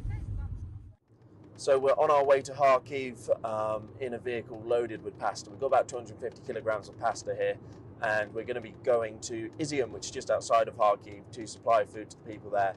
So we've been told that the people there have no food, no electricity, no water, no heating, literally nothing. So we're coming in with the basic necessities that they need to survive. We're going to be picking up things like water as well, and hopefully make a real difference to them. It's taken me 3 days to get the permissions to come into Izium. Unfortunately, we've sat in Kiev working with the army to get that because it's such a lockdown area, because they've just found mass graves and everything there. But that's not going to stop us from going in and helping the people. Battle with my team in Kharkiv region. Okay. My team is Commander Sirko. Now they've liberated those areas, we're really keen to get in, but they're still secure areas. So we met with Commander Oleg, and he helped show us how we can get into these areas, showed us what permissions we needed. Just wanted to assure him, as he's one of the top people in the territorial army there, that we didn't mean any threat, we weren't going to cause any problems, and we just wanted to help as much as we can. Путин со своим жадным, дебильным мозгом с синдромом Наполеона. This is from a landmine? No, it's lemon. Grenade. From mina tank. По ситуации здесь вот на сегодняшний момент от Харькова отбросили русских. То есть до недавнего времени русские стояли 12 километров от Харькова. То есть, да, в Дергачевском районе здесь. Сейчас их нет, они в этом направлении, в северном, они вышли на территорию Российской Федерации. We met Commander Oleg in a military base which was underground, pretty cool complex. Like, you know, looking at the building, you wouldn't believe sort of the level of intricate tunnels and everything that were underneath. And even in that office, which is a territorial army office, so they're responsible for the security of the city, you can see it's like kitted out like Fort Knox down there. Just an incredible amount of stuff just in the office, and the rest of the building was sort of armed to the teeth. He was able to show us around his office and let us have a look at all his different trophies, especially badges collected from Russians. It's sergeant, it's not officer, not officer. В принципе, там, где были русские, там всегда, знаешь, там мусор остается после них. Мусор, развалы, смерть. Ну, не секрет, что русские живут гораздо хуже, чем живет среднестатистический гражданин Украины. Вот, ну, да, это видел собственными глазами, то есть вытягивают телевизоры из домов, там, тянут это все к себе, стиральные машины. Это уже такой-то мем везде гуляет. Ну, на самом деле это правда. So I've been staying in a hostel in Kharkiv, and thinking to that, why is it so cold? And I had a look at the windows, and they've all completely shattered. And now actually it's taped back together. You can see the tape on the outside from where a bomb went off outside and blew the windows in. And I've been sleeping with my head right there. So fingers crossed we don't get hit again. But it just shows how, you know, people are still trying to have a little business. People are still trying to survive and doing what they can to get by despite the war going on. Fair play to the hostel owners for repairing it and keeping it open, even though you can see all the smashed glass in there. So we're in this one bar in Kharkiv. It's like a bunker. So because it's underground, apparently the locals quite like it. They think it keeps them safe from the missile attacks. You see it's sort of solid concrete and brick. I need to speak with soldiers. All Russian soldiers must go to home, go to family. It's not our war. So we're on the road to Izium. We've just been told we need to take another road because this one's got too many mines further up.